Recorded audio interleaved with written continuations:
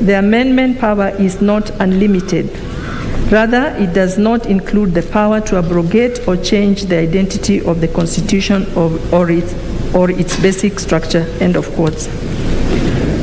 Yaniv Rosnai provides a further criticism of the Kesavananda case for failure to identify the unamendable clauses. He writes, the Kesavananda case did not provide a precise list of unamendable features that constituted the Constitution's basic structure, thus forming a sort of common law doctrine that develops on a case-by-case basis.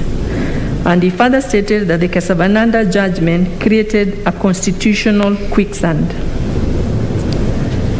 In his written submissions, Professor Charles Manga Foreman, an amicus curiae on the basic structure doctrine, outlines the essence of this, what he refers to as the much acclaimed Indian basic structure. And he states, the much acclaimed Indian basic structure doctrine owes its origin to the famous Supreme Court decision in Kesavananda decision, although the issue had been raised in a number of earlier cases. According to this doctrine, even in the absence of explicit limitation on constitutional amendment powers, Parliament's amendment powers are not unlimited. There are, as a result, implied constitutional limitations that render an amendment unconstitutional if it infringes, negates, or substitutes the basic structure of the Constitution, regardless of whether all the formal or procedural requirements of amendment have been met. End of quote.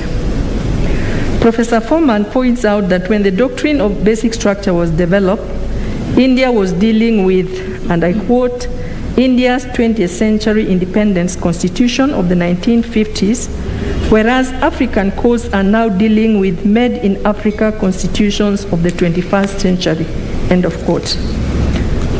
And that due to the changed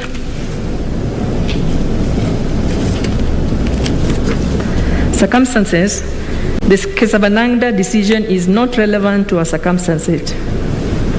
This court has had occasion to express its reservations in adopting foreign concepts to our homegrown constitution. And I cite the case of Kenya Airports Authority versus Mitubel Welfare Society, where this court stated as follows: whereas citation and reliance on persuasive foreign jurisprudence is valuable, foreign experiences, values, and aspirations of other countries should rarely be invoked in interpreting the Kenyan Constitution. The progressive needs of the Kenyan Constitution are different from those of other countries. In my view, the position obtaining in India, insofar as it related to its constitution, was not any different from the position obtaining in Kenya before the promulgation of the 2010 Constitution on 27th of August 2010. The Indian Parliament has the exclusive power to amend the Constitution. Our Parliament has similar power to amend the Constitution prior to the 2010 Constitution. The situation obtaining in Kenya after the promulgation of the 2010 Constitution is different. There are explicit provisions on the amendments of the Constitution, as well as inbuilt mechanisms which limit Parliament in amending the Constitution. The methodology to amend the entrenched provisions is also clearly spelled out. There are also clearly spelled out entrenched provisions. Suffice to state that the Constitution itself anticipated that it can be amended, and it provided for its own amendment procedures. In the same Constitution, there are strictures as regard entrenched provisions which require a referendum and which ones do not. These are listed in Article 255, 1, Subarticle A to J, and I shall not go through them. The High Court, in the impugned judgment, appreciated as much, and at part of paragraph 473 of its judgment, it stated, to be sure, there is no clause in the Constitution that explicitly makes any article in the Constitution unamendable. However, the scheme of the Constitution, coupled with its history, structure, and nature, creates an ineluctable and unmistakable conclusion that the power to amend the Constitution is substantively limited. The structure and history of this constitution makes it plain that it was the desire of Kenyans to barricade it against destruction by political and other elites. As has been said before, the Kenyan constitution was one in which the Kenyans bequeathed themselves in spite of and at times against the political and other elites. Kenyans therefore were keen to ensure that their bequests to themselves would not be abrogated through either incompatible interpretation, technical subterfuge, or by the power of amendment unleashed by stealth. End of quote. In my view, whereas the High Court correctly found that there are no explicit provisions in the 2010 Constitution barring amendments, the judges erred in finding that the bar to amendment is implicit. As stated above, the pre-2010 Constitution did not have provision for the amendment of the Constitution by way of a popular initiative, and neither did Parliament recognize the notion of implicit unamendability. Indeed, the issue in Nzoia and others versus the Attorney General was whether the Parliament could, in the exercise of its amendment power under Section 47 of the Constitution, repeal the Constitution. I have cited a passage from that decision of Nzoia decision that is relevant to this judgment. It is the Nzoia decision that paved the way for the amendment of the pre-2010 Constitution by constituent power via a referendum. This was in recognition of the supremacy of the sovereignty of the people, who then exercised that sovereignty in the referendum that birthed the 2010 Constitution. In my view, the Nzoia decision was our Kesavananda moment, and to paraphrase Yaniv Rosnai, this may have been as a result of the late President Kenyatta's and the late President Moi's far-reaching attempts to amend the Constitution, and there was need to curb those excesses. As history will attest, the clamor for a new constitution was long and arduous. But that notwithstanding, when the Kenyan people finally bequeathed themselves with a new constitution, they ensured that it would be free from hyper amendments. Indeed, the 2010 Constitution was informed by Kenya's dark past, and its citizenry were determined never again shall we have a constitution that can be amended at will. In the formulation of the 2010 Constitution, a conscious effort was made to ensure that we do not have hyper amendments. This conclusion is supported by findings contained in the final report of the Constitution of Kenya Review Commission, CKRC, which mirror Chapter 16 of our Constitution.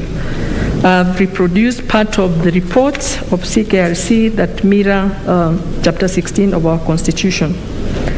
Following the recommendations of CKRC and true to word, Chapter 16 of the 2010 Constitution is dedicated to amendment of the Constitution.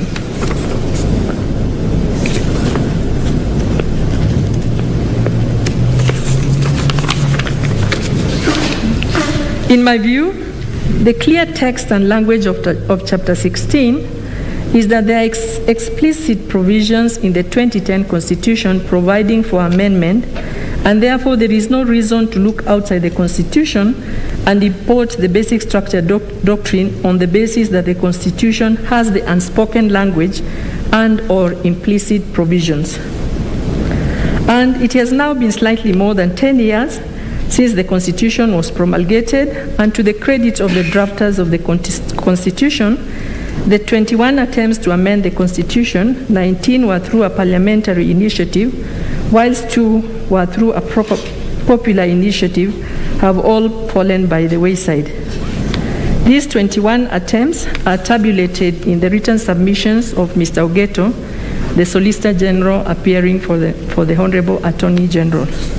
I have also reproduced those 21 attempts in part of this, my judgment. It is also true that the framers of our Constitution balance between flexibility and rigidity. To this end, CKRC had recommended, and I quote, that there is need to protect the Constitution against indiscriminate amendments. If the amendment procedure is too simple, it reduces public confidence in the Constitution. The converse, however, is also true. If the amendment procedure is too rigid, it may encourage revolutionary measures to bring about change instead of using the acceptable constitutional means. Thus, a balance must be struck between these two extremes. End of quote.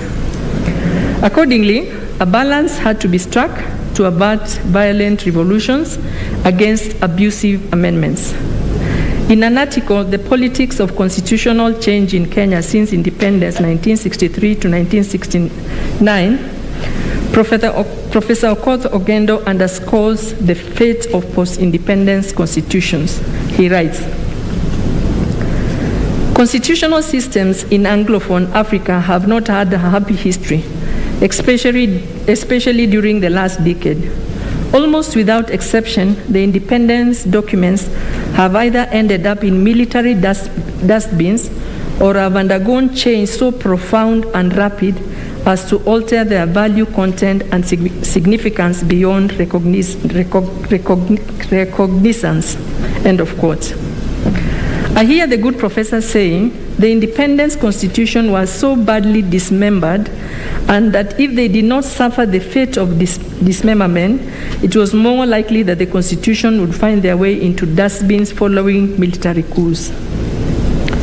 The writings of Professor Okoth Ogendo echo the profound words of John F. Kennedy in 1962 when he stated, and I quote, "Those who make peaceful revolution impossible will make violent revolution inevitable." End of quote. It is no secret that the framers of our 2010 Constitution struck a balance between stability and instability by providing for amendments in Chapter 16 of the 2010 Constitution, and this being the supreme law of the land, it was desirable to give it a more stable character and free it from hyper-amendments. This is important as no society is static, and what is good for one generation may not necessarily be good for the next. In an article entitled "No Generation Has the Right to Impose Its Own Values and Political Principles on a Latter Generation" by Professor Foreman, he cites another scholar, Colvin De Silva, who states as follows: "Constitutions are made in terms of the stage of development at which any given society or country has arrived. In terms of that stage of development, it looks upon things, and for any generation of people to imagine that it can so completely project itself into infinity of the future, so as to be able to decide its own generation that it will constrain a future generation or generations forever within the confines of its own postulates, is to make a mistake of thinking that any human collectivity is the equivalent of the divinity." End of quote. He concludes, "It is unlikely that the framers of the new or revised African constitutions wanted to prevent future generations from repealing these constitutions. A constituent body is omnipotent only to the extent that it has no power to destroy or limit the omnipotence of a future constituent body. In short, the present and future generations should not be ruled by the dead hand of their ancestors." End of quote. I think it behooves us to recognize that in spite of the supremacy of constitutions, we cannot and should never legislate from the graves, what Professor Format refers to as the dead hand. We cannot possibly shackle future generations but by what we consider to be noble today. The other troubling aspect of the impugned judgment is that the High Court came to the conclusion that whatever is amendable will be decided on a case-by-case basis. And this is what they said: whether a particular clause in the Constitution consists of an amendable clause or not will be fact-intensive determination to be made after due analysis of the Constitution, its foundational structure, its text, its internal coherence, the history of the clause and the constitutional history, and other non-legal consideration permitted by our canon of constitutional interpretation principles, end of quote. The above finding, in my view, poses difficult questions. Who is to carry out the fact-intensive determination? And at what stage in the process of constitutional change? The appellants told us, and rightly so in my view, that in terms of seeking an advisory opinion, Wanjiku has no place, as by dint of Article 163, Sub-Article 6, this is a preserve of the national government, a state organ, or a county government. I reproduce therein the provision of that article. Since Wanjiku does not have the luxury of approaching the Supreme Court under Article 163, Sub-Article 6, how does Wanjiku get to have an issue subjected to fact-intensive determination? Sight should also not be lost that judges, being human, are not infallible, and they should not arrogate unto themselves the unfettered power to validate or invalidate amendments on the basis that they are eternal causes from their preferred reading of the Constitution. If for a moment we were to find that judges are fallible, where will be the unwritten constraint? The absence of constraint, no doubt, leads to uncertainty and absurdity. In an article by Adan Kasia Abebe entitled "The Substantive Validity of a Constitutional Amendment in South Africa," appearing in a South African journal, I'll just read part of what he said in that article. The idea of a judicially enforceable implied limits on the power of constitutional amendment is particularly unacceptable in cases where a constitution explicitly outlines the fundamental principles and subjects such principles to amendment, as is the case in South Africa. In the absence of a clearly defined and enforceable substantive limits, the judicial control of constitutional amendments will lead to a situation where courts effectively arrogate the role of the people and their elected representatives in defining a polity's fundamental values over which there may be a reasonable disagreement. The absence of clearly defined limits also means that every constitutional judge will have his or her own list of what is basic and what is not. The judicial power to define basic social and political values belies the ideal that courts should merely apply settled rules and principles and not discover some vague fundamental values to invalidate the best judgments of the overwhelming majority of the political representative. In the absence of clearly established substantive limits and an explicit jurisdiction to enforce substantive limits on constitutional amendments, the power and responsibility of ensuring compliance with any desirable substantive limits lies beyond the courtroom. Only the democratic process or a revolution could legitimately and effectively stymie any attempt to legitimize undemocratic behavior through constitutional amendments, end of quote. Similar sentiments on infallibility of judges are expressed in an article entitled "The Conundrum of Unconstitutional Constitutional Amendments" by Paul Jen Yap, and he states, "The people may not always be right, for popular sovereignty is not an absolute guarantee of substantive justice, but neither are judges infallible in their moral deliberations. In these circumstances, the judiciary must cede to the expression of popular sovereignty, not merely because the amendment is an unmistakable expression of public will, but because this convergence of interests is undisputable evidence of the triumph of the political process over the intervening institutional and electoral barriers erected by the separation of governmental powers," end of quote. In my view, it is not correct to elevate judges to the status of demigods And just as it is possible to have a distrustful and rogue parliament, it is also possible to have a rogue and distrustful judiciary, more so bearing in mind that the latter are not elected as the people's representative. I know that as Kenyans, we love to demonize our elected political leaders. We do this all the time, but rarely do we stop to remember we get the leaders we deserve. I am therefore of the persuasion that the contest of what is amendable and what is not should not be left to be a matter of judicial innovation. Judges, just like parliamentarians, cannot assume supremacy over all others, as indeed it is the people who are sovereign.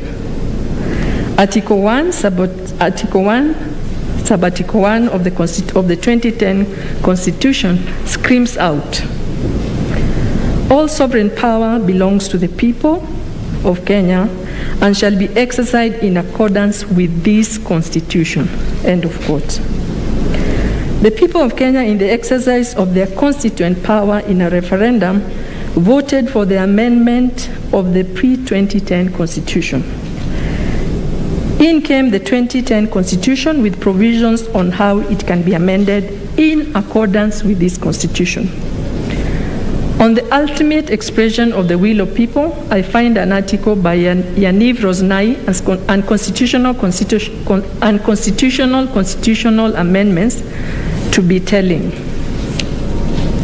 And allow me to read this passage. He says, constitutional amendment seems puzzling. The Constitution is the highest positive legal norm. The power to amend the Constitution presupposes the same kind of power as the one to constitute a Constitution. It is a supreme power within the legal system, and as such, it can reach every rule or principle of the legal system. If this power is indeed supreme, how can it limit itself? If it is limited, how can it be supreme? This is the legal equivalent of the paradox of omnipotence. Can an omnipotent entity bind itself? Both positive and negative answers to these questions lead to the conclusion that it is not omnipotent. Moreover, if the amendment power is a kind of constituent power, then it remains unclear why a prior manifestation of that power prevails over the later exercise of a similar power. Quite the reverse, according to the principle, a later norm should prevail over a conflicting earlier norm of the same normative status. Finally, the Constitution, which expresses the people's sovereign power, binds and guides ordinary law, which expresses the Parliament's ordinary power. The common meaning of unconstitutionality is that an ordinary law, inferior to and bound by the Constitution, violates it. How can unconstitutionality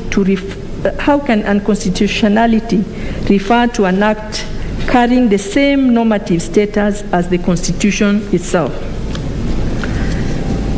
The question posed by Yaniv Rosnai is, the question that he has posed, why a prior manifestation of that power prevails over the latter exercise of a similar power, underscores the people's will to amend the Constitution without a prior manifestation of that power prevailing over the subsequent exercise of a similar power.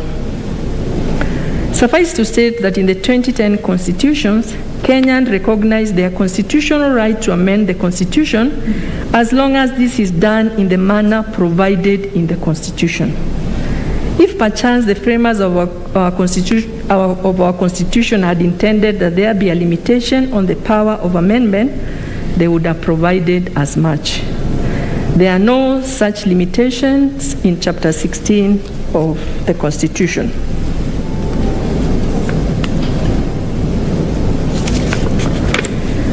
And at the risk of being repetitive, I reiterate there is no clause in the 2010 Constitution that prohibits amendments, but there is an inbuilt mechanism that provides safeguards and I'm of the persuasion that the High Court erred in imposing another hurdle on the basis of an implied provision anchored on the spirit or overarching theme of the Constitution. In my view, the High Court erred in invoking the spirit of the Constitution without the need to do so, given the clear and ambiguous language of the 2010 Constitution on amendments. It is also my view, as explained above, that the findings of the High Court were not supported by the context, structure, and history of the Constitution 2010. The upshot of the above analysis is that the appellant's appeal on the non-applicability of the basic structure is for allowing. However, this is subject to the majority decision of this court. So much as relates to the issue of the basic structure. The next, I shall then proceed now to look at the role of the President, the role of His Excellency the President in the BBI process. I think for a start, for me, the beginning point is Article 131(2)(c) of the Constitution, which requires the President to promote and enhance the unity of the nation.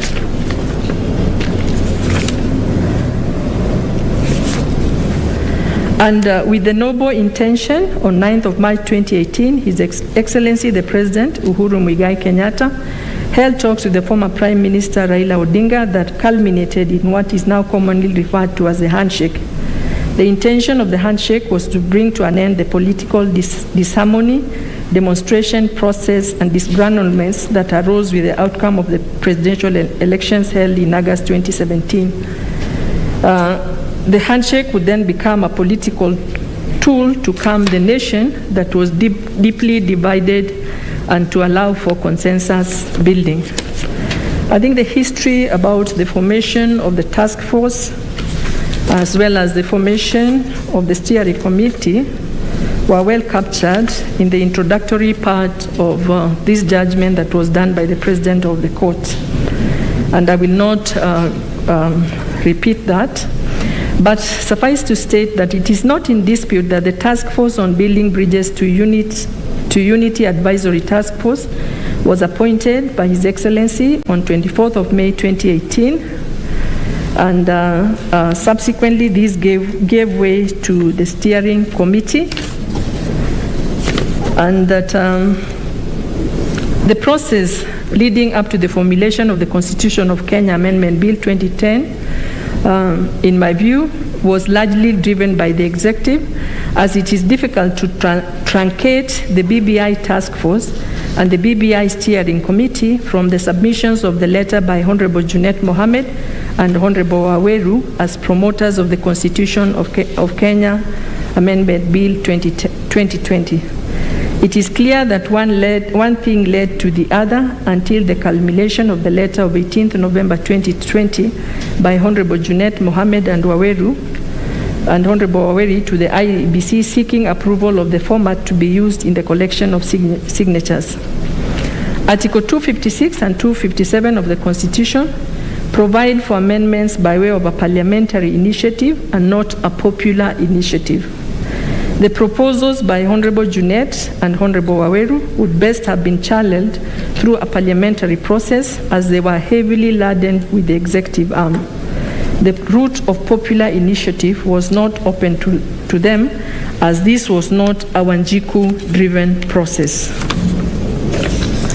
There was an alternative argument that although His Excellency the President Uhuru Kenyatta, was not a promoter of the Constitution of Kenya Amendment Bill, it was contended that nothing stops him from being a promoter of a popular initiative in his own personal capacity, as it may well be possible that a president may find himself in a peculiar position that she does not enjoy the support of Parliament, hence he would be locked out of both the parliamentary as well as the popular initiative. Mr. Kiragu Kimani, Senior Counsel, while urging the appeal on behalf of His Excellency, submitted that the President under Article 38 of the Constitution of Kenya has a right to make political choices just like any other Kenyan, and that the term initiator that was used by the High Court in reference to His Excellency the President was not recognized in the Constitution, and that there was nothing that barred the President from being a promoter of the bill, that the President has a right to campaign for any political party or cause. Further, that Article 12 of the Constitution provides that every citizen is entitled to the rights, privileges, and benefits of citizenship, subject to the limits provided or permitted by this Constitution, end of quote. It was contended that if we were to find that His Excellency the President in his personal capacity cannot use the route of a popular initiative, then this would be tantamount to denying him his rights as a citizen. In my view, the balancing of the rights of a sitting president poses a challenge, as it is difficult to make a demarcation when a president is acting in his personal capacity vis-a-vis his official capacity. Can a president cease to be a president without handing over power during the tenure of his office? In the circumstances of this case, we were told that His Excellency Honorable Uhuru Kenyatta was not the promoter. Indeed, the High Court acknowledged that His Excellency the President was not the promoter, and they coined the term initiator, a term not anywhere in the constitutional amendment process. Be that as it may, the question to be answered is whether His Excellency the President can be a promoter of an amendment bill. In my view, I would liken the situation to that obtaining in the military, where military personnel are often said to be children of a lesser god, to the extent that some of their fundamental rights are limited by virtue of their joining the military. Regrettably, by conduct, there are limitations placed on public officers as to what they can do and what they cannot do. I liken the position of His Excellency the President to that of a judge, where one is a judge 24/7, and it is difficult to say when he or she is not acting in his official capacity. Given the above, it is my humble view that His Excellency the President cannot therefore be a Wanjiku for the purposes of Article 257 of the Constitution, and to this extent I'm in agreement with the High Court findings that His Excellency the President cannot initiate changes to the Constitution through a popular initiative as provided in Article 257. The third item that I will go into is the issue of the legality of the BBI task force and the BBI steering committee. As to the issue of the legality of the BBI task force and the steering committee, and as explained above, the task force and the steering committee were born out of noble intentions of His Excellency the President.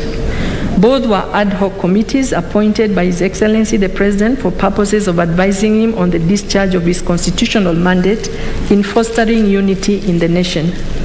The question of illegality of the BBI task force had actually come for consideration before Mativo J, who had considered this issue and had come to the conclusion that His Excellency the President acted within his powers under Article 131 and 132 of the Constitution. This was in the case of Third Way Alliance. I've also had the advantage of reading the draft judgment of my sister, Okwengu J.A., and I'm in agreement with the sentiments expressed therein that the BBI task force and the BBI steering committee were not illegal outfits. On the issue of the presidential immunity, I shall not take much time on this, save to agree with what the High Court said, that when it comes to civil proceedings, the President is not insulated if he does anything or fails to do anything in his own personal capacity.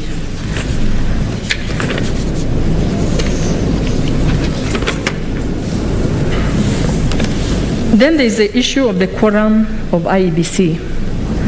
On the question of quorum of IEBC, the appellants and the respondents in support of the appeal challenged the High Court findings that the IEBC was not quorate for purposes of its business, including the verification of signatures in support of the Constitution of Kenya Amendment Bill 2020. For a start, the IEBC is an independent constitutional commission established pursuant to Chapter 15 of the 2010 Constitution.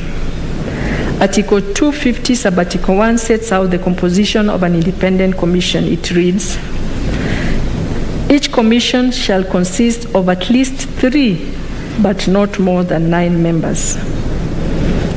On the other hand, Section 5 of the IEBC Act provides that the commission shall consist of a chairperson and 8 other members appointed in accordance with Article 250, Sub-Article 50 of the Constitution and the provision of this Act. What I would like to say as regards this issue, or my finding, is that the IEBC, as currently constituted with 3 members, cannot be said not to be constitutionally compliant. And the question that I ask myself, if with 3 members, the commission is constitutionally compliant, and it can continue to operate because it is constitutionally compliant, in circumstances like those, can one really say that for purposes of carrying out its deliberations, the members of a quorum in a meeting must be 5? In my view, I think the constitutional provisions take precedence, and if the commission, as currently constituted is constitutionally compliant, it can carry out its mandate with the 3 members of the commission. I think it would be absurd to say that it must have, for it to be correct, there must be 5 members. I've also made comments on the 2 cases of Biwot, as well as the case decided by Mwita, as well as the one that was decided by Okwany. But additionally, it is my considered view that the issue of verification of signatures is not a matter requiring a policy decision. The functions of IEBC are spelled out in Section 4 of the Act, and they are numerous. In my respective view, the verification of signatures is not a matter that arises out of the resolution or decisions made by the commissioners at a meeting of the commission, but one dictated by the operation of the law, as the process of verification of signatures is not a policy decision to require the IEBC to be correct. In my view, it cannot be said that in performing such mundane tasks as the continuous education of voters would require the commission to be correct, more so bearing in mind that the commission has a secretariat that undertakes its day-to-day operations. I am therefore of the considered opinion that the verification of signatures was not null and void for lack of quorum, and neither was it a function that required a policy decision.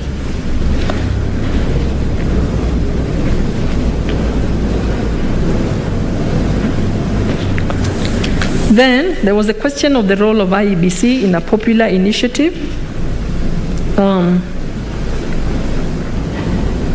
In paragraph 733 of the impugned judgment, the High Court found that the IEBC's role include verification of signatures and not mere ascertainment of numbers of registered voters whose signatures accompany the popular initiative bill. It would follow that the IEBC would need some legal or regulatory framework to guide it in its operation. On the other hand, if the IEBC role is the venial administrative task of ascertaining numbers, then perchance no further legal or regulatory framework would be required. The court proceeded to define what verification is, and this is what they said. The only reasonable meaning of the term verify, as used in Article 257(4) of the Constitution, includes both the ascertainment of numbers and confirming the authenticity of the signature submitted. The role of IEBC is spelled out in Article 257 of the Constitution. In the matter before us, we were told that the IEBC carried out verification by removing names that did not have signatures, They also removed names that did not have the national identity cards or passport numbers. They removed duplicated numbers and asked the promoters to depone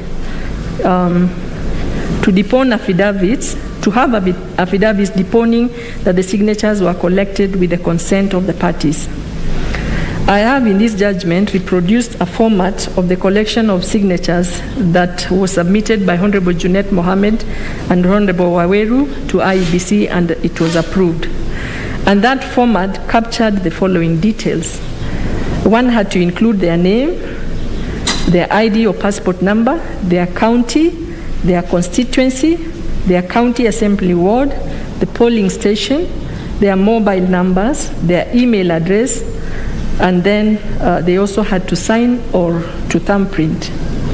Article 257, Sub-Article 4 did not, in my view, envisage a forensic examination on the authenticity of the signatures, more so bearing in mind that IEBC does not have a repository of signatures.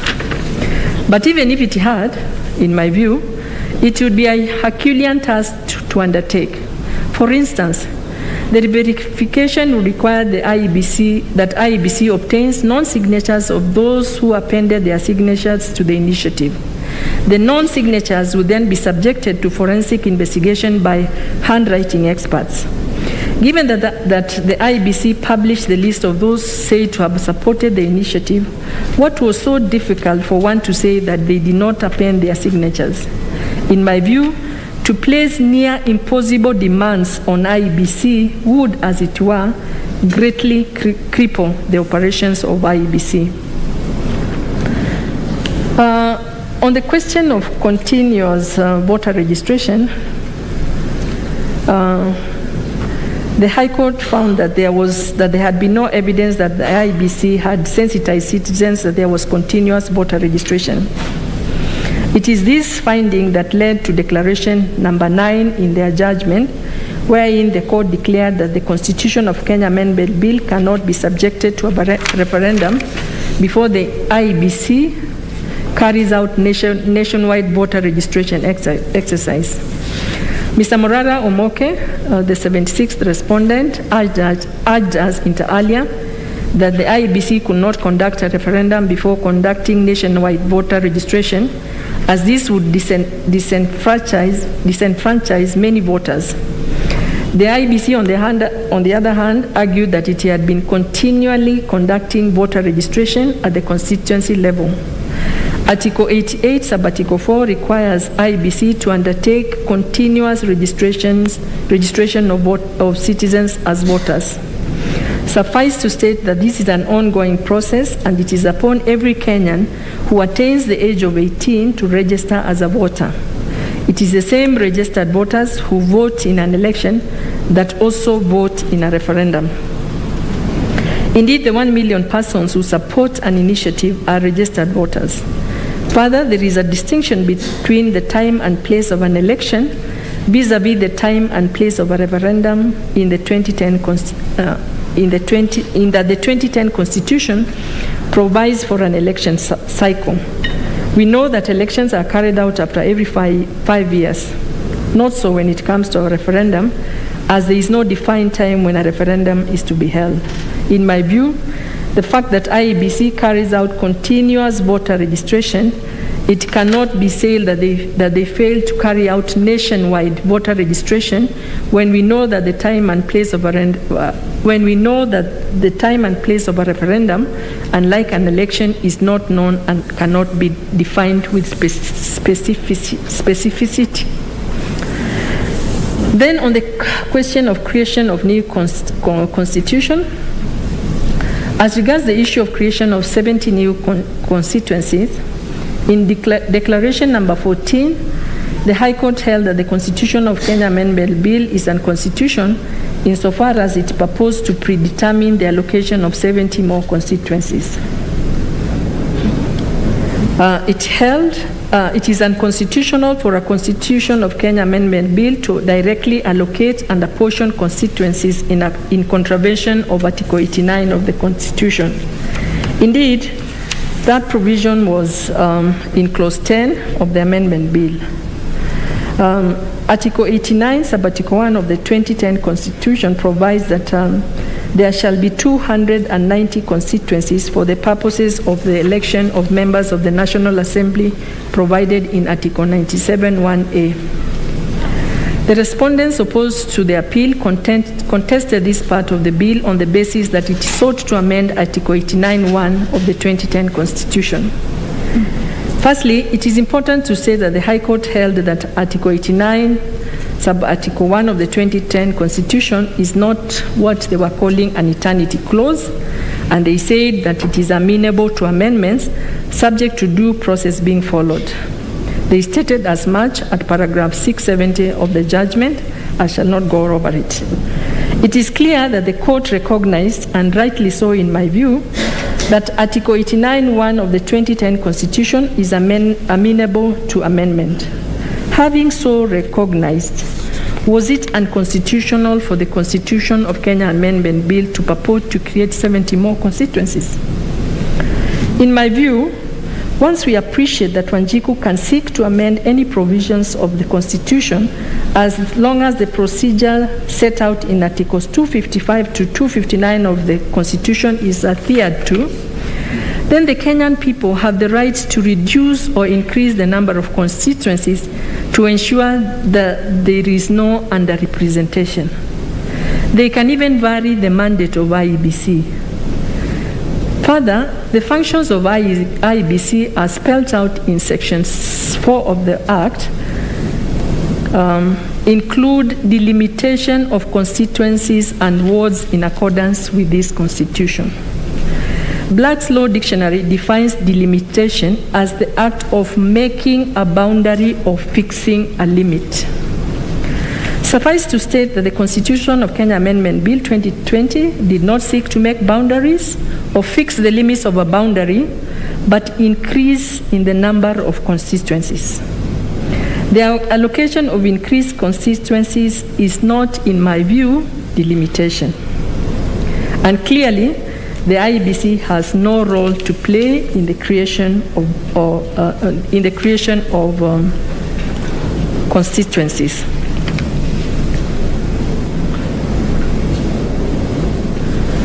And the upshot of the above analysis is that the second schedule to the Constitution of Kenya Amendment Bill 2020 in seeking to determine the creation of 70 more constituencies, in my view, not unconstitutional.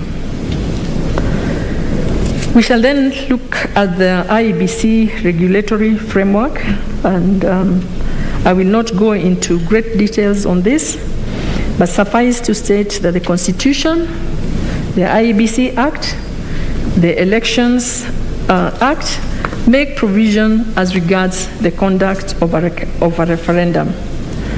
And it is my considered opinion, and contrary to the findings of the High Court, that there is legislation pursuant to the Constitution, the Independent Electoral and Boundaries Commission Act and the Elections Act to govern the collection, presentation, and verification of signatures, and a legal framework to govern the conduct of a referendum.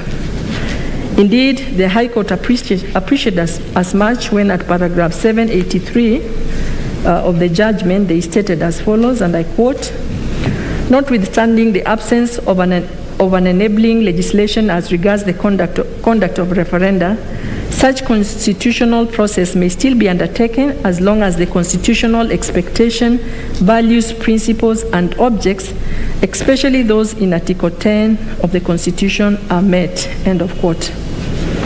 Besides, in the titles Alila and two others versus the Attorney General, the High Court had held, and I quote, "Secondly, I find that the Constitution has already set up a proper legislative framework for holding a referendum."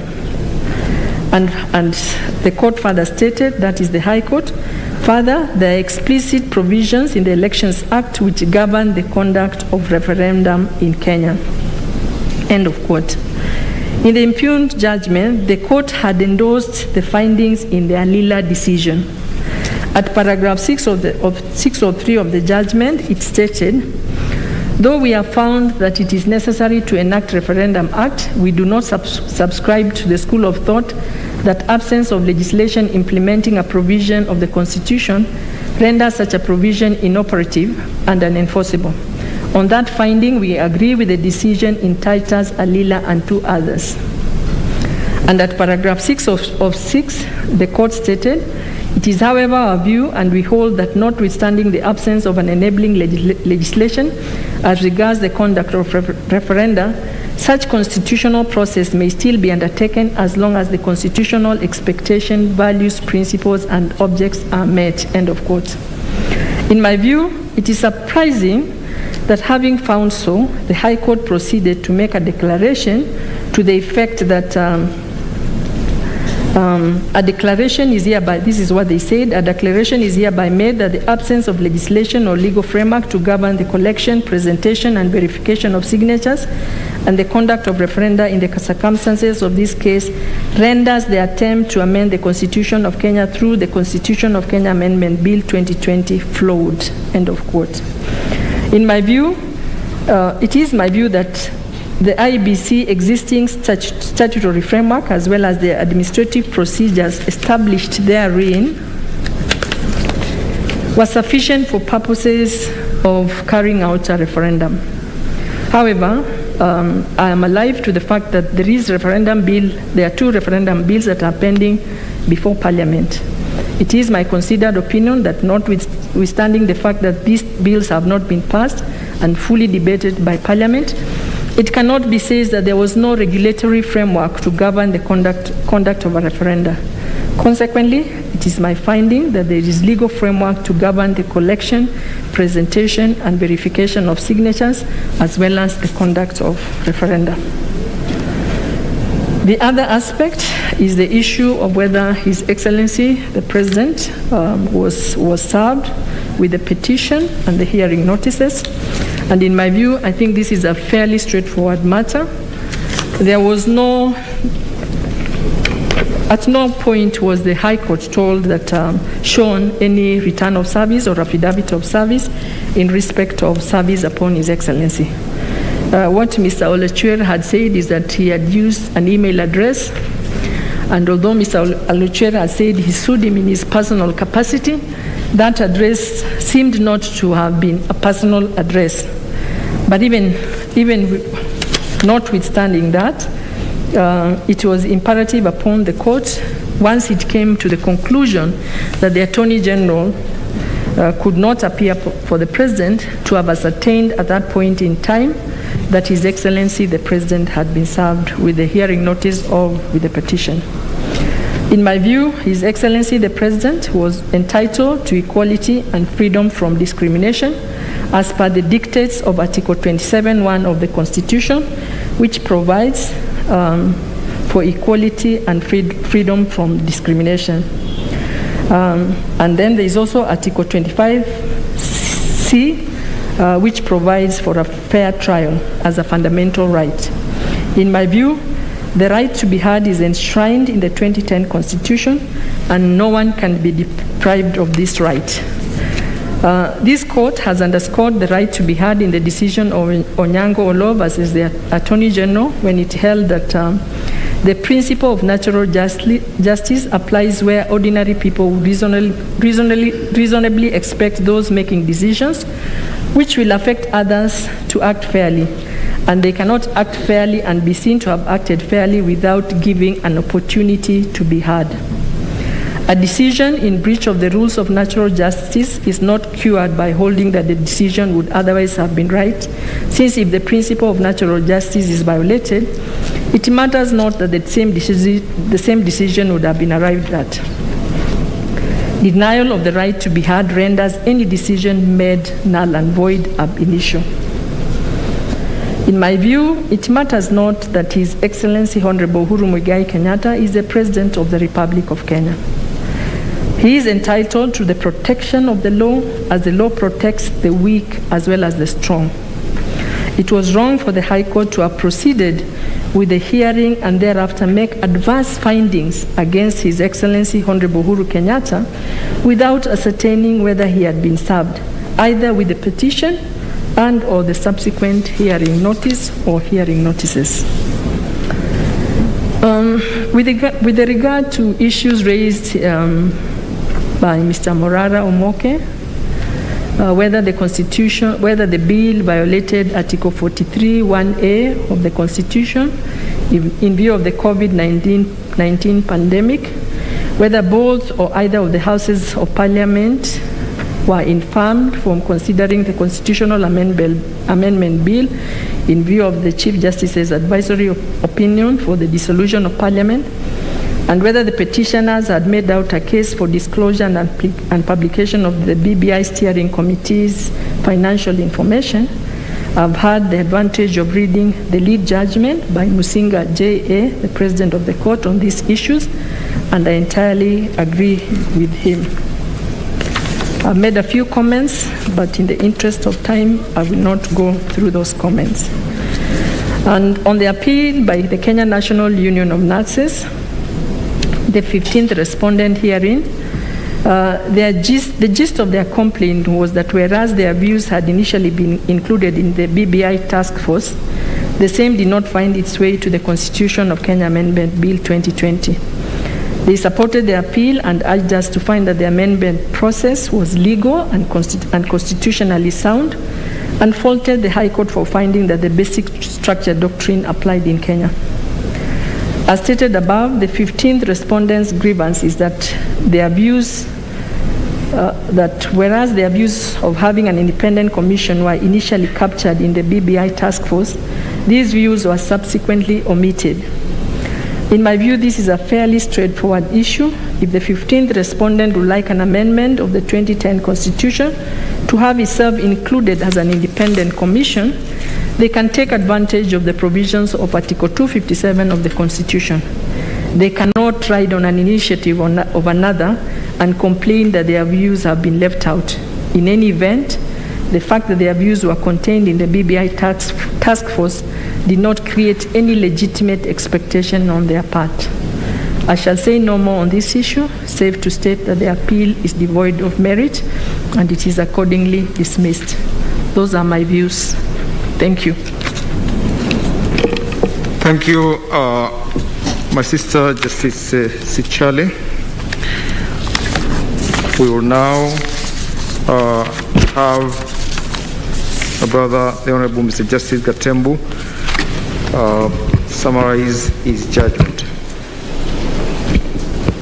Thank you. Thank you very much, President.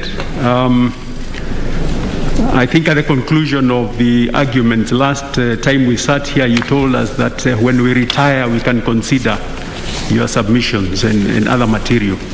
Now, I think it is my turn to say that when you retire, you can read our judgments in full. So I'll give you just a short synopsis of what I have said in my judgment. So this is what I have said. In this judgment, I only address some of the issues arising from the consolidated appeals. I do so under 6 broad themes. The first is the question of applicability of the basic structure doctrine to Kenya. Second is the question of the scope of popular initiative under Article 257 of the Constitution and the place of public participation in that regard. Under that, there is a question whether it is open to the President to propose or initiate amendment of the Constitution through popular initiative route, and whether the amendment process used in this instance, the BBI process, is constitutional. The third area I will address is in relation to IBC, its role in the popular initiative process, whether there is adequate legal infrastructure to enable IBC to conduct the referendum under Article 257 of the Constitution, whether IEBC's administrative procedures are adequate to enable it to undertake its verification role, whether it had quorum to conduct business in that regard, and whether it is under a duty to conduct nationwide voter registration before carrying out the referendum. I'll also address under this theme the question of whether a single or multiple questions should be framed for the referendum. The fourth area is in relation to matters concerning the President. Does the President enjoy absolute immunity from civil proceedings under Article 143 of the Constitution? And was his right to fair hearing violated, and was he condemned and heard? And the fifth area I will touch on is on the amicus curiae, whether the High Court was wrong in admitting them in the proceedings. And sixth is the question whether the High Court wrongly exercised jurisdiction in the matter by reason of doctrines of mootness and ripeness, political questions and constitutional avoidance, and deference to other state organs. So I begin with the basic structure doctrine, and I reproduce there, and I will not read what the High Court said.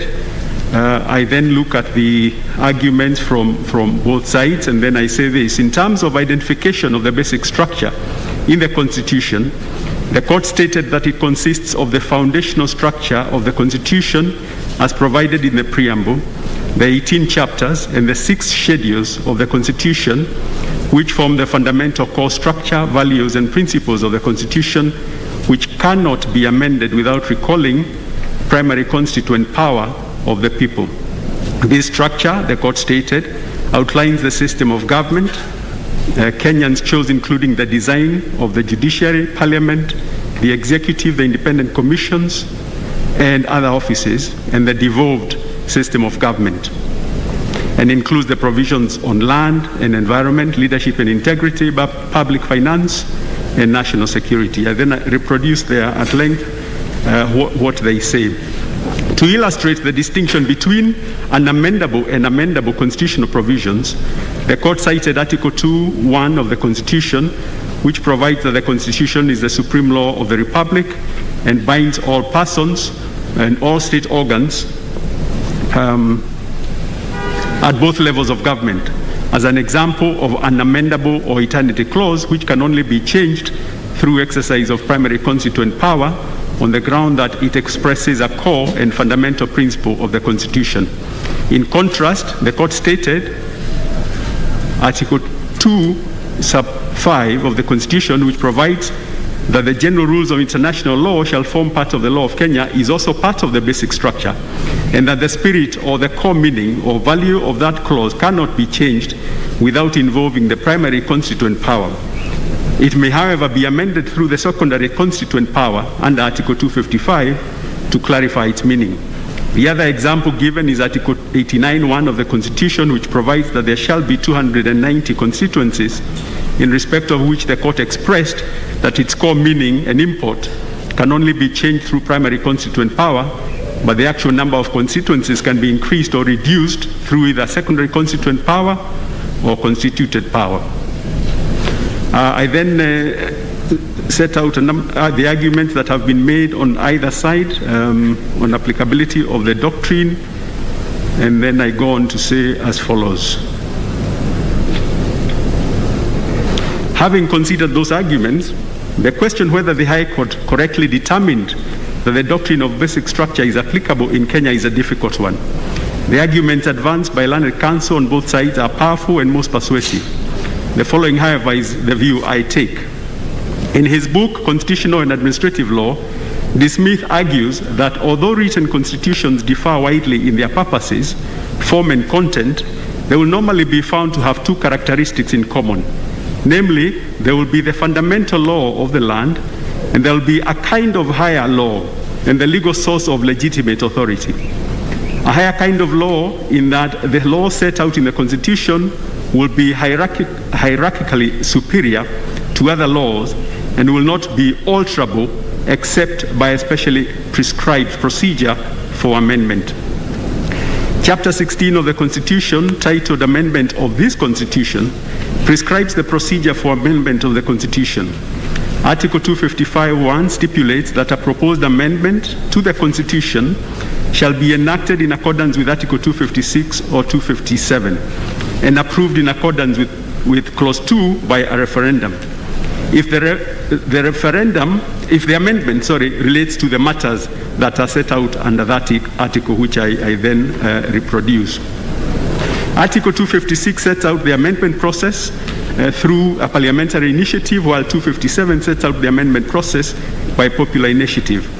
On the face of it, those provisions of Chapter 16 of the Constitution would appear clear and unambiguous, and construed in their natural and ordinary sense would mean that every provision in the Constitution is amendable, provided the stipulated process of amendment is followed.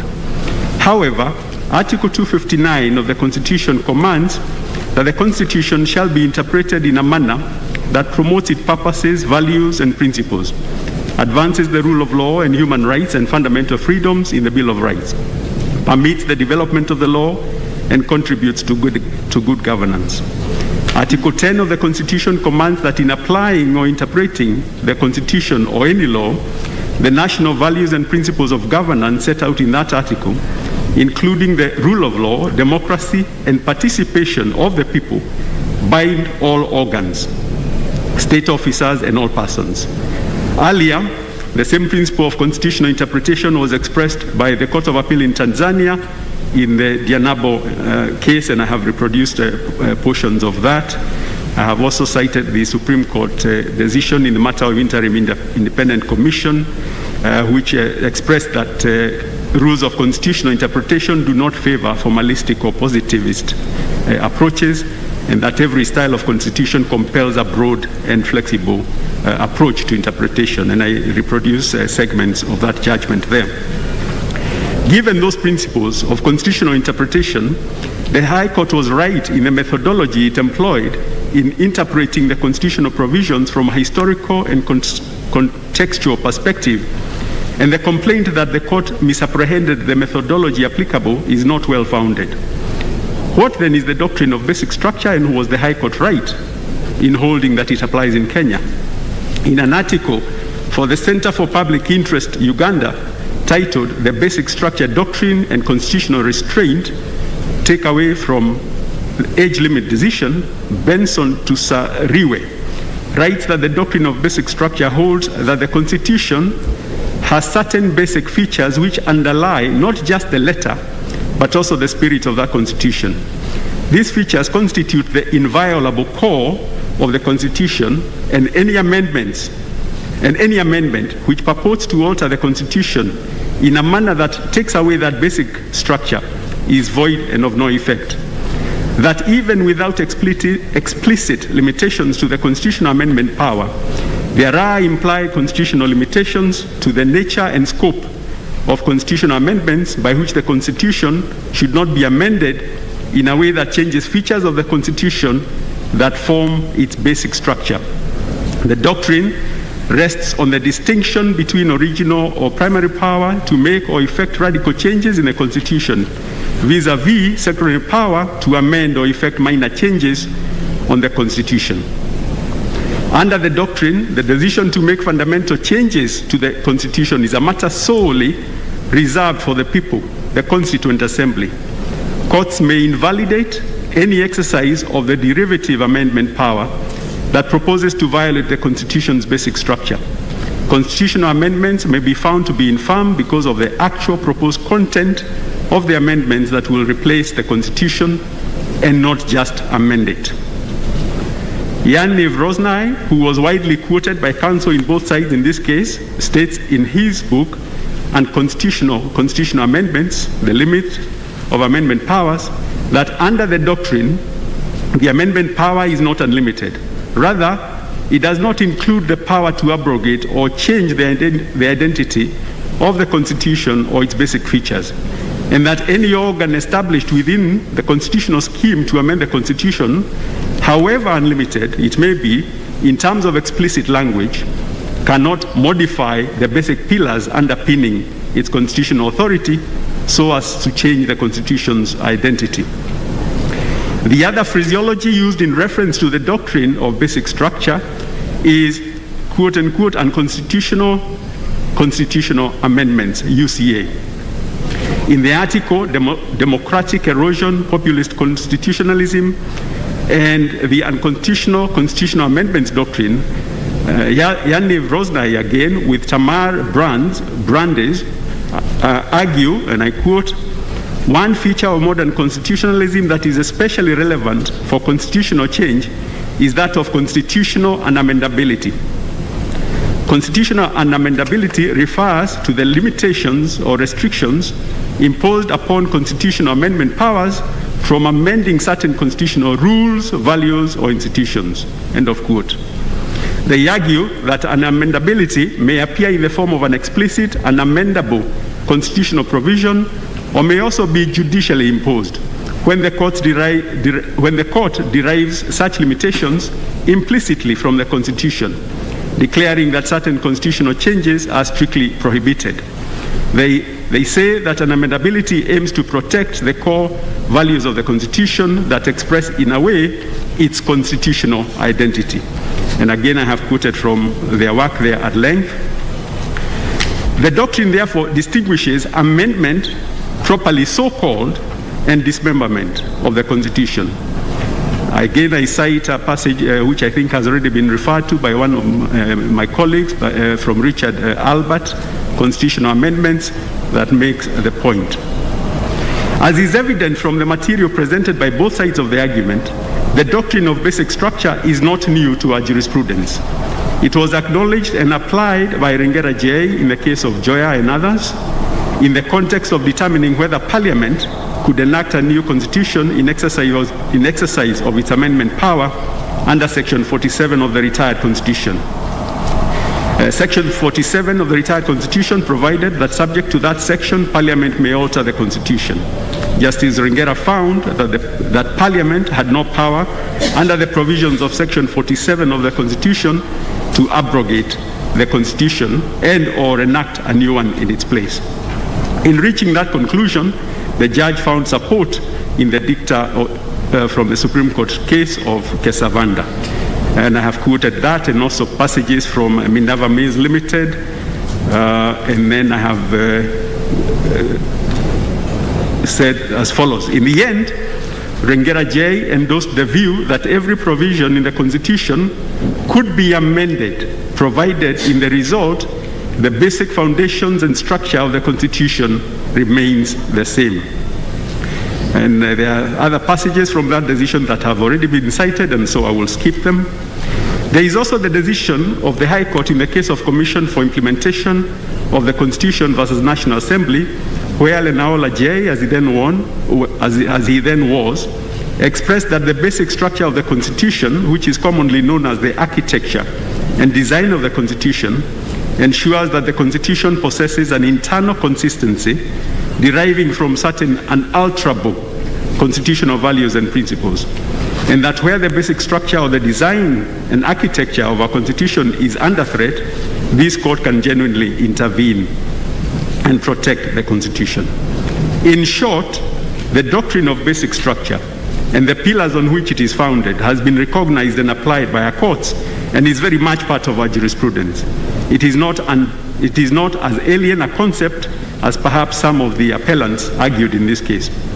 In his book, Presidentialism in Commonwealth Africa, Professor Nabweze, in his discourse on abolition and attenuation of restrictions on the amendment power, discusses what he terms as the assault on the independence constitution of Kenya, which resulted in quote-unquote sweeping away of restrictions that had been entrenched with regard to alteration provisions. He states that the assault, culminating with what he refers to as the final stage, where an amendment could be made by a unicameral National Assembly with 65% majority, less than the usual two-thirds.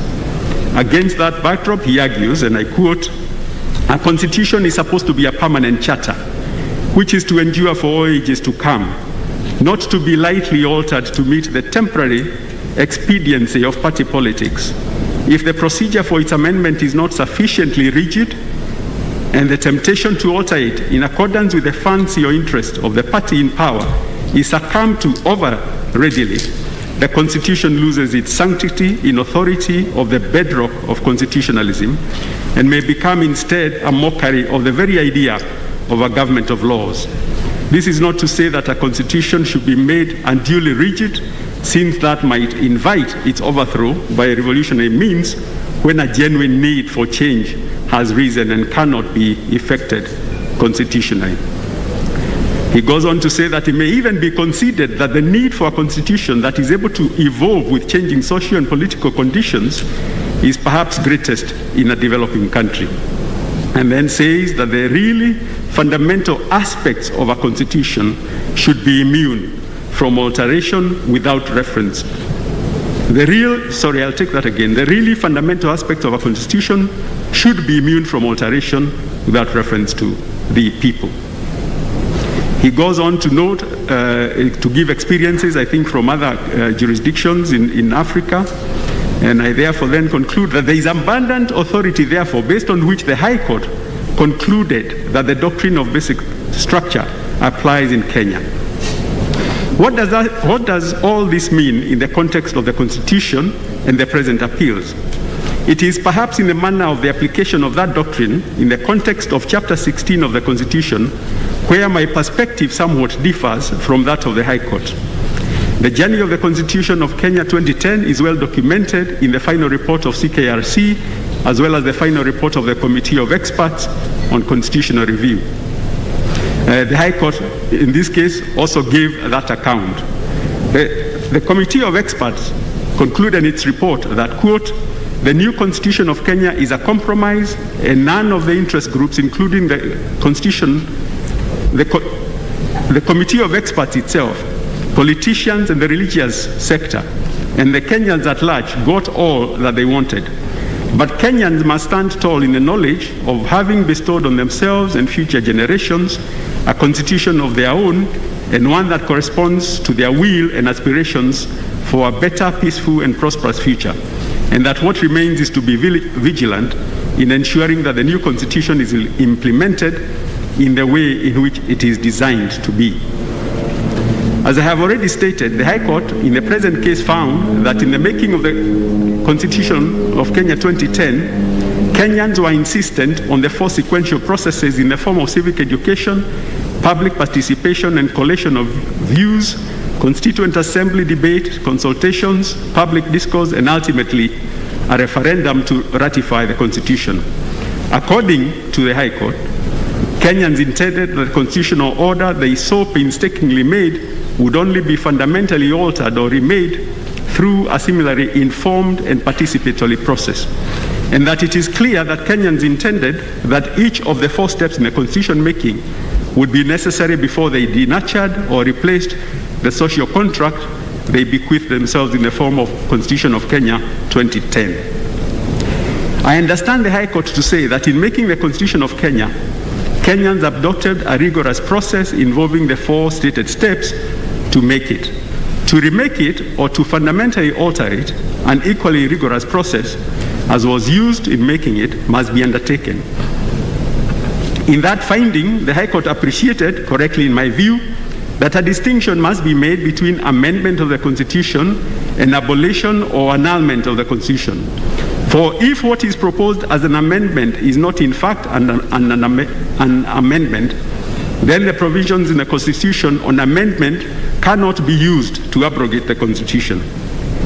In his article, Constitutional Amendment and Dismemberment, Richard Albert argues, and I quote, the impetus behind the theory of constitutional dismemberment is that some constitutional amendments are not amendments at all.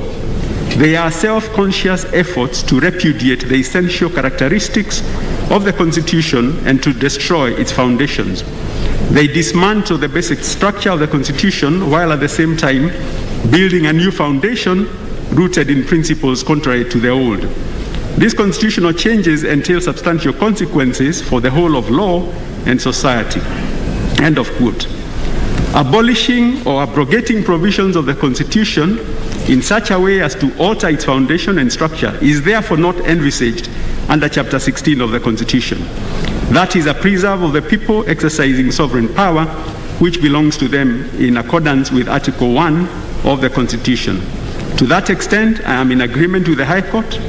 As I have stated, it is in the manner of the application of that doctrine, given the text of Chapter 16, where I take a different path.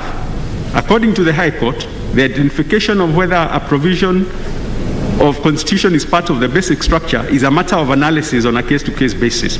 In the words of the High Court, quote, whether a particular clause in the Constitution consists of an unamendable clause or not will be fact-intensive determination to be made after due analysis of the Constitution, its foundational structure, its text, its internal coherence, and the history of the clause, and the constitutional history and other non-legal considerations permitted by our canon of constitutional interpretation principles." End of quote. On my part, I am persuaded that the framers of the Constitution identified for all to know what the basic structure of our Constitution is.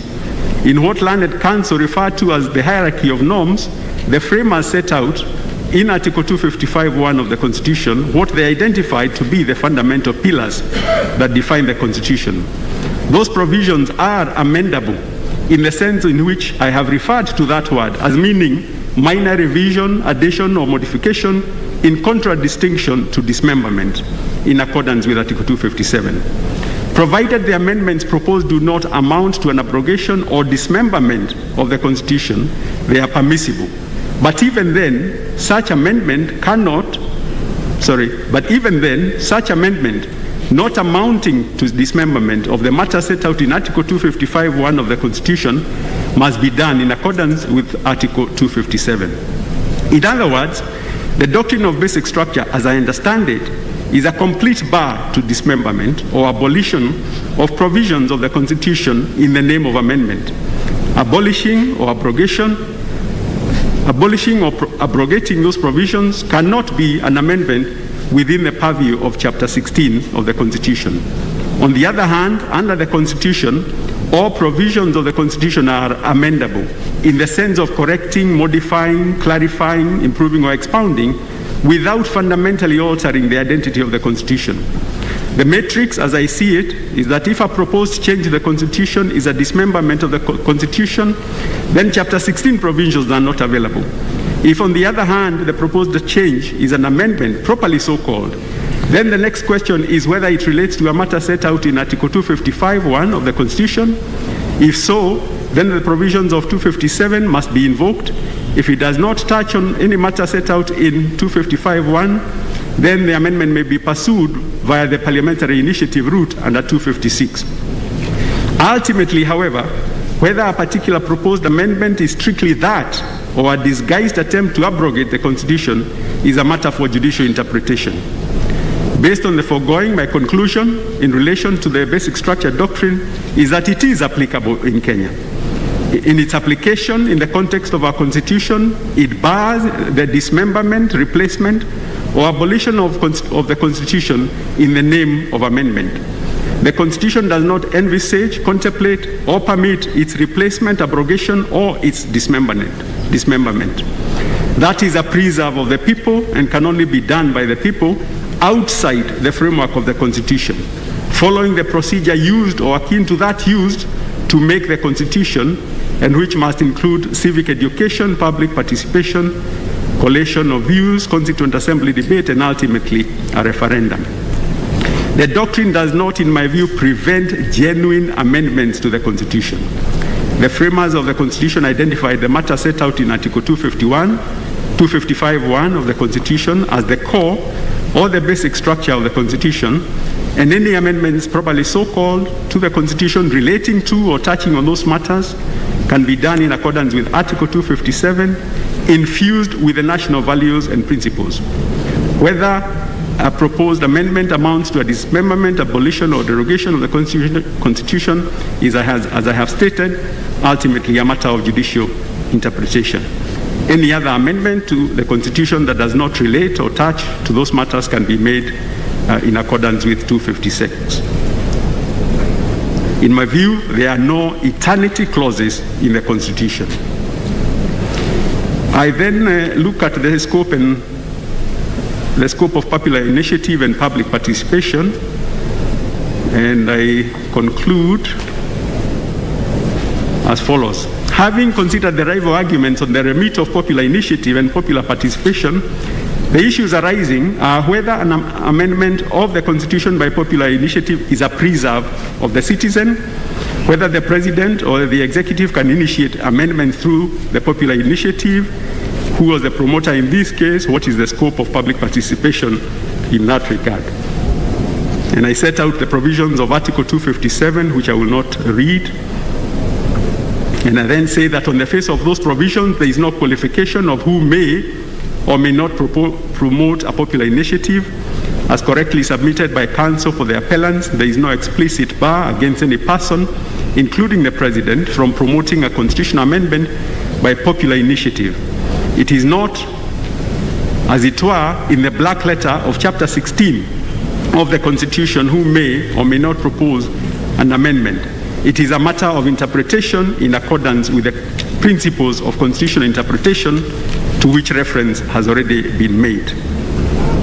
And then I go on and say, in the end, the framers of the Constitution separated the route which the elected representatives can take for amending the Constitution through parliamentary initiative under Article 256, and the route which the citizen can take through popular initiative under 257. Although the phrase popular initiative is not defined in the Constitution, the background I have set out above and the lexical meaning of the word popular lend credence to the conclusion reached by the High Court that the amendment by popular initiative under Article 257 is the preserve of the citizen. The concise Oxford English Dictionary, for example, the word popular is defined as including intended for or suited to the taste or means of the general public. Merriam-Webster Dictionary also defines the word popular to mean of or relating to the general public. In both definitions, the phrase general public features, and I do not think the President or the Executive would fall under the category of general public. In reaching this conclusion, I am cognizant of the provisions of Articles 19, 20, 22, 24, and 38 of the Constitution and the contention that the holder of the office of the President, like every citizen, is entitled to enjoy rights under the Bill of Rights. However, it seems to me that the curtailment in certain respects of those rights in relation to the holder of the office of the President is sanctioned by the Constitution, given the constitutional role assigned to the holder of that office in the process. As to who the promoters with respect to the Constitution Amendment Bill is concerned, I will just summarize that and say, I take the view that the process began with a handshake, followed by the establishment by the President of the task force. Thereafter, the President established the BBI steering committee, whose mandate included proposing constitutional reforms. The BBI steering committee generated the Constitution Amendment Bill. The President and Honorable Raila Odinga then flagged off the signature collection. The Constitution Amendment Bill and the list of voters supporting was then delivered to IEBC by Honorable Mohammed and Honorable Aweru, the co-chairs of BBI National Secretariat. And I then say it is a continuous process, it is a continuum. It is unnecessary, in my view, to attempt to split that process to justify the claim that the process towards initiating the popular initiative began with the delivery of the draft amendment bill and supporting signatures to IBC, and to ignore what preceded that. The delivery of the draft bill and supporting signatures to IBC was part of a process that had begun before the generation of the draft amendment bill by the steering committee. In my view, all the players in that process, beginning with the President, Honorable Raila Odinga, the BBI steering committee, Honorable Mohammed, Honorable Aweru, qualify as promoters in a continuum that preceded the delivery of the bill. I do not think there is merit in the contention that the President's involvement in the amendment process was in his capacity as a private citizen. The material presented shows otherwise. The Kenya Gazette notices based on which the task force and steering committee, whose mandate, as I have mentioned, included consideration of proposals for amendment of the Constitution, are testament that the President was acting in an official capacity. And then regarding public participation, I have made reference to the guidelines that were given by the Supreme Court of Kenya in the British American tobacco case, and I have set those out. And then I have said that there can be no question, therefore, that public participation is a fundamental constitutional principle in our country, a major pillar and bedrock of our democracy and good governance, to quote the words of retired Chief Justice Mutunga in the matter of the National Land Commission.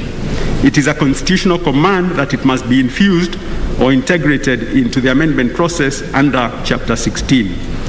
And then I set out other arguments, and then I conclude that I am therefore in agreement with the High Court that there is a legal requirement under Article 10 of the Constitution for voters to be supplied with adequate information to make informed decisions.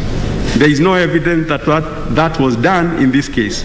I would not go as far as the High Court did in prescribing in minute detail how public participation might be undertaken.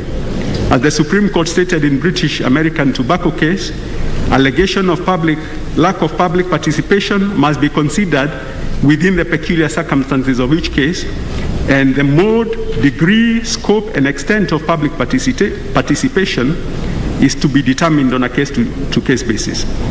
It is perhaps also a matter for the legislature to prescribe in appropriate legislation the scope and breadth of public participation, short of which the court is left to apply the standard of reasonableness on a case-to-case basis. To be clear, I take the view that amendment, properly so called, of matters touching or relating to Article 255 is achievable through what the High Court referred to as secondary constituent power, namely public participation and referendum. And then I deal briefly with the issue of verification.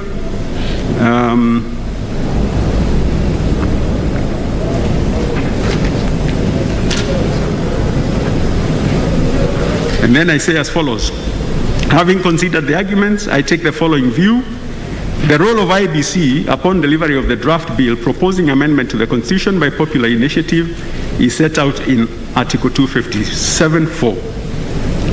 In an affidavit sworn on 25th of February 2021, Michael Goa, a Director of Legal and Public Affairs of IEBC, deposed that IEBC received the draft amendment bill on 10th December 2010, accompanied by 4.4 million supporters' signatures, upon which it issued a press release on 18th December informing the public of the same.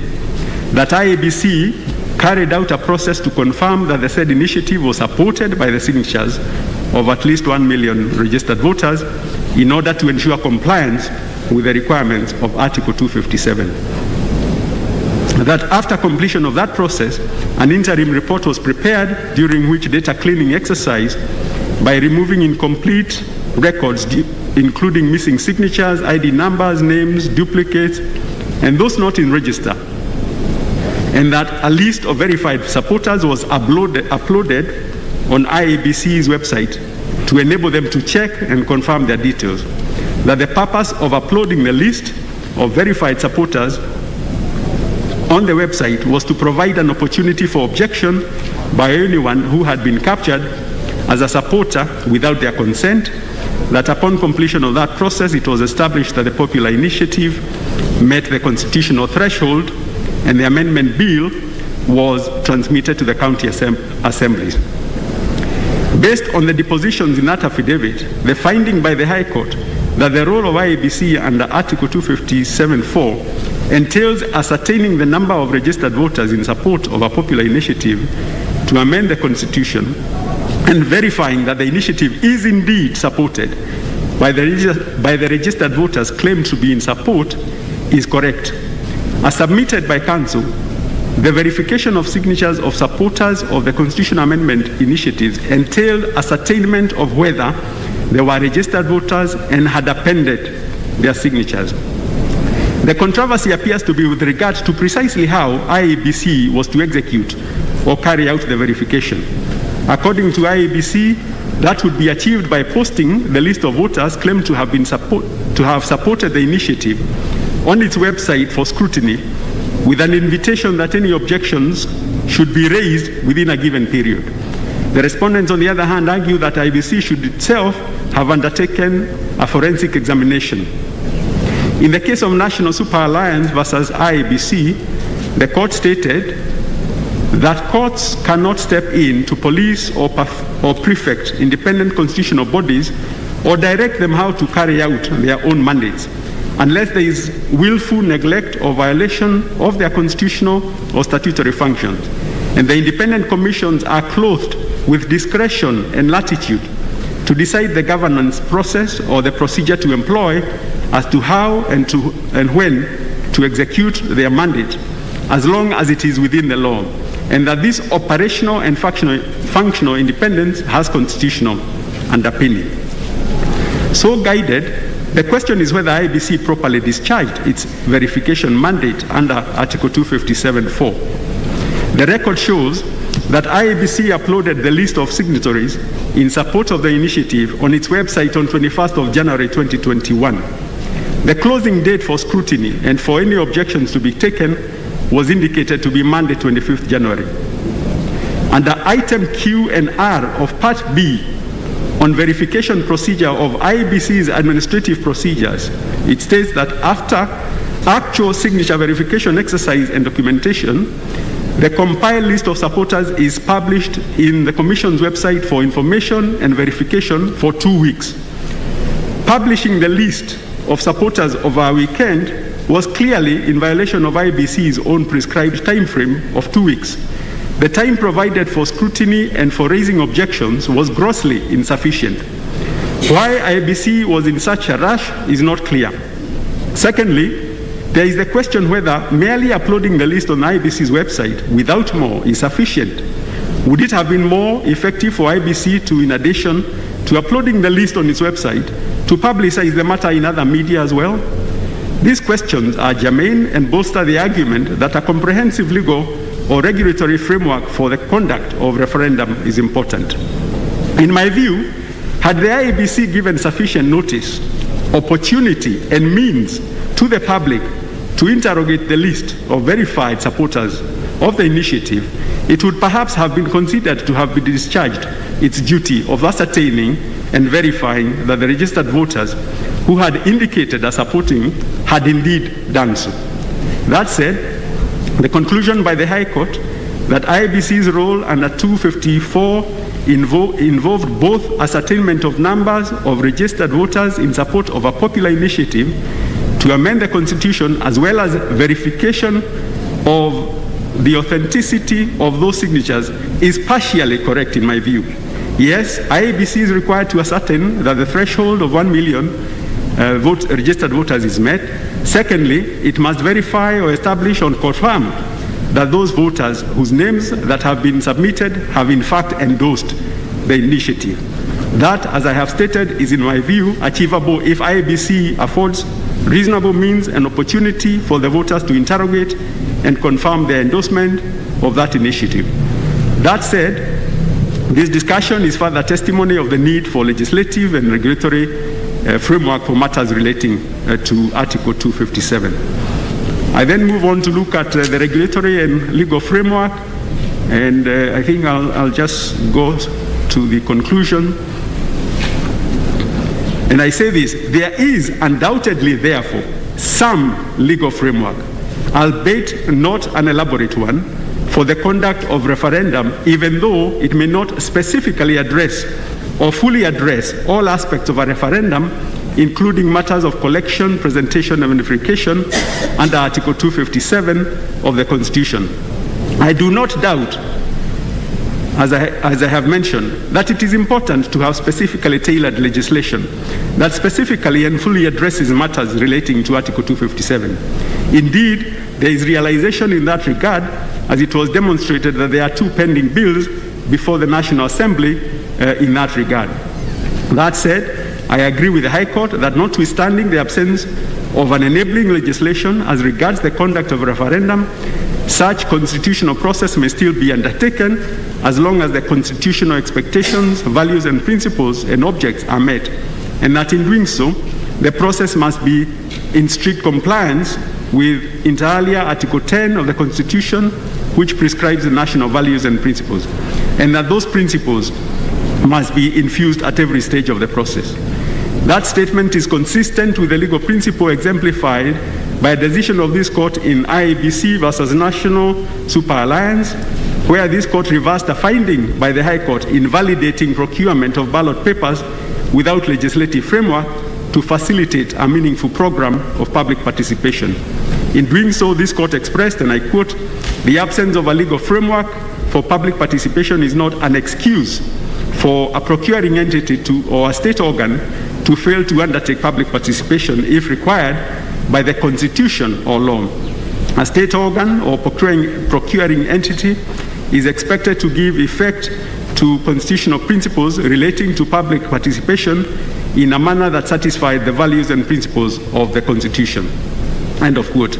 Equally, the absence of a legal framework per se cannot be a basis for asserting that IEBC should not discharge its constitutional mandate under Article 257.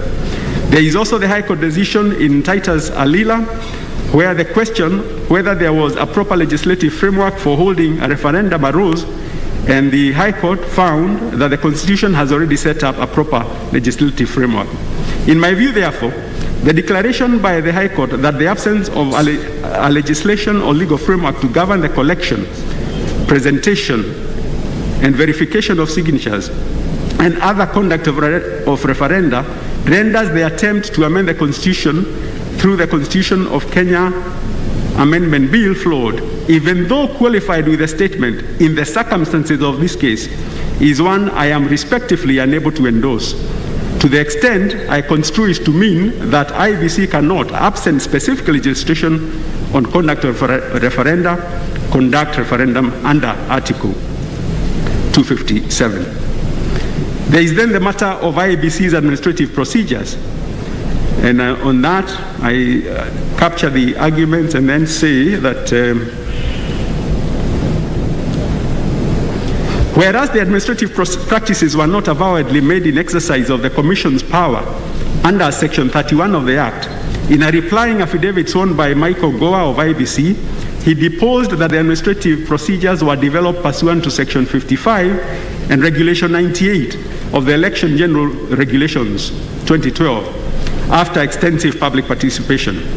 Accordingly, based on Michael Goa's deposition, the administrative procedures fall within the statutory definition as they are made or established in execution of a power conferred by or under an act of Parliament, under which that statutory instrument or subsidiary legislation is expressly authorized.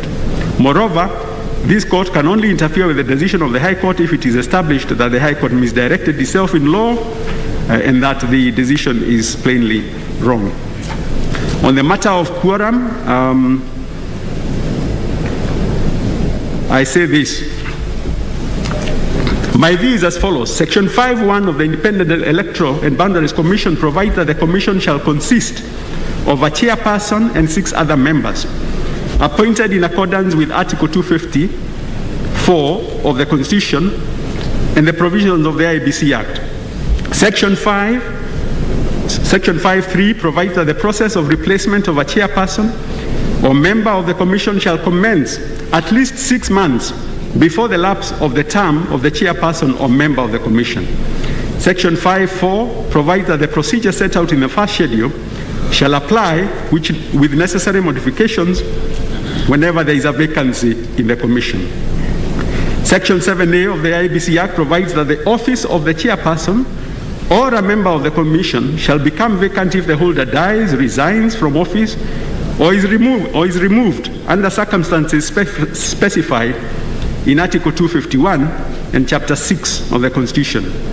Under Section 7A(2) of the IEBC Act, the President is required to publish a notice of vacancy in the Gazette within 7 days of the occurrence of such vacancy, and the process of recruitment, quote, shall commence immediately after the declaration of the vacancy by the President, end of quote. Section 8 of the Act provides that the conduct and regulation of the business and affairs of the Commission shall be as provided for in the second schedule, but subject thereto, the Commission may regulate its own procedure.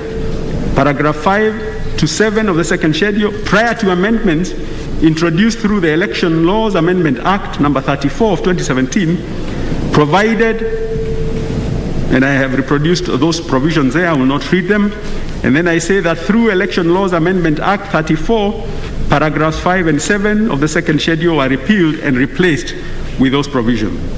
Paragraph 8, which was not affected, of the second schedule, provided that subject to paragraph 5, no proceedings of the Commission shall be invalid by reason only of a vacancy among the members thereof.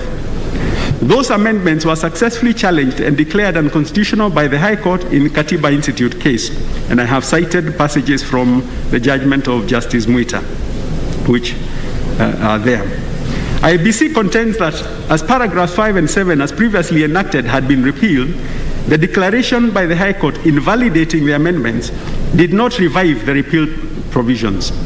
It was urged that by relying on provisions of paragraphs 5 and 7 of the second schedule, as they existed prior to the amending provisions being declared unconstitutional, the court relied on non-existent provisions, and therefore Article 250, which sets the minimum at 3, applied.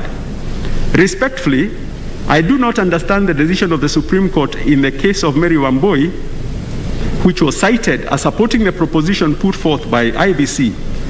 If I understand the argument correctly, it is that the effect of the declaration of unconstitutionality by the High Court of the provisions of the Election Laws Amendment Act number 34 that had sought to amend paragraphs 5 and 7 of the schedule is that the schedule is now silent on quorum. That there is in effect no longer a provision at all in the schedule on quorum, and therefore recourse must be had to Article 250. I am not entirely persuaded by that argument. Article 250 of the Constitution does not, with respect, address the question of quorum of the Commission. It is a provision on composition. It sets the minimum number of persons who must make up the Commission. Quorum speaks to the minimum number of commissioners that must be present to make a binding decision. It speaks to the number of commissioners who, when duly assembled, are legally competent to transact the business of the Commission. As defined in Black's Law Dictionary, it is the minimum number of members who must be present for a deliberative assembly to legally transact business. Article 250 of the Constitution cannot therefore fill the gap which the IEBC says was created by the declaration of unconstitutionality of the provisions that had sought to amend paragraphs 5 and 7 of the second schedule. In the case of Mary Wambui, the Supreme Court in paragraph 87 of the judgment expressed as follows: however, while we have pronounced ourselves on the issue of invalidity of section 76(1) of the Elections Act, in line with the Constitution, this court is not precluded from considering the application of the principles of retroactivity or proactivity on a case-to-case basis. I then look at the decisions they cited there, including the decision by Justice Kriegler in the South African case of Sias Moise, and I then go on to say that the decision of the High Court in the case of Katiba Institute was silent on the effective date of the declaration of unconstitutionality. Based on the decision of the Supreme Court, I take the view that the default position is that the declaration of unconstitutionality related back to when the unconstitutional provisions were enacted, with the result, in my respective view, that the status quo ante was restored. Therefore, the requirement of quorum of 5 applies. I am therefore in agreement with the High Court that when it pronounced in the judgment that IEBC Act categorically places the quorum of IEBC for purposes of transacting business at 5 commissioners, and that IEBC did not have that quorum at the time it made the consequential decision related to the Constitution of Kenya Amendment Bill. IEBC also contended that the impugned decision of the High Court runs afoul of a subsisting decision in rem in a constitutional matter, in the case of Isaiah Biwott, which has been extensively cited. And I'll cut through and just say,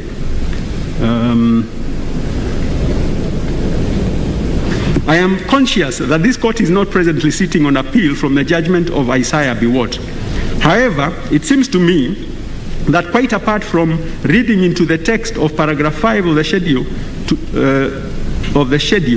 the words policy decisions, and apart from mixing up composition with quorum, the learned judge appears to have either overlooked or infused statutory provisions with what she considered to be common sense when she stated, quote, "My take is that the issue of quorum, apart from being a matter provided for under the statute, is also a matter of common sense and construction, depending on the total number of commissioners." And then I have the rest of the passage, and then I say, Further, in making that pronouncement, the learned judge does not appear to have considered the provisions of paragraph 8 of the second schedule, which provides, subject to paragraph 5, no proceedings of the commission shall be invalid by reason only of a vacancy among the members thereof. Under that provision, the requirement under paragraph 5 is overriding. The pronouncement by the judge in the above cited passage appears, therefore, to be an abrogation of a statutory provision, and to that extent is per incuriam. Consequently, the High Court in the present case was entitled, for that reason, among other reasons the court gave, to depart from it. Moreover, the statutory commands in the IBC Act, if heeded and complied with, would have ensured that the number of commissioners would not have fallen below the number required to form a quorum. For those reasons, the complaint regarding the findings by the High Court as to quorum have no merit. I then move on to the issue of continuous voter registration, and I think I'll just say what I concluded. The High Court cannot therefore be faulted for having concluded, as it did, that there was no evidence that IEBC had discharged its obligation of continuous voter registration. I would therefore not interfere with the decision of the High Court. The last aspect I think I'll look at, separate and distinct referendum questions. On that I say, in my reading of those provisions, that is of the Constitution, it is the bill in which an amendment proposal is contained that is submitted to the people to vote on in the referendum by indicating whether they agree or disagree with the amendment proposal, much in the same way as the members of the county assemblies and members of the houses of parliament would have signified their approval or disapproval of the amendment process in the draft bill. It seems to me, therefore, that under Article 257(10) of the Constitution, as read with other provisions in that article, what is envisaged of the voter at the referendum is for the voter to make a choice to ratify or not to ratify, to approve or not to approve the amendment proposal in the draft bill. However, that choice, in my view, is rendered nugatory, inoperative, and consequential if the voter is called upon to vote on an omnibus draft bill that contains a raft of numerous, diverse, and unrelated proposed amendments to the Constitution, in this case over 70 proposals, that cut across the entire spectrum of the Constitution. And I cite the passage there from the High Court decision entitled Alila. The argument made for the respondents on the principle of unity of content or single subject matter, that constitutional amendment through a referendum should deal only with one main issue, is one I find most attractive and persuasive. It was argued that under that principle, the proposed amendment should deal with one subject only to allow the voter to form and express their opinion freely and genuinely. In other words, if a proposed constitutional amendment includes several substantive questions, the voter may not have a free choice, that each proposed constitutional amendment ought to secure adoption on its own merits, not on the merits of other different proposals to which it is attached, and that there must be an intrinsic connection between the various parts of each question to put to the vote in order to guarantee freedom of suffrage, and the voter must not be expected to accept or reject as a whole provisions without an intrinsic link between them. I would venture to suggest that what is envisaged under Article 257 is an amendment bill on single thematic topic to which the provisions in the draft bill must relate. For instance, a bill proposing amendments to the provisions on land under Part 1 of the Chapter 5 of the Constitution would, in my view, be incongruous with proposals in the same bill for amendment of the unrelated matters of the Office of Parliament under Part 3 of Chapter 8 of the Constitution. Ultimately, it seems to me that to put a single binary question or multiple questions is a matter to be informed by the nature of the amendment proposed. It may well be that certain proposed amendments may require separate and distinct referendum questions to be framed. What, in my view, Article 257(10) of the Constitution does not contemplate is the submission to the people in a referendum of an omnibus amendment bill, a hodgepodge of an amendment bill such as the Constitution Amendment Bill in this case. The argument that it would be impractical on account of logistical difficulties to formulate over 70 separate and distinct questions is perhaps more the reason that an omnibus amendment bill should never be entertained. Then I move on to constituency apportionment, and I think I have agreed with the lead judgment of the President, and so I will not deal with that. And then I deal with the matters touching on the President. Under this head, the issues are whether the President's right to fair hearing was violated, whether the President enjoys absolute immunity under the Constitution, whether the High Court was right in declaring that the occupier of the office of the President is liable to being sued in his personal capacity during his tenure of office. And I think I'll just go to the conclusions, which are as follows. Article 51 of the Constitution provides that every person has the right to have any dispute that can be resolved by application of law, decided in a fair and public hearing before a court, or if appropriate, another independent and impartial tribunal. Therein is the long-standing principle of natural justice that traces back to Ridge versus Baldwin, and also the case of Onyango, Olo Onyango versus Attorney General. I have also cited it there. The critical question, which is a matter of fact, is whether the President was firstly served with a petition 426 in which he was named as the first respondent, and secondly, whether he was served with notice of hearing. The record of proceedings of 21st of January 2021 show that the High Court gave directions on the conduct of the consolidated petitions. Among the directions given on 21st were directions that, quote, all the petitioners in the 7 petitions to serve the petitions on all the parties by close of business on 22nd of January 2021. The Deputy Registrar to facilitate the process where necessary, and that the respondents, interested parties and amici to file and serve their responses to the various petitions within 14 days. On the same date, directions were given by the court regarding exchange of written submissions and the conduct of the hearing and hearing dates. The record shows that on subsequent appearances before the High Court, under the quorum in relation to petition 426 of 2020, the court always indicated no appearance for first respondent.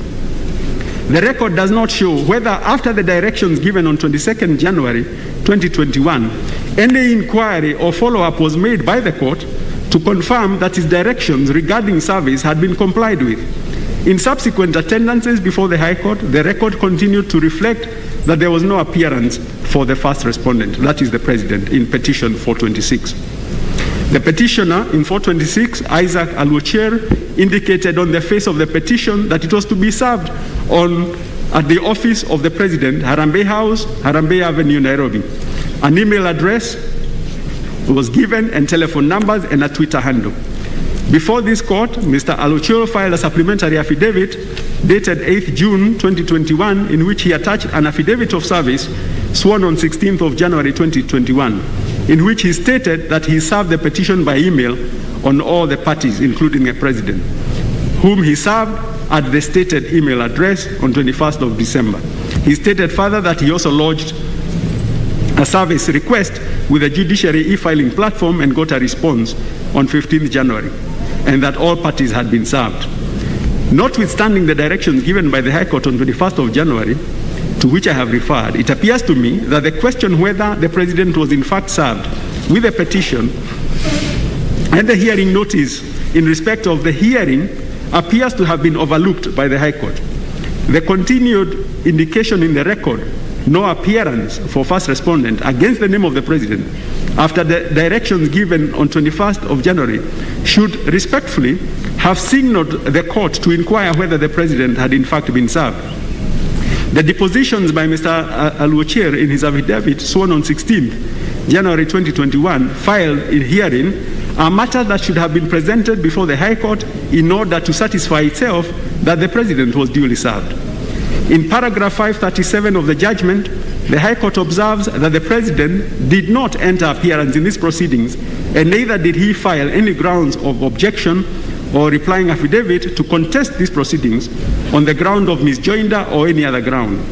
However, there is no indication that the High Court satisfied itself that service had been effected in the first place. Indeed, in the same paragraph of the High Court judgment, the court stated, quote, "As much as the Honorable Attorney General has come to his defense, the grounds of objection and submissions filed by the Honorable Attorney General are clearly stated to have been filed on behalf of the Attorney General himself and not for Mr. Uhuru Muigai Kenyatta," end of quote. An acknowledgement, in my view, that the proceedings against the President were undefended. Having concluded that the Attorney General could not in this instance represent the President, it was imperative for the court to satisfy itself that the President had been served with a petition and the hearing notice. It is also noteworthy that although the High Court expressed in paragraph 532 of its judgment that the question whether the President can be sued in his personal capacity and not as the President of the Republic is a question that, quote, should be determined as a preliminary issue, quote, it was not in fact handled in that manner. For had it been handled in such manner, the determination should have been made before the substantive hearing of the petition commenced to afford the President an opportunity to defend himself in his personal capacity. By making the determination in the final judgment, that opportunity was lost. All in all, I am not persuaded that it was satisfactorily demonstrated that service on the President was effected, and for that reason alone, I would set aside the orders made by the High Court against the President in Petition 426 of 2020. On the presidential immunity question, I have indicated that I sat in the judgment of this court in Kenya Human Rights Commission and another versus Attorney General, and my views have not changed that the decision of the High Court is right in that regard. I still hold, therefore, and agree with the pronouncement by the High Court in the present case that the President can be sued in his personal capacity during his tenure because the protection afforded under Article 143(3) of the Constitution extends, quote, anything done or not done in the exercise of his power under the Constitution. On the issue of the amicus curiae, I have referred to the Supreme Court decision of Trusted Society of Human Rights and the extensive guidelines that were given there, and I have concluded that it was not demonstrated that the High Court exercised its discretion wrongly in admitting the amici. On the issue of justiciability, I have said that the matter was ripe and that it was not prudent for anybody to wait until the provisions became the Constitution and then have to contend with Article 2(3) of the Constitution, which prohibits any challenges to the Constitution. So with that, I will end it there and hand it over back to the President. Thank you. Thank you very much, my brother Justice Gatembu. It is now 1:40. We shall adjourn for 1 hour, and so we will be back at 2:40. The court will adjourn.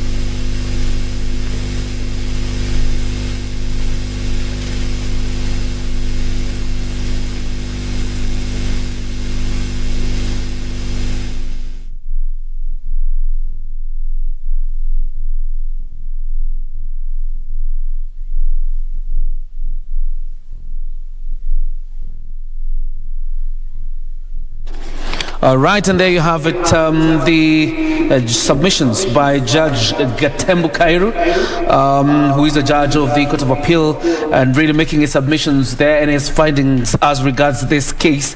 And it's quite interesting now because going by references made by Judge Francis Tuyot, you would see probably on the question of basic structure is probably where there's a lot of contention, and having referenced Judge Kiage as as well as Judge Musinga, who is a presiding judge, and now the submissions by Gatembu Kairu. Probably that puts then the judges that agree that a basic structure can be applied in the Constitution to 4. So how many are remaining?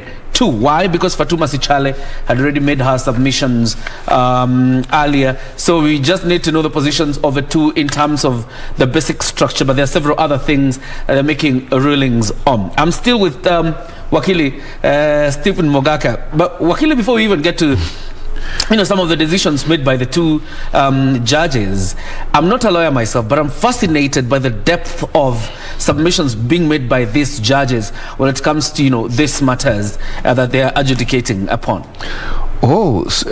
Serious work has been put into what is being read as a determination today, and thanks to the new constitution that provided for researchers for our judges, and I think serious research and background work has been done for each of these judges, and I just want to thank the president of the Court of Appeal for making each judge do their own judgment on this particular matter, because then it brings in what in law we describe as the legal philosophy of a particular judge, because every judge is known for their legal philosophy. There are those judges who say if it is not written in the law, it does not exist, and there are judges who are naturalists who would say what did the writers of this law intend it to be, and they would want to interpret the law as it should be, not necessarily as is, so that even this question of the basic structure, which is not expressly in the Constitution, is being imported by those who are saying what is the law, what is the law supposed to be like, and therefore breathing in a provision like the basic structure, which most of these judges have agreed on. But I agree with you, a serious, very robust research has been done, and the journey has just started. By the time the president comes back to summarize what is the final decision of the court, I am sure a lot of English will have been spoken. Absolutely, there will be a lot of English walking in the corridors of the Court of Appeal. Before we analyze Fatuma Sichale's judgment thus far, because there are 2 judges now, Judge Gatembu Kairu and Judge Tuyot, who have already made a determination that the IEBC did not have quorum in terms of making that decision.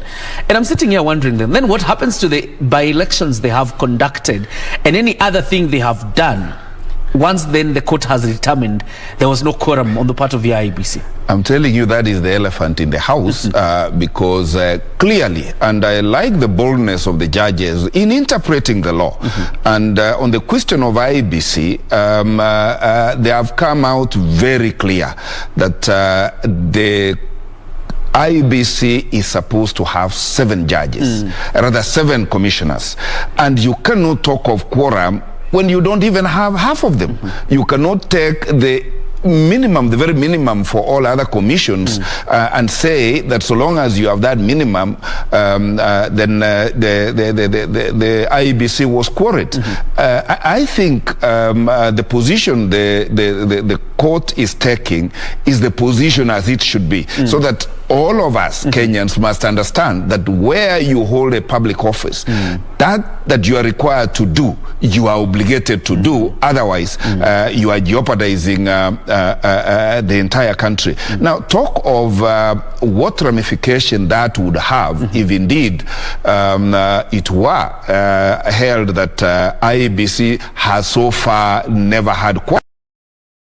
That a decision were to act retrospectively, meaning that all activities that included police intervention by IEBC are null and void as long as they do not have quorum, and which is really a very, very dangerous precedent, and that might have serious ramifications on both the careers of some results of by-elections, leave alone decisions that have been taken by IEBC so far, including that of recruiting advocates to defend themselves, because that that requires a board resolution, and a lot of money is being expended in paying the advocates that are going to appear for IEBC. So it is a serious issue, and we will one day come to ask, why are we here? Yeah. All right. Looking at, let's just get into, Fatuma Sichale's, because I found it quite interesting. And first of all, talks about the basic structure being borrowed, from the Indian constitution, or even from the Indian setup. But then says you cannot use, foreign jurisprudence to interpret the 2010 constitution. Wasn't that quite interesting in terms of interpretation?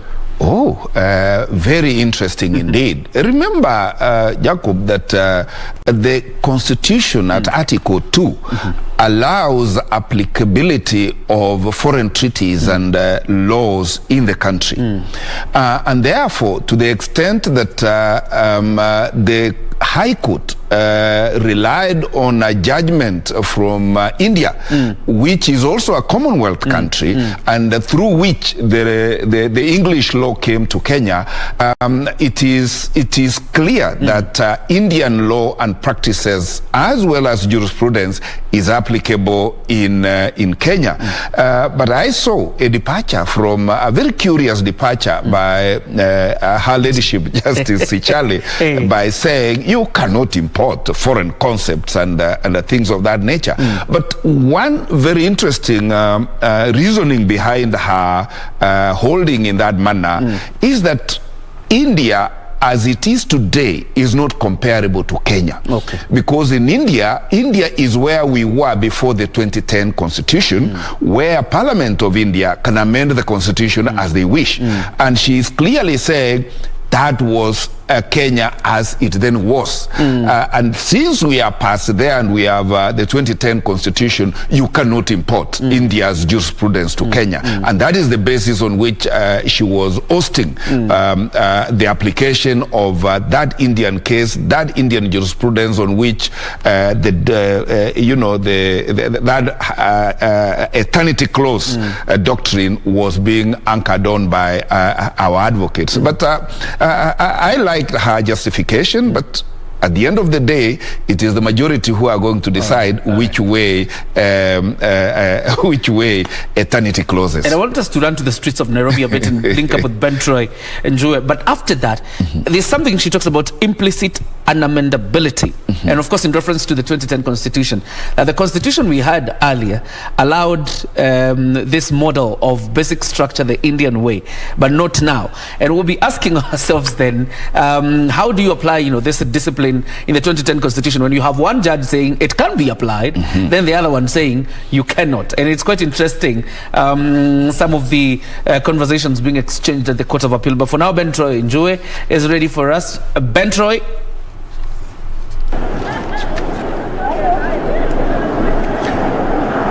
Thank you so much, John Jacob Curia, back in studio. And as you can see, we are just outside, just opposite the main entrance to the Supreme Court.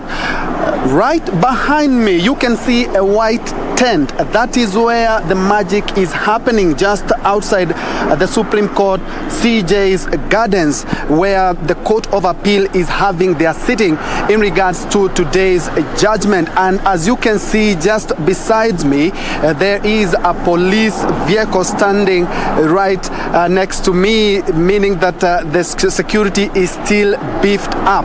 Since morning, as you can see, is that there are police vehicles this side and actually outside the main gate to ensure that everything goes on smoothly. But I can tell you for a fact, John, is that I've been working in the court for a couple of years now, and whenever we have a high stakes ruling or judgment, there are always a lot of people milling around the judiciary or the Supreme Court. But today is quite different. As you can see, Kenyans from all walks of life are actually continuing with their business. Rest for a few minutes, let's say like 30 minutes ago, where we had some members from the Bunge la Mwananchi who had come with placards saying that we need to pass the BBI. And talking to some of them, they alluded to the fact that the court should ensure that the will of Kenyans has prevailed today, because they say in regards to each and every election cycle, we have the country and the economy is usually polarized, and sometimes we have violent cases in regards to the election. So they are calling upon the 7 judges of the Court of Appeal to ensure that the will of the Kenyans prevail, quoting Article 1 of the Constitution, which gives Kenyans the supreme power to govern this country. They say that's a supreme rule of the land, so Kenyans should actually go to the referendum to ensure that the will of Kenyans is driven. Earlier on, we also had seen some of the guys with placards telling people we should always continue observing the COVID-19 protocols. Some of the things that we've seen, some of the sideshows that we have seen here just outside the Supreme Court. We are actually on the other side overlooking the reinsurance plaza. There are some of Kenyans we talked about, and they said we are not even, we don't even want to know what's going to happen. What we are actually following up is the last decision. Is this case going to the Supreme Court, or is just going to end at the Court of Appeal? A lot of expectations from Kenyans, but as you can see, Kenyans are continuing with their day-to-day life. Remember, it's a Friday, and actually a lot of people now talking about going on their businesses. Some had talked about they thought that we are going to be having a lot of people milling and actually following it up. And even inside, there are we don't have a lot of lawyers or counsels for that matter. We've seen counsels led by lawyer James Orengo just pass by us going for lunch. We are expecting to be headed back to the Court of Appeal session in the afternoon after Gatembu Kairu, who is a Court of Appeal judge, read his findings on the same. Of course, we are keeping a keen eye to see what else is happening outside the Court of Appeal, of which is housed in the Supreme Court.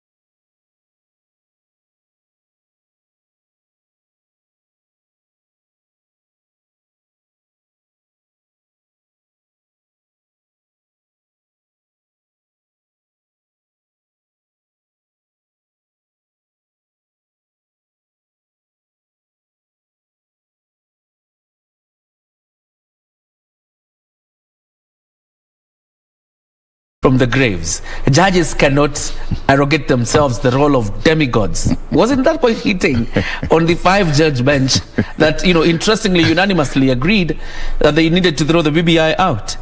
Oh, certainly. By the way, Judge Charlie almost cleared all hurdles on the way of reggae, because she blow by blow tackled like this question of basic structure. And she was arguing, and maybe rightly so or not, I leave it to the public, that how can you say that there are unamendable clauses in the Constitution? Because to say so would amount to imposing some restrictions to future generations. She was arguing that society is not static. What was good for us in 2010 may not be good for us now. So you cannot therefore say that there is an unamendable clause. And that is when she was even going forward and saying that the people have a right to amend any article of the Constitution. And she was literally sounding political in saying that the movers of people's thinking are the politicians, and judges should therefore not elevate themselves to demigods to stand on the way of a popular move by the people. And in her case, she thinks that the Constitution is self-protected and does not need an importation of concepts called basic structure. She was arguing that the Constitution is flexible enough and takes care of every rigidity that is required of the Constitution, and says if you wanted to amend the Constitution, it is not a big issue. And she actually she cited that there have been 21 attempted amendments to the Constitution which have failed, and therefore you don't need to import a basic structure to make a constitutional amendment fail. So the Constitution is self-protecting, and therefore in her argument she says people should be allowed unfettered rights and powers to amend the Constitution when they want, as long as they do it constitutionally. All right, interesting. When she talks about political leadership, she says we love bashing political leaders that we elected. An interesting one, and an indictment on the Kenyan voter. But before we discuss that, Ben Chumba is on standby in Eldoret, Uasin Gishu County. We linked up with him in the morning. Now it's about time he tells us what the mood is. Ben Chumba, good afternoon.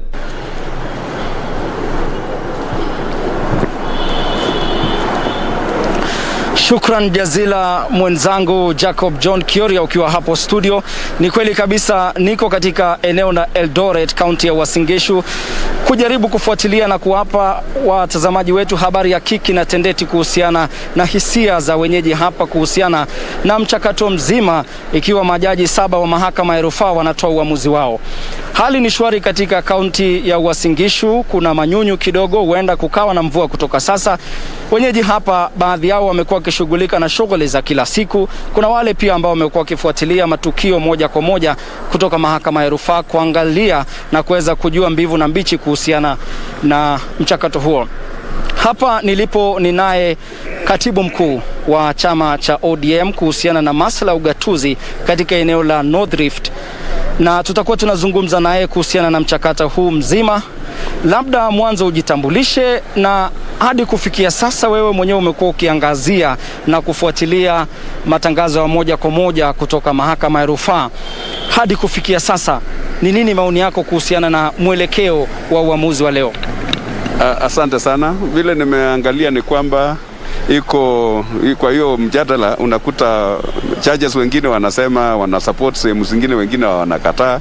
So mwishoe siwezi jua bahali naenda, lakini mpaka sasa bahali wamefikisha, mimi naona kama labda hiyo BBI inaweza ikasama. Na hata ikisama haimaanishi ya kwamba yale maneno yote ilikuwa kwa BBI haikuwa maneno mazuri. Kwa mfano, tulikuwa tunatarajia tuwe na 35%, asilimia 35 ya pesa ikuje kwa counties.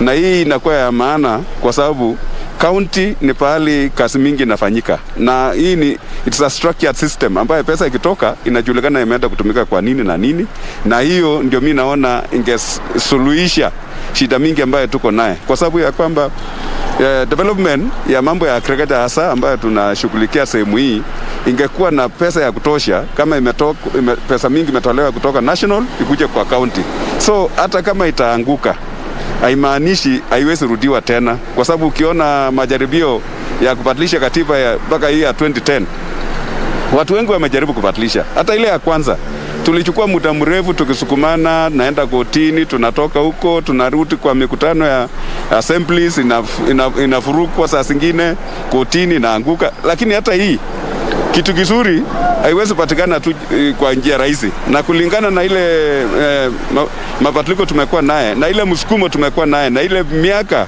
na siku imechukua, hii haina tofauti, na vitu ya muhimu bado siko kwa hiyo BBI, na ikiwekwa hapo nyuma kidogo tumalize mambo ya election, bado itarudishwa baadaye.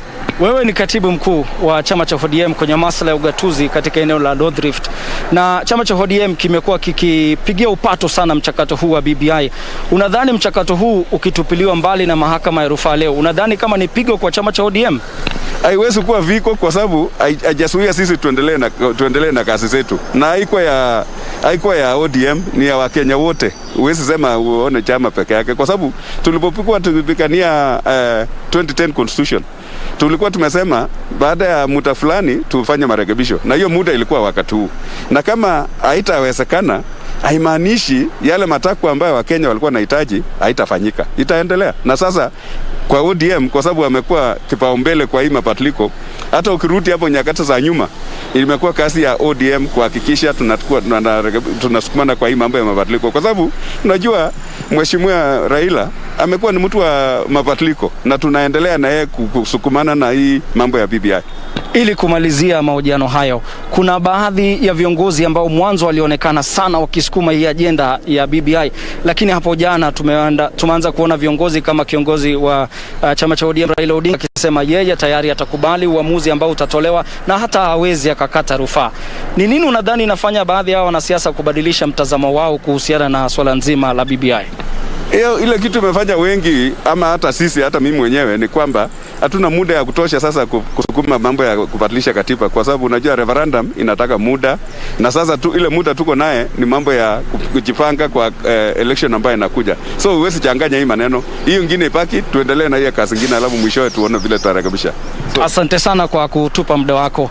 Amekuwa ni Kipkorir Menjo ambaye ni katibu mkuu wa chama cha ODM katika eneo la North Rift, na yeye anahusika na masuala ya ugatuzi. Sina la ziada mtazamaji, ila tu kukuarifu kwamba tunafuatilia na kuhakiki matukio yanavyojiri kutoka hapa kaunti ya Uasin Gishu, na matangazo haya yanakamilika kwa sababu hapa ninaona tayari manyunyu, mvua inaanza kunyesha. Kwa hivyo narejesha matangazo haya kwako Kioria. Kwa heri.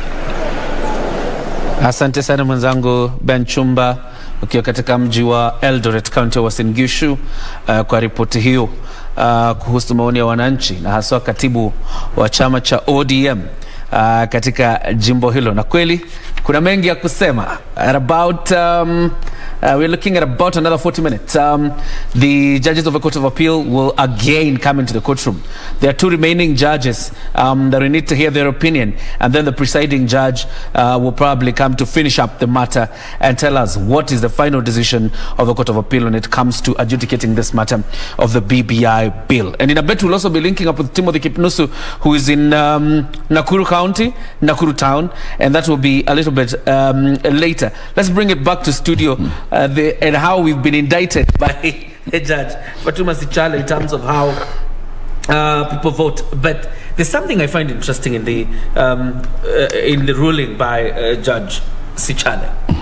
One where you say the president cannot initiate a referendum process, but then you go ahead and uphold every other decision that the president has taken after that, including upholding that the task force committee was not illegal. So is a steering committee that was, that was given that mandate by President Uhuru Kenyatta later was not illegal, and therefore it's not an illegal entity. But you have already said that the president cannot institute, or initiate a referendum process through a popular initiative. Thank you. In fact, Jacob, that was the only aspect Her Ladyship Justice Sichale agreed with the High Court. Okay. To the extent that the president, as a president, cannot be a promoter of a popular initiative. And the other aspect was that the president can be sued as a person on personal matters while he is still president. But coming back to the question of the president and his association with the BBI, while Justice Sichale says that yes, she agrees that the president was an initiator, she distinguishes that and says the president was an initiator and not a promoter. Because as a promoter, there are Honorable Junet and Honorable Dennis Waweru are the promoters according to her finding. And therefore, she navigates the waters there and says that while she agrees that the president was an initiator, the word initiator is not in the Constitution. And therefore, the only word that is in the Constitution is that of a promoter.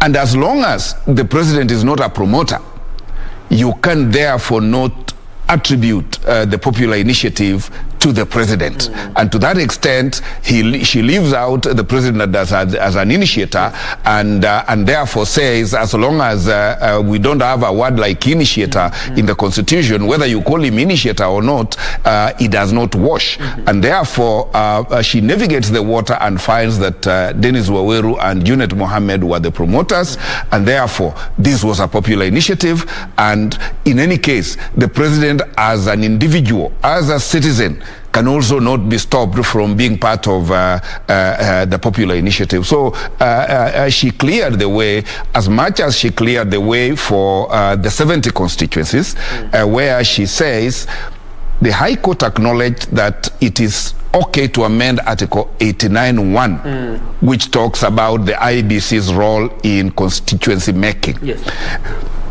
And then distinguishes and says, look, it is the business of the people and their politicians to determine whether to have 260 constituencies or more. In this case, if the people through their elected leaders, and she clearly told us, it is your business who you elect, don't come bashing them, yet it is you who has elected them. If they have come in their wisdom or lack of it and said, we need 70 more constituencies, and they will be here, Justice Sichale said, that is okay, and that can only be approved or disapproved by the people, and therefore, in our determination and finding, it is like everything should start and stop with the people, and therefore.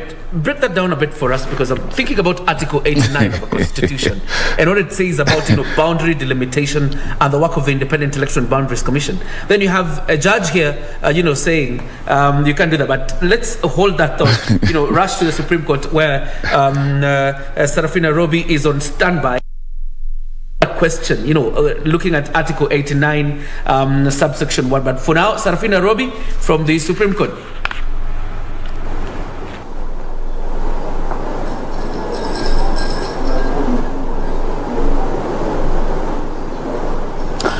Indeed, a very good afternoon, JJ. We are still coming to you live from the Supreme Court precincts. And as you can see, we are at the tent whereby the proceedings of the Court of Appeal, BBI appeal, is going on. And as at the moment, the court has been adjourned for apparently 1 hour. And then they'll be back to continue with the proceedings whereby the judgments are being read by a 7-judge bench led by the President of the Court of Appeal, who is Daniel Musinga. So far, we've had judgments from 3 judges who include Justice Francis Tuyot, Justice Fatuma Sichale, and Justice Gatembu Kairu, whereby they've given their judgments, and some of them are dissenting. They're not unanimous from the beginning, as we have seen on matters that have been mentioned so much, including the matter that includes the matter of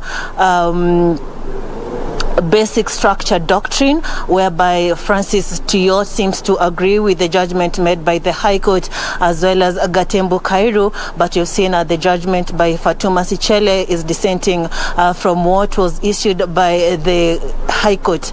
And also we've had other judgments, including matters touching on the quorum of the IEBC, whereby we've seen that some are agreeing with the judgment issued by the High Court and some are dissenting. Thereafter, we are expecting 3 more judges, or rather 4 more judges, to give their judgments here at the Court of Appeal on some of the 23 issues that had been raised in reference to a judgment that had been issued on the 13th of May by the High Court in regards to the Constitutional Amendment Bill 2020, popularly referred to as the Building Bridges Initiative.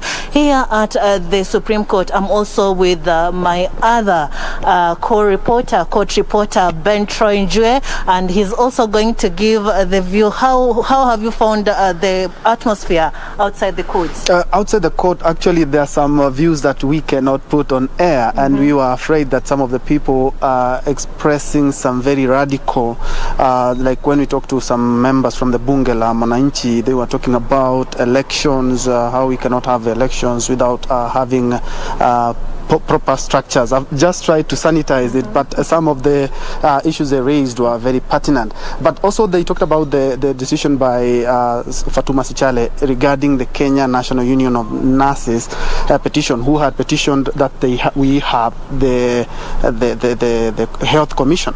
And of course, Fatuma Sichale has talked about it was not actually a must that it be included in that, and she ruled against it. So mostly they're touching on matters election. They want us to go to elections, but we do not want to be always having the same issues when we come to elections, election cycle, violence sometimes, even sometimes death. So those are some of the views, but actually Kenyans are just continuing with their everyday life. We don't have people milling around the Supreme Court precincts, and a lot of people are just continuing with their life. A lot of people don't want to comment a lot. They're just saying, let's just wait for what the court will determine. Absolutely, as you've heard from my other court reporter, Ben Trainje, who has also been around the Supreme Court just getting people's views. As you can hear, or as you have seen, is that it has elicited a debate and also opinions from different people who seem to try to agree or disagree with some of the judgments that have been issued. Also some of the judgments that we have seen, including touching on the president, whereby Justice Gatembo Kairu said that he has set aside some of the orders that had been issued by the High Court, those saying that the president can still be sued on civil matters. Well, we'll continue bringing you these live proceedings from the Supreme Court as we await the remaining 4 judges to give us their judgments, and thereafter we'll get a final decision from the president of the Court of Appeal, who is Daniel Musinga. Back to you in studio. Thank you very much, Sarafina Robi. Another fantastic report from the Court of Appeal. And interestingly, like you've heard them say, very varied reactions coming from Kenyans as regards this decision. But for so many, it's about, wait and see how this decision is going to end up. We're going to head straight to Nakuru, where Timothy Kipnusu is also on standby, really listening to the views of Kenyans from Nakuru County. Timothy Kipnusu, good afternoon.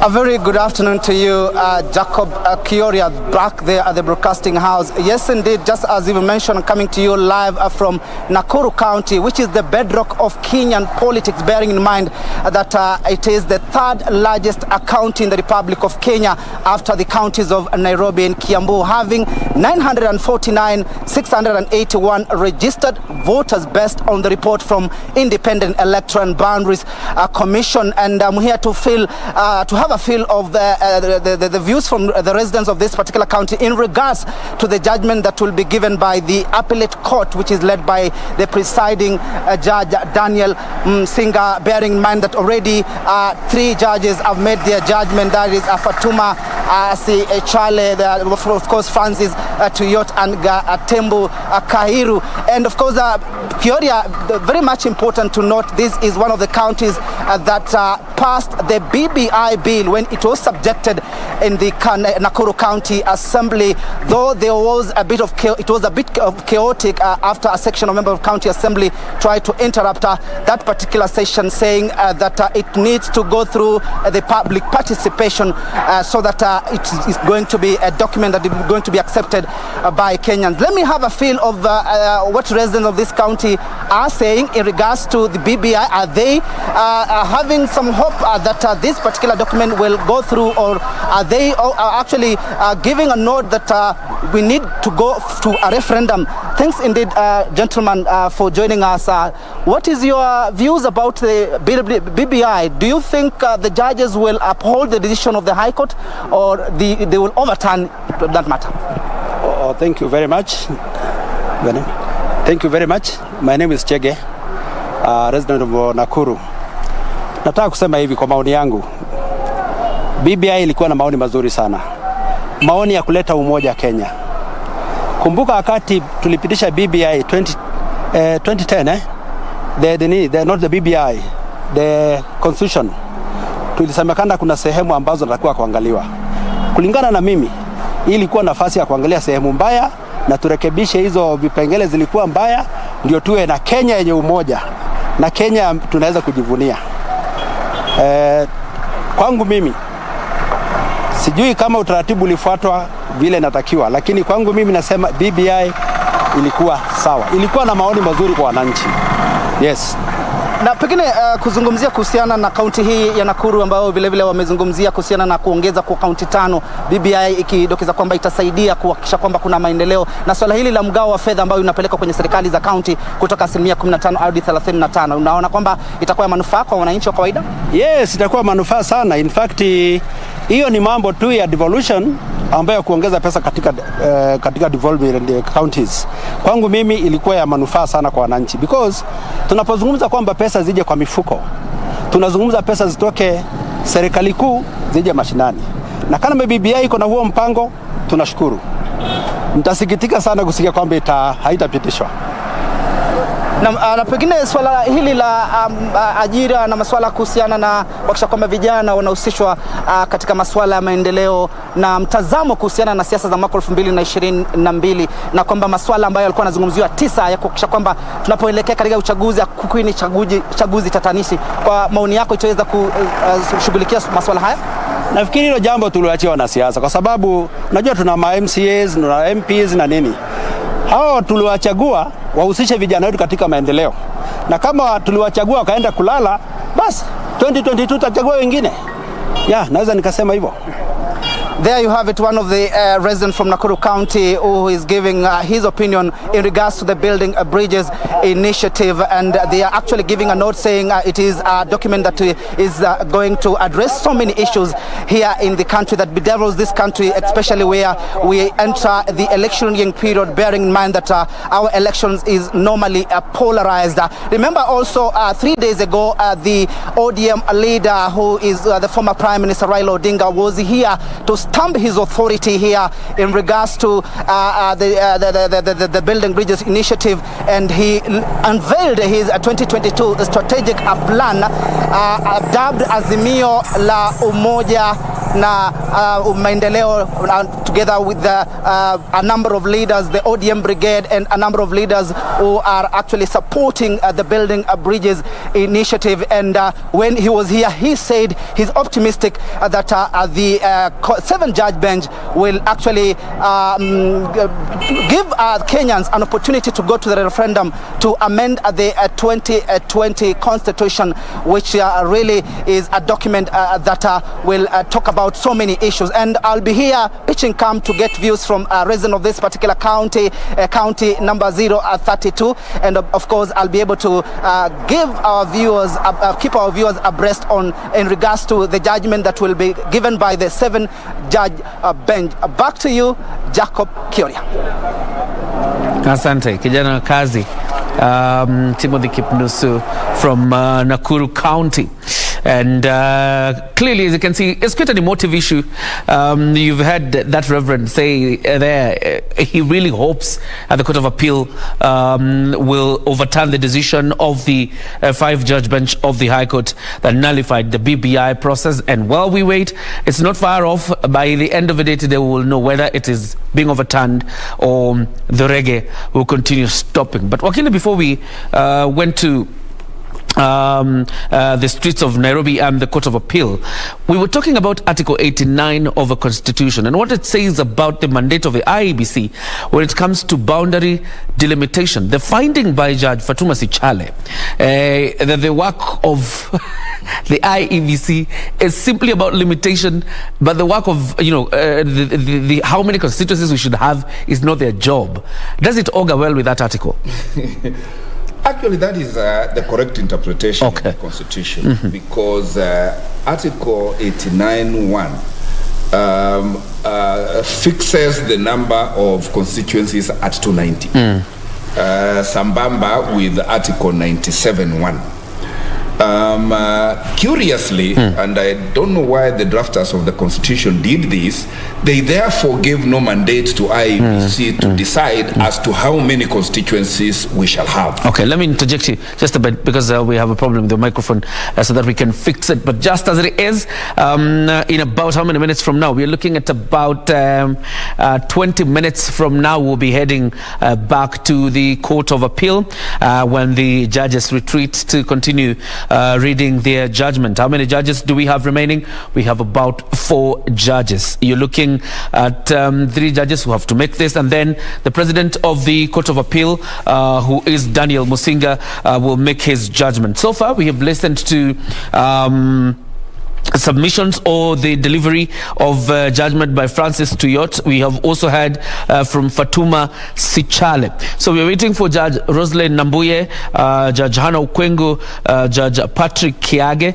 So far we've also heard from Judge Gatembu Kairu, and finally Judge Daniel Musinga, who of course did some introductory remarks and then set the pace for the case, and giving us a history of where, you know, the BBI case has come from all the way until ending up here.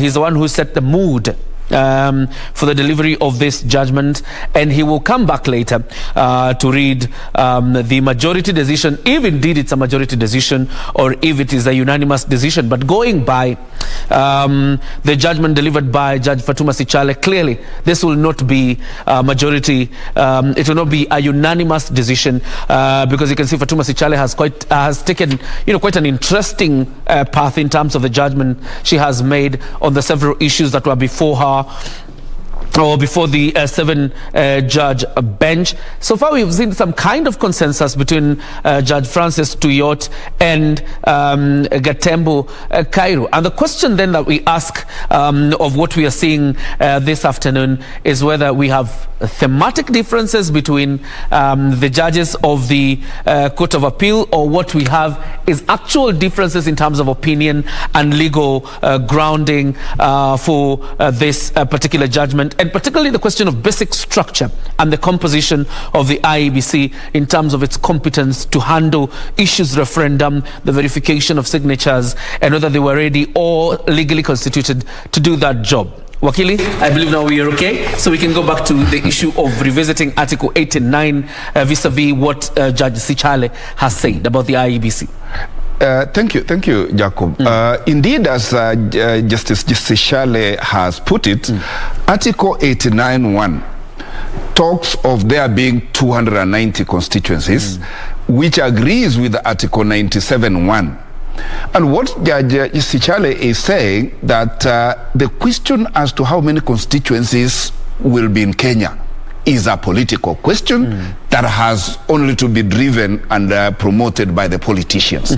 And I think that is the point at which he was indicting Kenyans, that you keep bastardizing your leaders, yet you created them. And curiously, that is what I was saying, that the drafters of this constitution only limited the mandate of IEBC to reviewing the names and boundaries of constituencies, unlike the power they have over wards, because IEBC has the power over the number of wards that we shall have within the counties. So that therefore, when Sichale was pronouncing herself, she said, this hullabaloo about 70 constituencies is neither here nor there, because it is the business of the people to decide how many constituencies they require and where the constituencies will be deposited.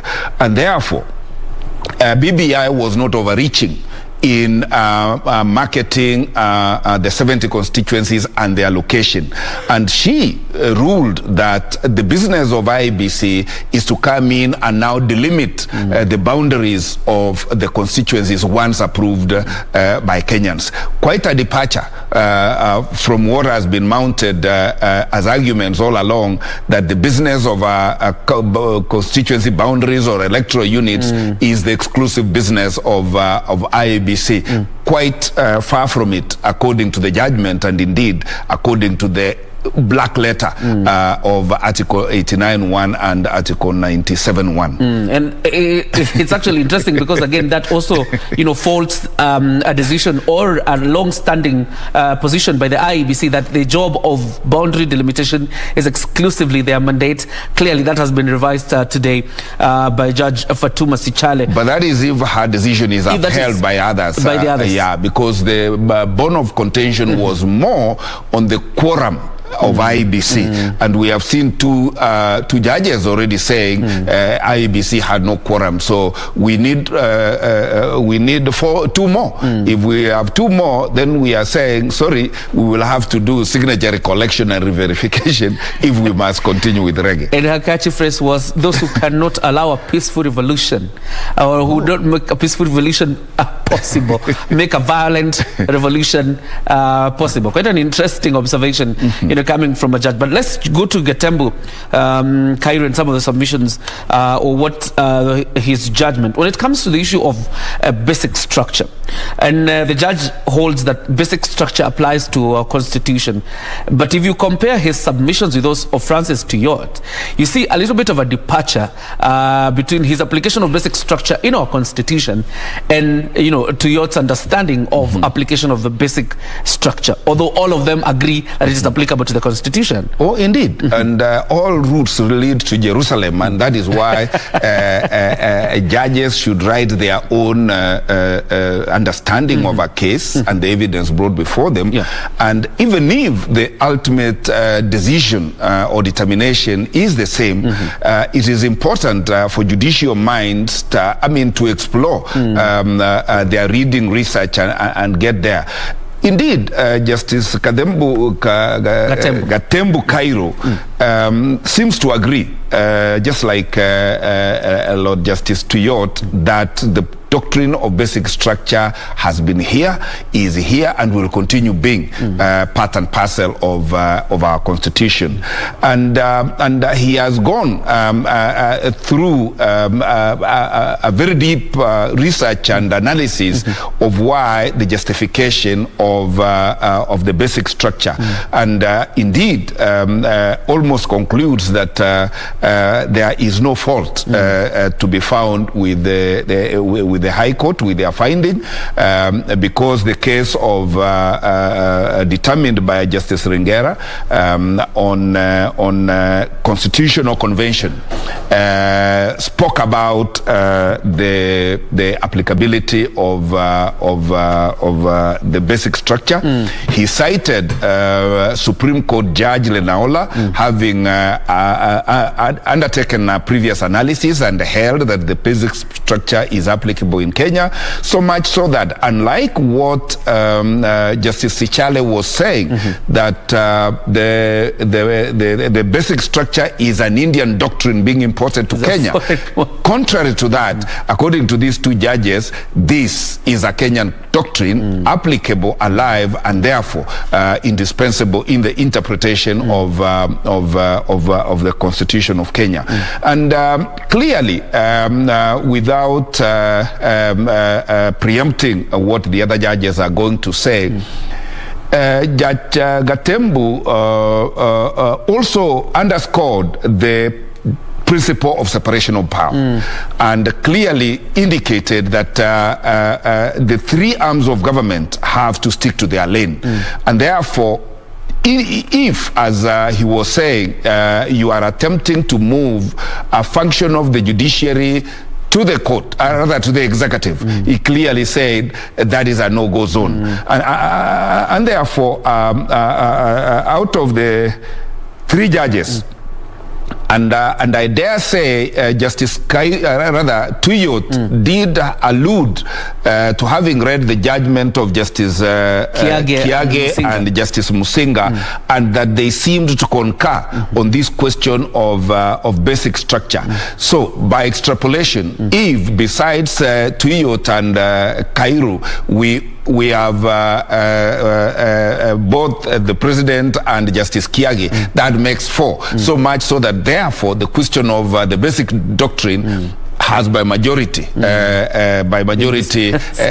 upheld, yes, as had been pronounced by the High Court. And therefore, we will wait to see whether the other two judges will be dissenting or what value they will be adding on what the High Court had pronounced on the basic structure. All right. Listening to Judge Francis Tuyot, he didn't appear to define the issues that fall under the basic structure, these ones that are protected. But Judge Gatembu Kairu almost directed us to an article of the Constitution where these, issues under the basic structure are. I also see something interesting there, that one judge said, come for judicial interpretation to see what is contained under the basic structure. But Judge Gatembu Kairu takes us directly to where these issues of basic structure are. Yeah, Article 255. And it says this is not rocket science. The basic structures, when interpreted from Article 3 of the Constitution, that apportions the people's authority to the three arms of government, clearly says by extrapolation, if any of these arms wants to overreach, if any constitutional amendment seems to interfere with the functions or the powers donated by the people to the respective three arms of government, then clearly that is interference with the basic structure. And he extrapolates up to Article 10, of course, which deals with the various aspects of governance, deals with Chapter 6, deals with Chapter 16 itself, and Chapter 16 is the one dealing with the constitutional amendment, and says the Constitution has provided articles on how to be amended, and any attempt to touch those particular articles of amendment to the Constitution, that also constitutes a basic structure, which is a no-go zone. So therefore, clearly, whether or not the other judges come out fighting, it is clear that about 4 judges so far, before all the judgment is written, are agreed on the question of the basic structure. 2 so far are agreed on the unconstitutionality of the constitution of IEBC. We have so far 2 against 1. And as the judgments roll out, we will wait what the summary is going to be and what will be now the official decision of the Court of Appeal. And in a few, we'll be heading back to the Court of Appeal as the judges continue to read out their judgments. But something also interesting from Judge Gatembu, Wakili, is where you say there's no spell out exactly on who can institute a popular initiative or who can initiate a popular initiative. There's no spell out in the Constitution. But then you define popular initiative that it should come from citizenry, and you go ahead and disqualify the president from initiating a popular initiative. Yet you have said there's no spell out whatsoever on who can initiate a popular initiative. Well, this is now a judicial interpretation, but looked at it, it is the way Judge Gatembu, Kairu has laid down his judgment. Clearly, there is no provision in the Constitution that names who will be in the popular initiative or in the parliamentary initiative, because indeed even a private member can bring a private member's motion in parliament to start a parliamentary initiative. But it was curious how Judge Kairu analyzed himself in saying, while at the face of it, there is no provision that bars the president from initiating a popular initiative, he progresses to say clearly there is a path delineated for Wanjiku, and there is a path delineated for people who are basking and enjoying power. And on that, he clearly then pronounces himself that the president does not qualify to be a Wanjiku, and therefore clearly also agrees that the president had no business being a promoter or initiator of the public initiative, rather of the popular initiative of the Constitution.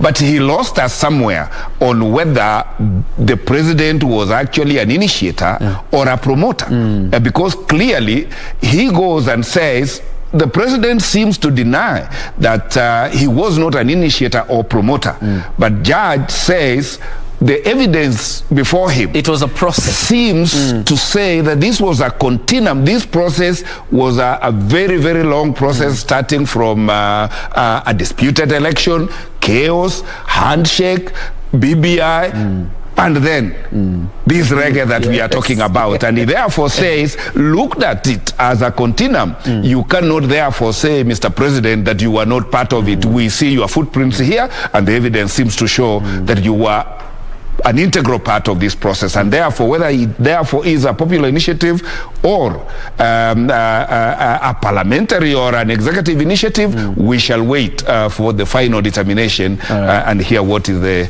full bench going to say about it. Quite interesting. Kitui County is the home of two proponents of the BBI, very strong. I'm talking about Wiper leader Kalonzo Musyoka and NAK party leader who is the governor for Kitui, Charity Kaluki Ngilu. And now on standby is Edward Omondi Kabasa from the streets of Kitui town. Good morning. Good afternoon. It's kind of interesting. Good afternoon, Kabasa. How are you doing? Good afternoon, JJ. What a strong way to introduce me, I must say. But all in all, the judgment that Kenyans are waiting for is one that will shape this country constitutionally speaking. But a lot has been said, and finally that verdict is going to come out. But what we have observed is that the majority of Kenyans, especially here, they're not really critical about this entire process. Most people are waiting for that judgment, and they are telling us that they're waiting for their leaders to give them what direction to follow. This is because if you go around, especially this area, the biggest chunk of the population here, they are busy working class people, and if you can see, some of them are already doing what they do. They are earning their money, they are making sure that they are able to provide for their family, and they're not really interested in what decisions are going to be made at the Court of Appeal. The ones that I have spoken to, there are those who are very reluctant about speaking to us on record. They are saying that no matter the decision that is going to come out of that particular process, they are ready to work like they have always done. But what they want is good representation, and they want the leaders to ensure that the monies that are meant for them are delivered to them. The leadership that they elect into office are able to deliver on the promises that they made during the campaigns. During the popularization of the BBI, their leaders called on them to support this process. The County Assembly of Kitui voted overwhelmingly to endorse the Constitution of Kenya Amendment Bill, which eventually went to Parliament of Kenya. And that particular process, we are waiting for the Court of Appeal to have its say on this matter. The BBI, as it is commonly referred to, is promising a lot of goodies for the people, especially those that I have spoken to in Kitui County. But the overriding statement from them is that as long as there is a process that is going to bring food to the table, a process that is going to ensure that they stay employed, and those ones who have not yet secured their places of employment, if this process is going to facilitate that, then why not? So we are waiting for the final judgment to be issued at the Court of Appeal. Of course, it has been a very long day, and we still have a couple of hours to go, and we'll still be here to get the reaction. We have been trying to reach the County Assembly representative, of course, from the majority side. We have not been able. Our phone calls are not being answered, but we are still trying to ensure that we get a hold of them, because they played a critical role in ensuring that the Constitution of Kenya Amendment Bill sails through the Kitui County Assembly. This is a region that is known for the mang bean, of course. Here they call it ndengu.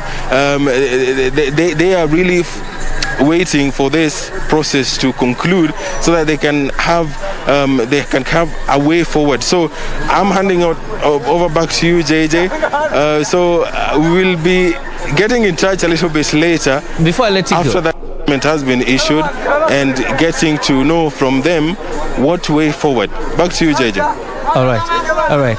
I would have asked you a question, but I realize our communication may be a little bit not in tandem, because I'd want to know, other than the county assembly, the guys you've tried to reach out to, whether there's any other person from the political leadership in Kitui County, probably the governor, the senator, they've been able to talk to and get to understand their feeling or what they think about this BBI process. But I'm sure probably they're retreated somewhere, just waiting for the final decision, and then probably they can react. Before we took a break, or rather before we went to Kabasa, we were talking about how Judge Gatembu says the president is not an initiator of a popular initiative, but then again goes ahead to say you cannot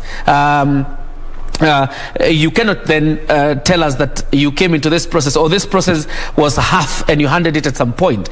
And I think by in one way or another disabusing this notion that the promoters of the BBI process are Honorable Dennis Oweru and Jeanette Mohammed, Judge Gatembu saying we saw where this process began, so you must own the process.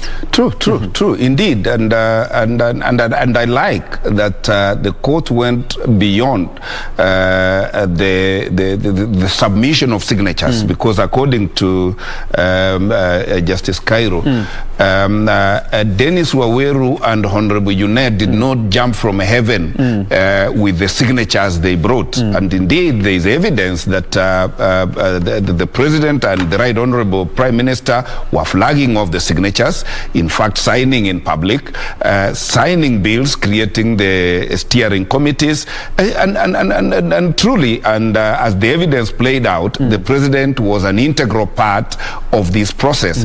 And I don't know, if I were the one making submissions, I should have owned this, because really, truly described, this BBI thing is a ceasefire agreement between the rival presidential candidates that almost sent this country into chaos. And therefore, as a ceasefire, they entered into this handshake that transmuted into a BBI that is seeks now to be entrenched into the Constitution. And there's nothing so difficult about this. But this hide and seek that, now this is a popular initiative. And this is why we say that the powerful judicial eyes are able to penetrate and see even what is behind the curtain. And according to Justice Cairo, the President, the Right Honorable, were very integral in this process. It was a continuum, and he therefore finds that this cannot fly as a popular initiative. And we will wait to see whether other judges agree with him, or they will go the Sishale way, saying even if the President were involved, he also has a right as a citizen to be part of a popular initiative of this magnitude. And that's a matter to adjudicate. Somehow Judge Fatuma Sichale did not address herself to this matter, but I had Judge Francis Tuyot and Judge Gatembu address this matter specifically, whether the President can be a private citizen. Because I had Judge Francis Tuyot say, then probably if a president were to become a private citizen, there must be evidence then that he handed over that power to somebody else to retreat to being, a private citizen. And Judge Gatembu says categorically that the president cannot be considered then to have rights of a private citizen once he assumes that position. Judge Fatuma Sichale did not address herself to that matter of whether the president really can be a private citizen and initiate. No, in fact, she did. She did, and gave a very elaborate comparison, saying that just like judges are judges 24/7, the president is similarly a president 24/7. And she found that therefore the president cannot be a Wanjiku and that cannot be part of a popular initiative. The only distinction that Fatuma Sichale brought in is that the president was actually not a promoter. The promoters were Dennis and UNET. The president was only an initiator. And according to her, there is no word like initiator in the law, and therefore she was not invited to find whether an initiator is illegally an initiator as a president or something like that. Let's head back there to the Court of Appeal. I see the judges are back from their lunch break, and one judge now, another judge is going to give us his or her ruling. Let's hear from the presiding judge who is next. So we're taking you back to the Court of Appeal in Nairobi. Honorable Mr. Justice Kiage will do his part. Thank you very much, my Lord President. I have had the advantage of reading in draft the judgment of my learned brother, the Honorable Musinga, President of the Court, for which I am grateful. My Lord President has undertaken a thorough account of the pleadings and the procedural history of the petitions that were before the High Court, as well as of the consolidated appeals, together with the submissions made by the parties. I will thus not rehash much of what he has so helpfully delved into, and will only refer to some of the arguments made before us where necessary for contextual or illustrative purposes only. The themes I consider it necessary to pronounce and give my particular opinion on, in various degrees of depth and breadth, are the following: basic structure doctrine, popular initiative, jurisdictional objections, legality of BBI process, public participation, presidential immunity, legal regulatory framework for constitutional amendment by popular initiative, IEBC quorum, voter registration, format of the referendum question, constituency apportionment and delimitation, and then a comment or two on the cross appeals and on costs. Now, on the basic structure doctrine, of all the holdings of the High Court, none have come under furious and sustained attack by the appellants, aggrieved thereby, as those relating to the basic structure doctrine.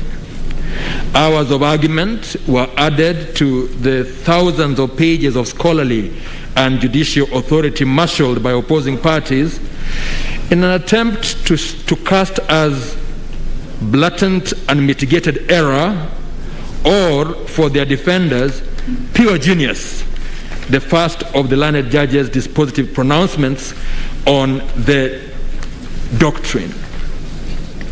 Supplementing their written submissions with eloquent and passionate addresses, the aggrieved appellants were categorical that the Triple Declaration amounted to a rewriting of our Constitution and was wholly antithetical to settled jurisprudence, both local and regional, which to their mind wholly repudiates and rejects the applicability of this strange doctrine from foreign jurisdictions far removed from our particular circumstances.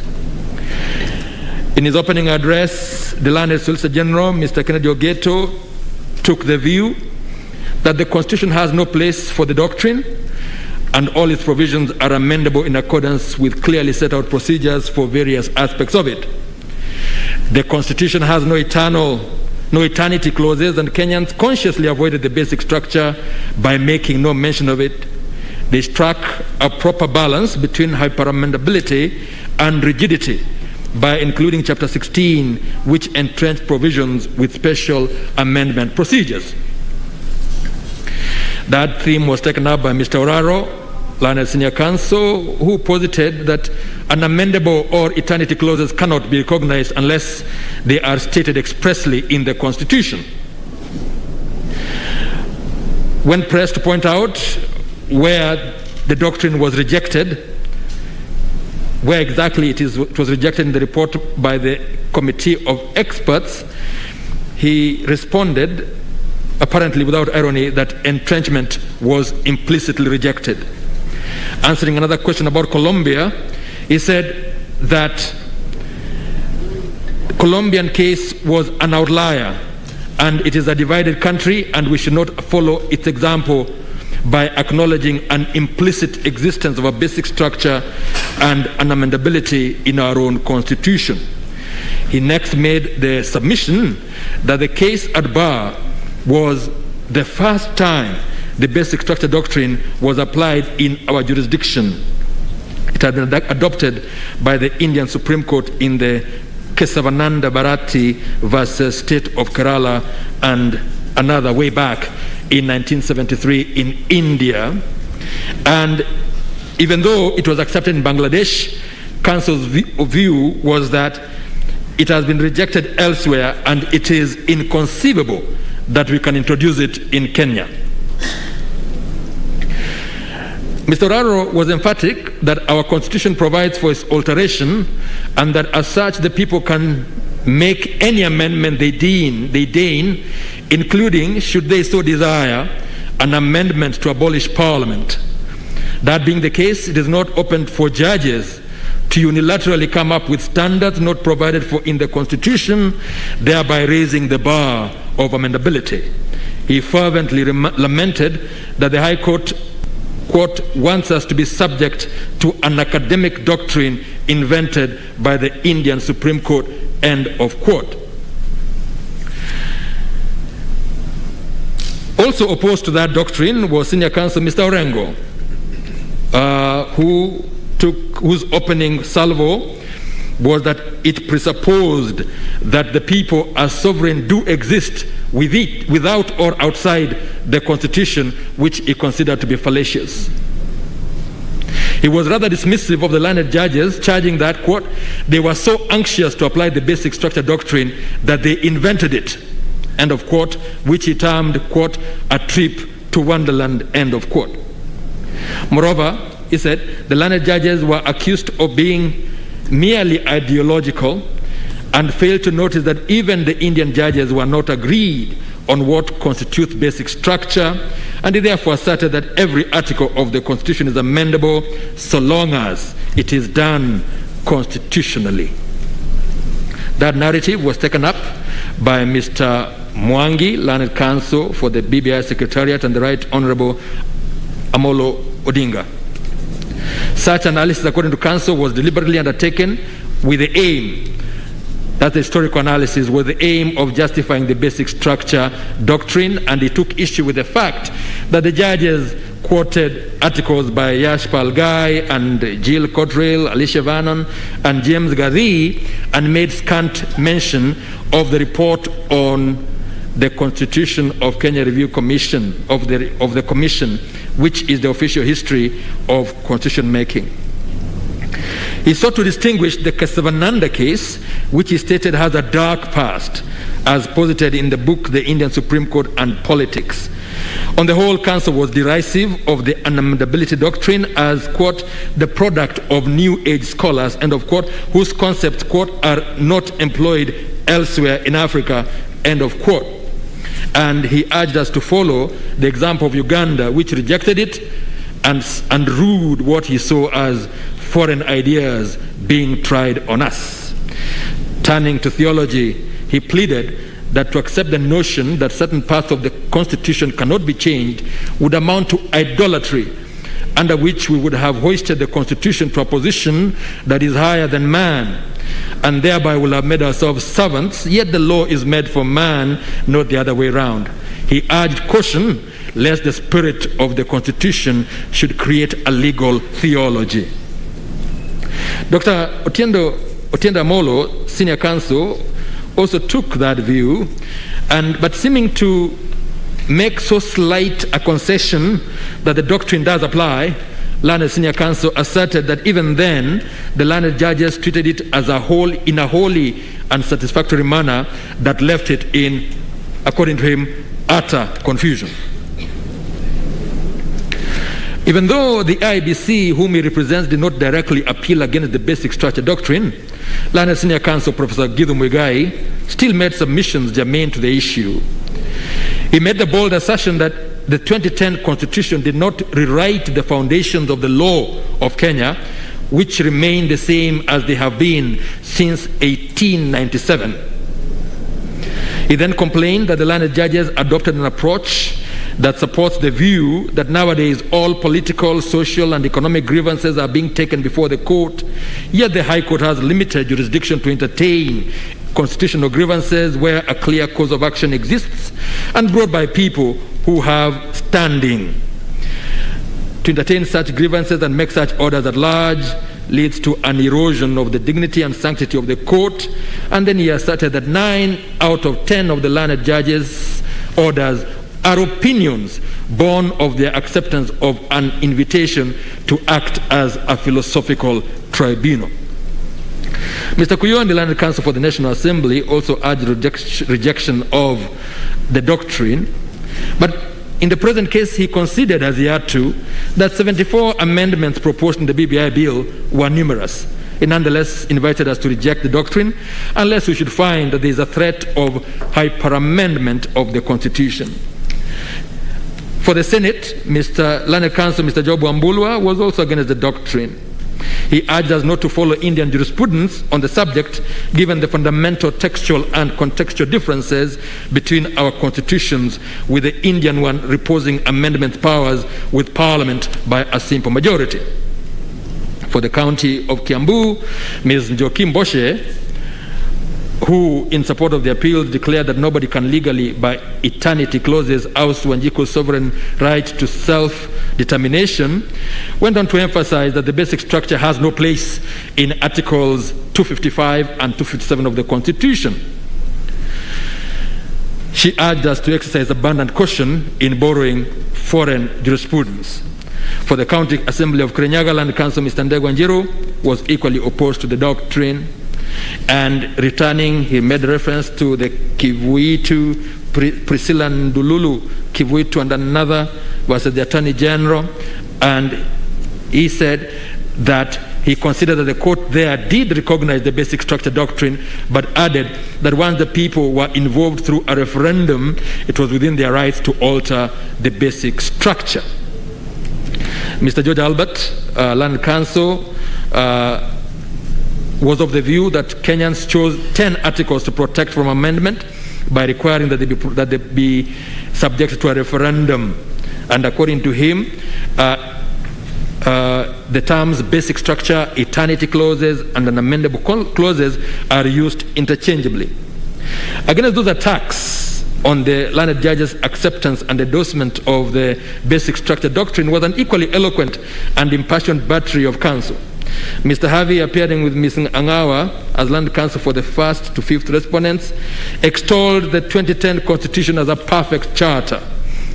He took grave issue with the BBI proponents who proposed, according to him, 74 amendments by a single stroke of the pen, thereby dwarfing the 38 amendments to the independent constitution carried out between the years 1963 and 1991. He was emphatic that the doctrine of unamendability and basic structure actually is implicit, and that changes to that core structure can only be effected through the exercise of constituent power with 4 features, namely civic education, public participation, debate, and referendum. He was quick to add that the constituent power is not textualized in the Constitution, but is definitely applicable, and he placed reliance on the judgment by Justice Ringera in the Nzoia case.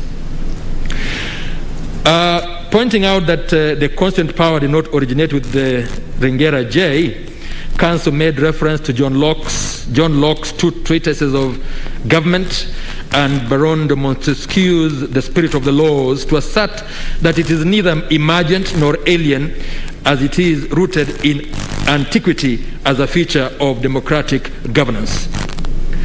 Pointing out that the basic structure is already part of the Kenyan jurisprudence, having made its first entry with the Nzoia decision, he asserted that there are limits to amendability. Citing Nwabweze and referring to the preamble to the Constitution, he urged that the Constitution is indeed intended to endure for ages to come. It thus did not matter whether or not the basic structure was textualized as such, and he called in aid other doctrines such as the separation of powers, checks and balances, independence of the judiciary, etc., which, though not spelled out in the constitutional text, are nonetheless an integral part of the Constitution. Asserting that a strict scheme of amendment did not justify repeal of the Constitution and that the two are in fact dichotomous, Mr. Harvey made an appeal to history, stating that amendment powers had led to effective repeal of the Independence Constitution. He pointed out that Justice Ringera had acknowledged that but mentioned that there was no challenge to those amendments.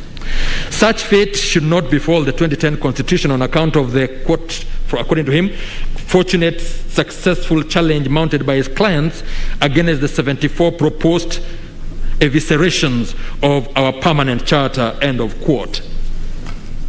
Citing the writings of various jurists, including Professors Richard Albert and Yaniv Rosnai, Counsel warned of the dangers of populist constitutionalism characterized by constitutional capture.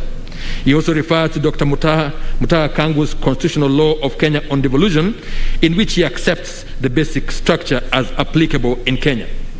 To him, the BBI proposed amendments destroy, eviscerate, and dismember the Constitution's basic structure by creating an impure presidential and parliamentary system, domiciling the cabinet in the legislature, thereby obfuscating legislative and executive functions, contrary to separation of powers, and interfering with judicial independence by creating and installing what he called an executive prefect over it in the name of an ombudsman.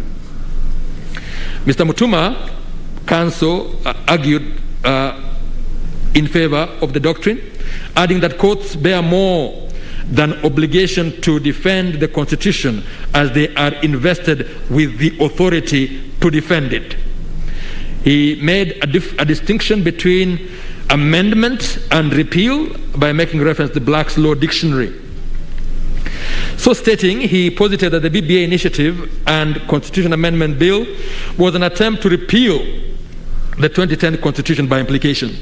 This is impermissible because the said Constitution is for eternity, which he explained to mean, quote, for as long as we have it. Next came Professor Kithure Kindiki, learned counsel, who posited that there is a hierarchy of constitutional norms. And to demonstrate the basic structure, he posed the question whether one can amend the Constitution to change Kenya from a multi-party democracy into a constitutional monarchy, or alter its territory by having a part of it donated to another state, as had happened elsewhere in history. To him, such fundamental changes require a direct involvement of the people.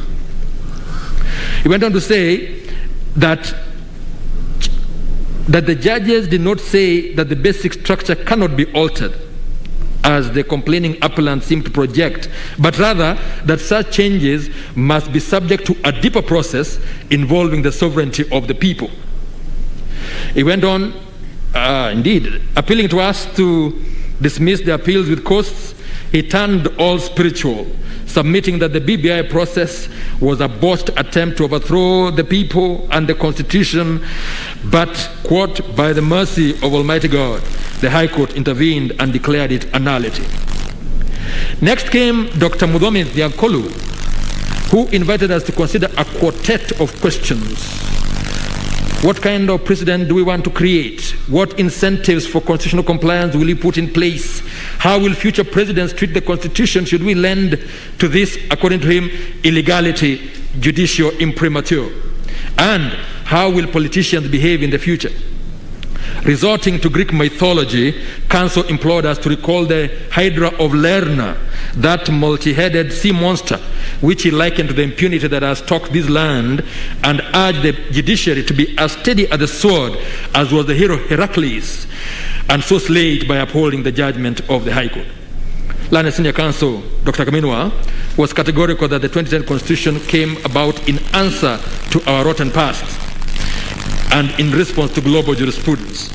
Quoting from various books, he said that the 2010 Constitution was Kenya's way to sending a never again message to all that had gone wrong with us before. He declared that the Constitution is unamendable by the methods proposed in the BBI initiative and bill.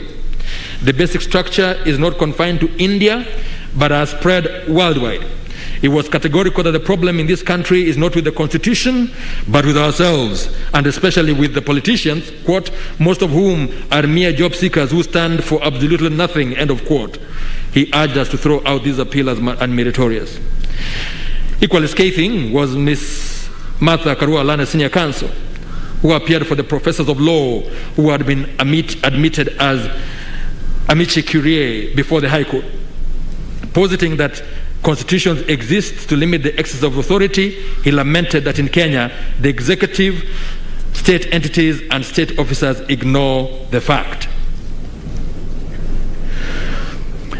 Stating that under Article 165, the courts can make determinations whether anything done is constitutional, he pleaded with us to hold that the Constitution is yet to be fully implemented as the final word on its interpretation. She asked us to mark the beacons for excesses of power by the executive and to, quote, uphold and protect the basic structure which is part of the DNA of the Constitution, end of quote. She was joined by Ms. Nyanguto, Land Council, who argued that the basic structure is inherent in the Constitution and urged us to uphold it and thus protect the Constitution from the BBI bill, which, quote, portends the death of the 2010 Constitution by 1,000 deadly cuts, end of quote. Coming next, Learned Counsel, Mr. Zebedeo Ongoya, argued that the judges did not merely import the doctrine from India, from Indian case law, but rather found it in the history, text, and structure of the Constitution. In doing so, they developed a rich indigenous jurisprudence in a manner that was praiseworthy and not objectionable to deserve the attacks directed at them. He made reference to the decision of Lenaola J, which has been referred to in the Commission for the Implementation of the Constitution versus National Assembly.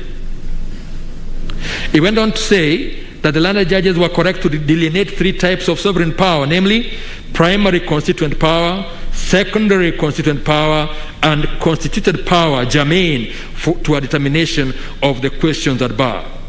This same theme was echoed by Landed Counsel Mr. Ivan Zogada, who submitted that when the judges pronounced themselves on the basic structure doctrine, they were declaring a legitimate reality and were not merely engaging in lofty theory. Land Counsel Mr. Ochel Dudley distilled three strange positions, according to him, that this court would have to simultaneously adopt in order for it to overturn the learned judge's findings on basic structure. Those three are: one, we would have to adopt textualism; we would have to elevate the political elite above the people; and finally, we would have to upset a settled theory of constitutional change. Referring to the case of Kesavananda, he indicated that our position is no less perilous than that faced the Indian courts, because we have 74 missiles that are trained at our constitution. To him, changing the constitution is not a normal state function, but an extraordinary authority. He pointed out that the power to amend is not authority to annihilate the constitution, which he warned could easily be abrogated by gradual amendments. He referred to the writings of Hans Kelsen to assert that the constitution is the grun norm. It has to be accorded a more stable character. Thus, it is not enough for those intent on altering the constitution to just marshal the numbers, recalling that such formally compliant machinations have happened before. Land Council, Mr. Madenge, took the view that the text of the 2010 Constitution in fact supports the basic structure doctrine, because the Constitution has a core content and contains fundamental prior principles that are immutable in character. Making reply to all that, Mr. Nyamodi contended that the basic structure and the basic structure doctrine are not synonymous. The former refers to fundamental entrenched provisions which the Constitution contains, while the latter restricts amendability of the Constitution, a notion he rejects as all provisions, according to him, are amendable, albeit by use of a different procedure where entrenched provisions are concerned. Finally, he considered that Professor Rosnai is undoubtedly an authority on the basic structure doctrine, but invited us to find that the intensity of judicial review of proposed amendments depends on the amendment process involved. Mr. Donald Kipkorir, Learned Counsel, maintained that the basic structure doctrine was inapplicable in Kenya. And he seemed to suggest that it would be archaic and anachronistic to insist on a phenomenon from classical Greece where constituent power was exercised directly. Professor Muigai, Senior Counsel, in reply, labeled this a case about theory and not a live one about live people. He repudiated the idea that a constituent assembly is any more effective an exercise of power and authority than the people's exercise of sovereign power to effect or ratify radical changes to the constitution at a referendum. He urged that the BBI amendment bill was not trying to reenact the constitution because it left 90% of it intact. I have taken the trouble to set out only the oral submissions made on this fundamental issue of great significance, even though I have painstakingly read and pondered over the copious written submissions filed, as well as the numerous authorities cited. Before I go into a detailed analysis of the arguments, I'm skipping quite a bit because of time. Before I go into a detailed analysis of the arguments and specifically the case law and academic writings presented to support the rival positions, I must confess that hearing the positions taken by some of the parties before us had an air of the surreal about them. Some counsel spoke of the basic structure doctrine as if it was a novel and unheard of idea that had just set foot on our jurisprudential shores for the very first time. It was projected as a thing of pure theory, a hypothetical chimera, never before applied to real situations. Moreover, the manner in which this country's long and painful search for a new constitution was projected by opposing parties left me wondering whether we had facts and alternative facts. Well, I will refrain from drawing any inference that any of the learned counsel before us were out to mislead the court, at least at this point, and give it the most charitable interpretation that texts sometimes speak differently to different readers. But counsel should nevertheless endeavor to apply their best mind to extract the true meaning of the constitutional text as well as the judgments and academic writings on a subject. Only then can they be truly said to have assisted the court and shown themselves honest guides as required of advocacy at the bar. I do not consider it necessary to go into a detailed history of the making of the 2010 Constitution. Suffice it to say that its promulgation, which is seen as the birth of the Second Republic, was the culmination of many years of struggle and pain, sweat and tears, in which liberty, limb and life were harmed and lost so that Kenyans could have a better life of freedom and dignity, and in particular, that they could have a government that is answerable to them and leaders who serve them, not lord it over them.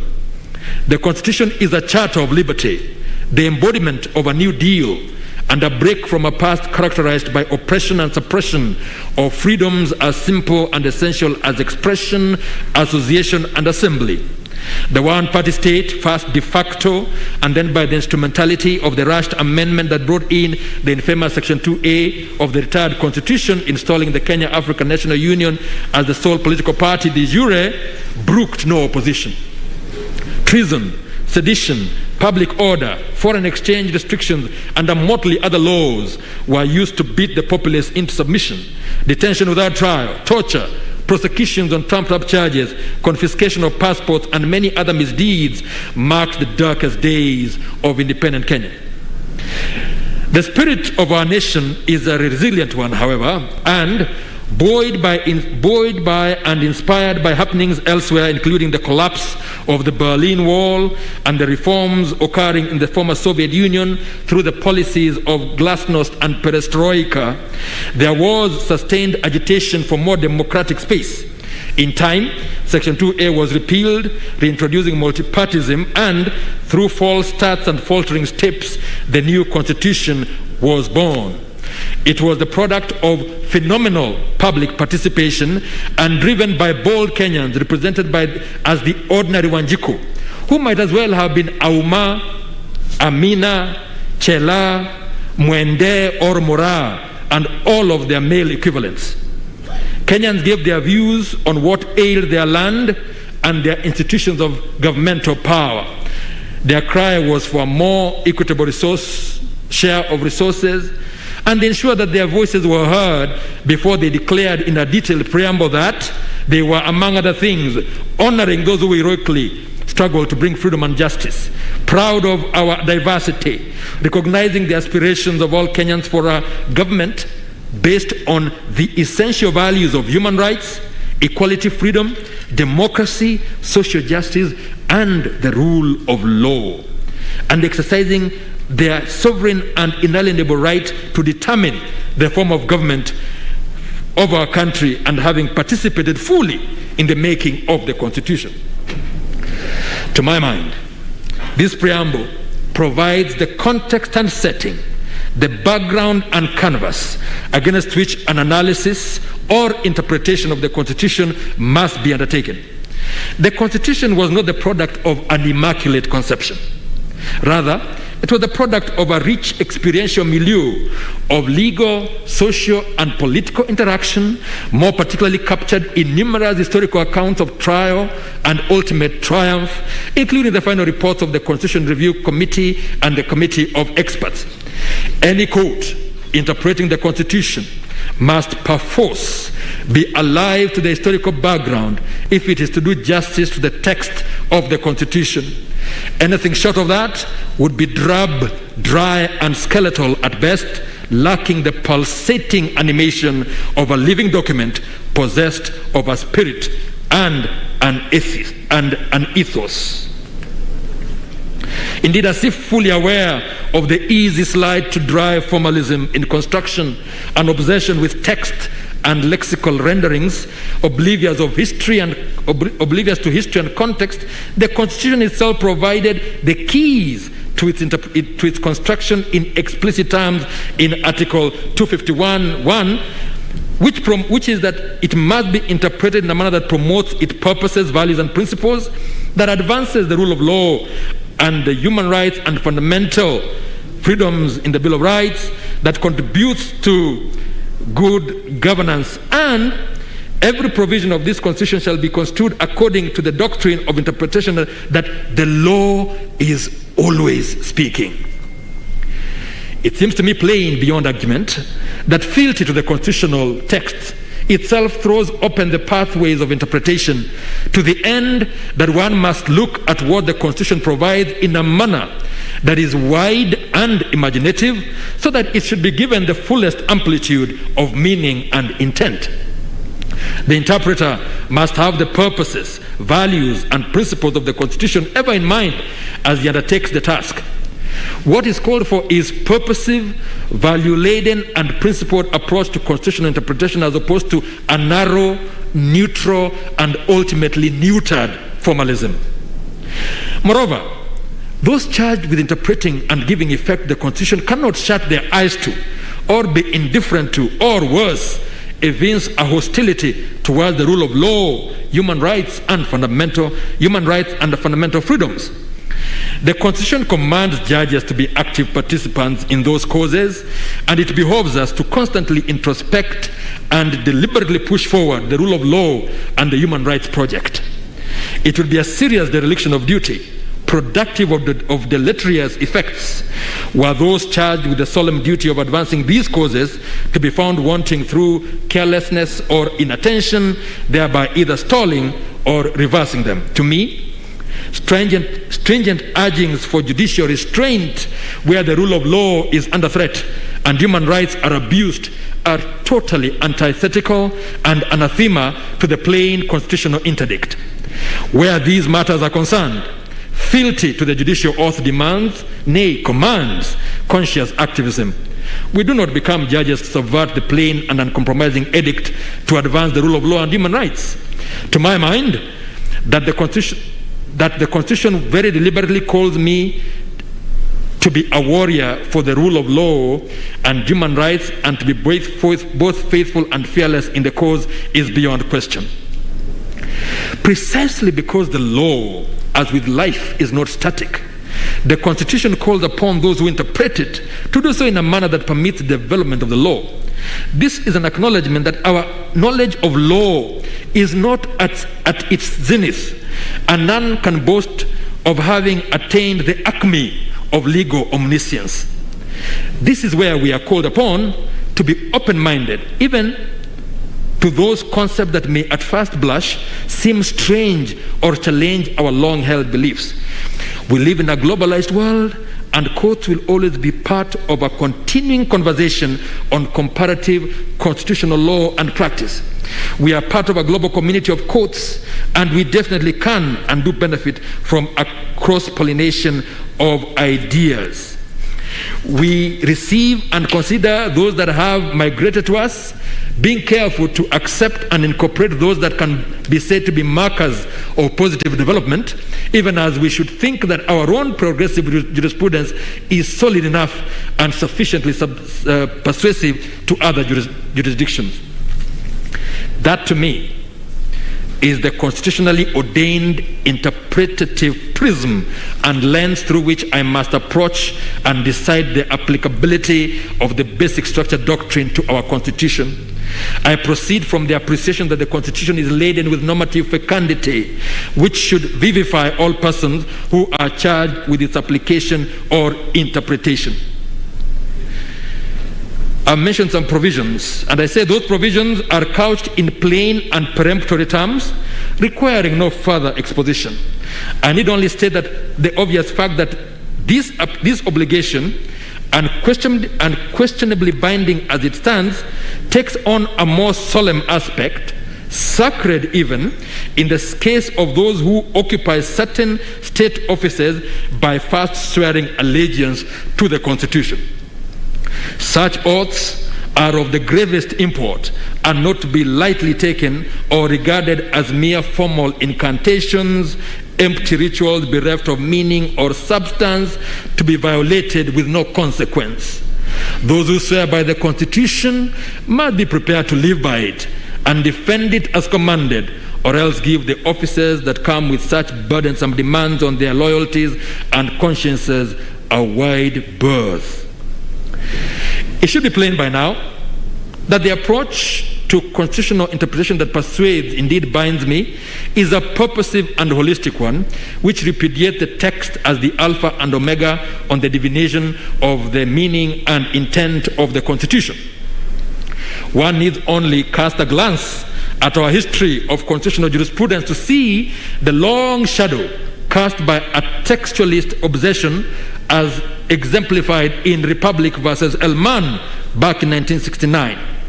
That approach, thankfully long interred, although every once in a while we hear its ghost clanging its chains, seeking a place at the interpretative table, declared that the Constitution was to be interpreted in the same way as any other statute and frowned upon any resort to the spirit of the Constitution in derisive and almost epithetical terms. The fortunes of Elman doctrine have been traced in Mudhomi Thiankolu's Landmarks from Elman to the Saitoti ruling, searching for a philosophy of constitutional interpretation in Kenya.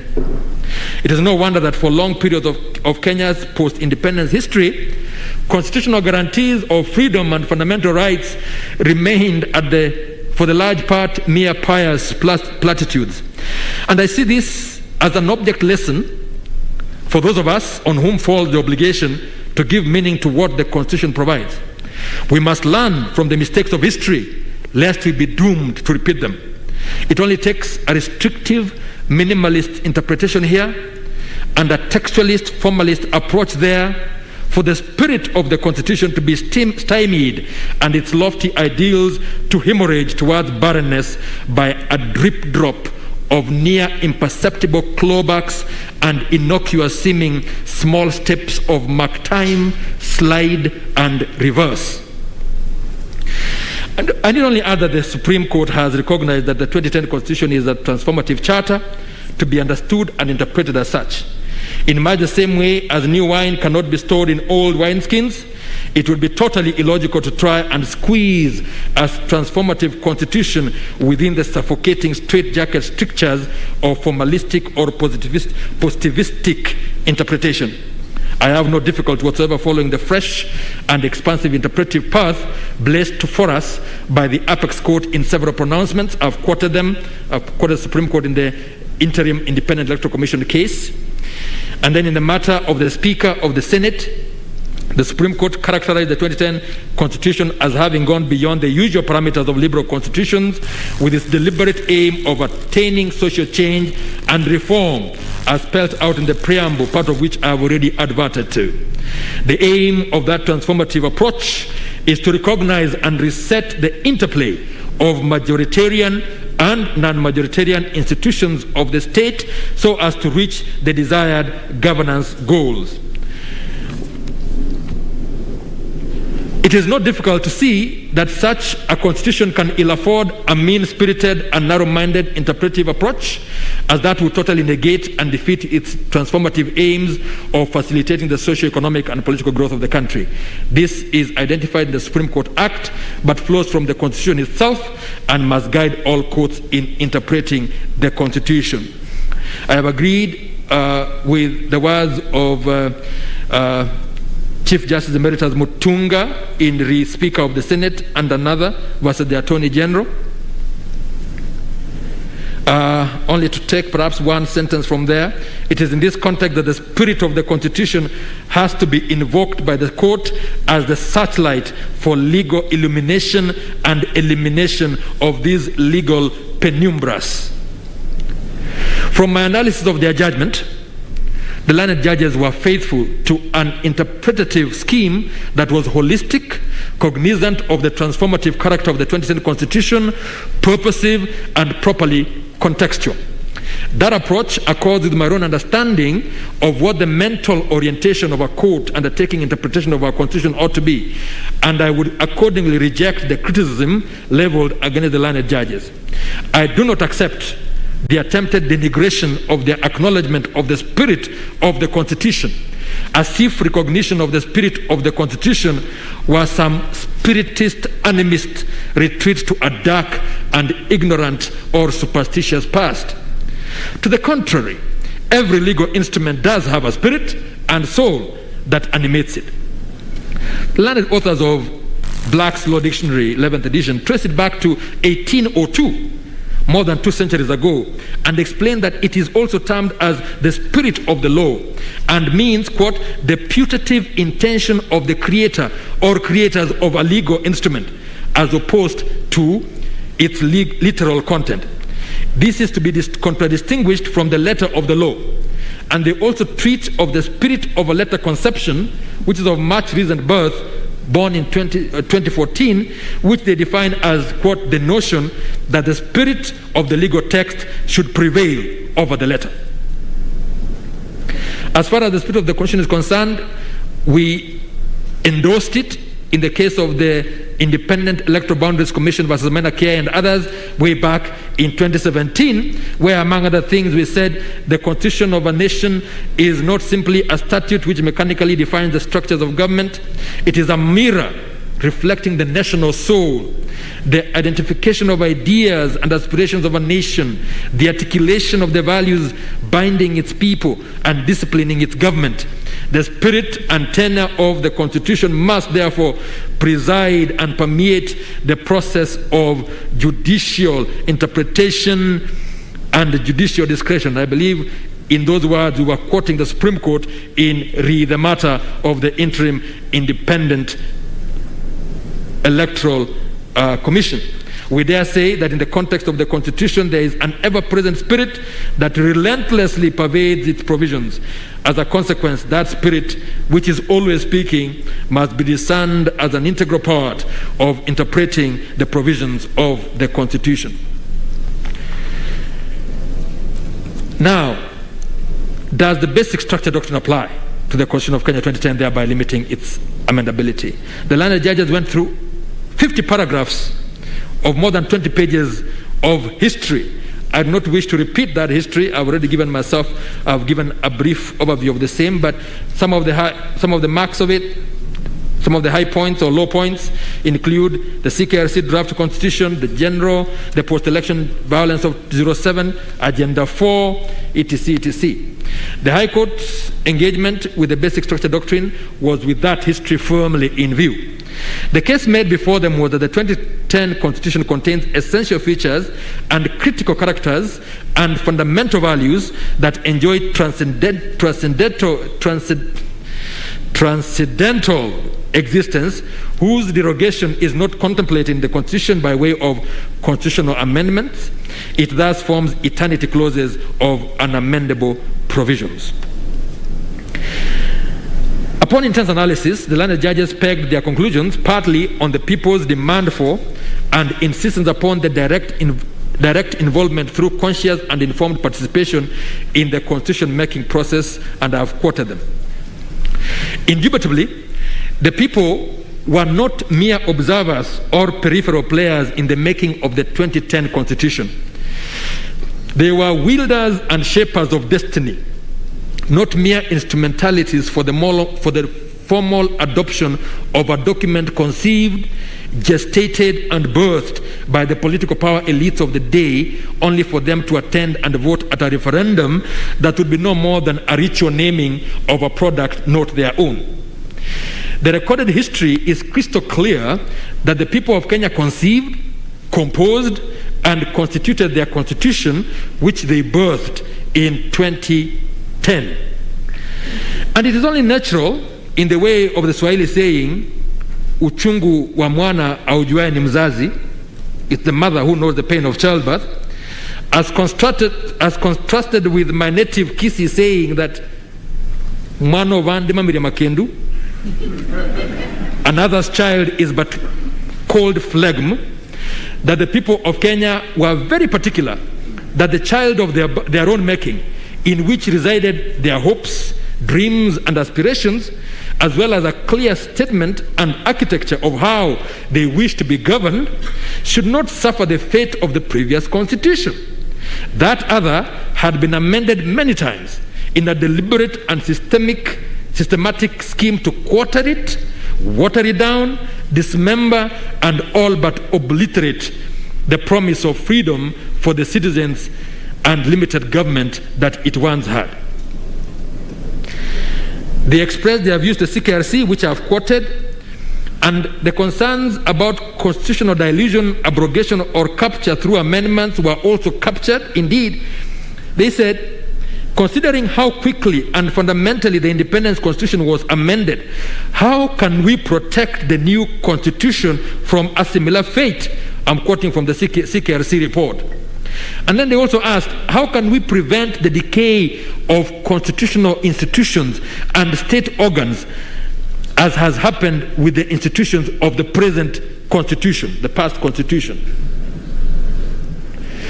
Now, it is a sad blight on Africa's post-independent experience that no sooner did the nations gain independence than the power elites embarked on diluting and dissolving all restraints on power and authority, a blurring and final obliteration of checks and balances, and a concentration of power in the presidency. They did this principally through facially legal and constitutionally compliant changes to their constitutions. I have immersed myself in the writings of Professor Nabueze relevant to this subject and taken account of his description in excruciating detail and depressing detail of the manner in which power became so concentrated in the hands of the founding fathers, the heroes of independence, to the detriment of good governance and the rule of law and the liberty of citizens. In Presidentialism in Commonwealth Africa, for instance, he dedicates chapter 5 to the office of the president and starts off under the head the extent and reality of presidential power by pointing out that the most striking feature of the presidency in Africa is its tremendous powers.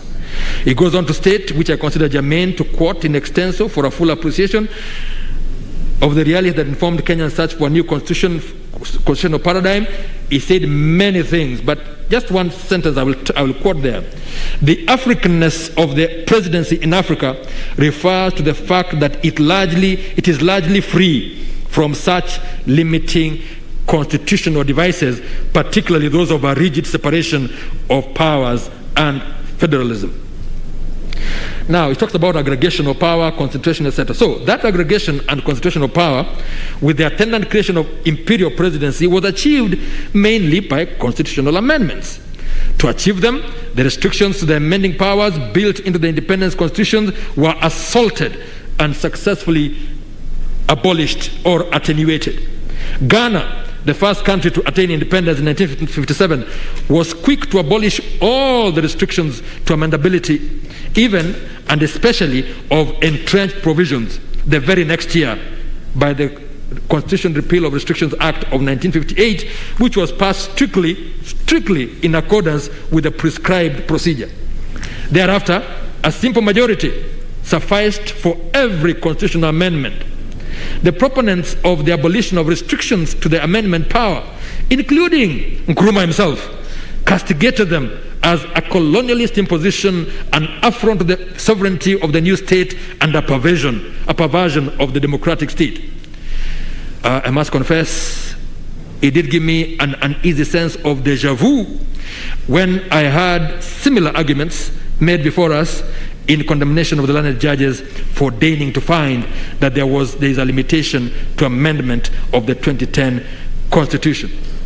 Nobweze then recounts the Kenyan experience under which the provisions relating to entrenchment and thus restriction of amendment power were systematically removed or watered down. I believe this particular part was also quoted by my learned brother, Mr. Justice Gatembu. I will not go over it again. After detailing the same trend in Uganda, Tanzania, Malawi, and Zambia, the author observed quite correctly, in my view, that whereas amendments per se may not be objectionable, quote, too frequent amendments may tend to reduce the Constitution to the level of an ordinary law, depriving it of any claim to respectability and devotion, which might in time earn for it a status akin to sanctity. Kenyans were keen to ensure that the 2010 Constitution did not suffer the same ignominious fate as its predecessors, and they told the CKRC that its amendment had to be restricted. And I have quoted the report on what the people said and the commentary by CKRC, where indeed they concluded the people therefore wanted a fairly rigid arrangement, the amendment of which would require their participation in some form. In their view, the new constitution should only be amended in the same way in which it is made. I have laid emphasis on the last part of the commentary because, to my mind, the people of Kenya were quite clear that they were not going to cede the constitution to the vicissitudes and vagaries of political expediency. Having birthed it, they were prepared to nurture it and protect it from mutilation or dismemberment. They desired to be involved in its fate and fortune, and were essentially saying that only as they made it could it be substantively altered with their full and informed participation. It is clear to see, therefore, that the people, as creators of the Constitution, were exercising a power that was without and above the Constitution. They could not have been creating it pursuant to any of its provisions for the rather commonsensical reason that it was not existing at the time, not having been constituted. The power to constitute a constitution predates the Constitution, and it is with great respect quite absurd to seek constituent power within the Constitution. The power is original, a priori, primordial, and is inherent in the sovereignty of the people. It is not subject to the Constitution, which is but an emanation of it. This is the constituent power with which the people themselves, acting directly, can both make and replace a constitution. I've quoted Nabweze. The Nzoia decision, which Ringera actually quotes Nabweze, was never appealed against and has remained the law on this subject, followed and reaffirmed on many occasions over the last 15 years. I have gone over Ringera's judgment, Ringera J's ruminations on the subject of constituent power, its being an expression of the sovereignty of the people, its existence outside the Constitution, yet having implicit recognition in it with a cognizable juridical status. Having done so, I think I can do no better than set out at some length what he had to say, with which I fully concur and apply mutatis mutandis to the 2010 Constitution, but because of time, I will not read all of this stuff that he said. The relevance of the constituent power to a discussion of the basic structure doctrine is that it is presented as the only authority that can effect a legitimate alteration to an aspect of the Constitution that lies at its core or relates to its essential character. The argument is that amendments or alterations of that kind are not amendments properly so called, but have the effect of abrogating it or destroying the very foundations or pillars upon which it rests. I've quoted John Rawls in Political Liberalism, where he says, he gives an example of whether the Americans could decide and amend the first Constitution, the First Amendment, and replace it with an opposite fundamentally contradicting principle, such as establishing a state religion. Such a move would amount to a constitutional breakdown or revolution in the proper sense, and not a valid amendment of the Constitution. Professor Robert Albert, in an article called Constitutional Amendment and Dismemberment in the Yale University Law Journal of International Law, states that this Rawlsian view reflects the conventional understanding in the field of constitutional change. Either a constitution is amended consistently with the Constitution, or the alteration is so transformative that we cannot call it an amendment, and we must instead recognize that conceptually it creates a new constitution. Under that view, this would be the case even if the old constitution is not formally replaced with a new one. It can safely be argued that any amendment that alter the core aspects of a constitution, changing its character and ethos in a radical manner, is essentially changing its basic structure, and in all but word abrogates or dismembers the Constitution. The basic structure doctrine and the notion of constitutional dismemberment have the same effect of positing that such constitutional amendments are in fact unconstitutional. I've quoted the concurring opinion of Mr. Justice H.R. Khanna in Kesavananda, and I just want to mention that it's important to note that the Indian Constitution, just like ours, did not then and does not now contain unamendable provisions in its text. It lacks express limitations to its amendability. This is in contrast to some other jurisdictions in which the constitutions contain provisions prohibiting amendment of certain subjects, leading to the terminology, as Professor Raznai notes in his PhD thesis, the terminology of immutable, unalterable, irrevocable, perpetual, or eternal, all of which he considers, and I readily agree with him, to be inaccurate. Why? Because they imply everlasting provisions, but they are neither eternal nor unchangeable. While they serve as a mechanism for limiting the amendment power, they do not and cannot limit the primary constituent power. Moreover, their content can also change through judicial interpretation.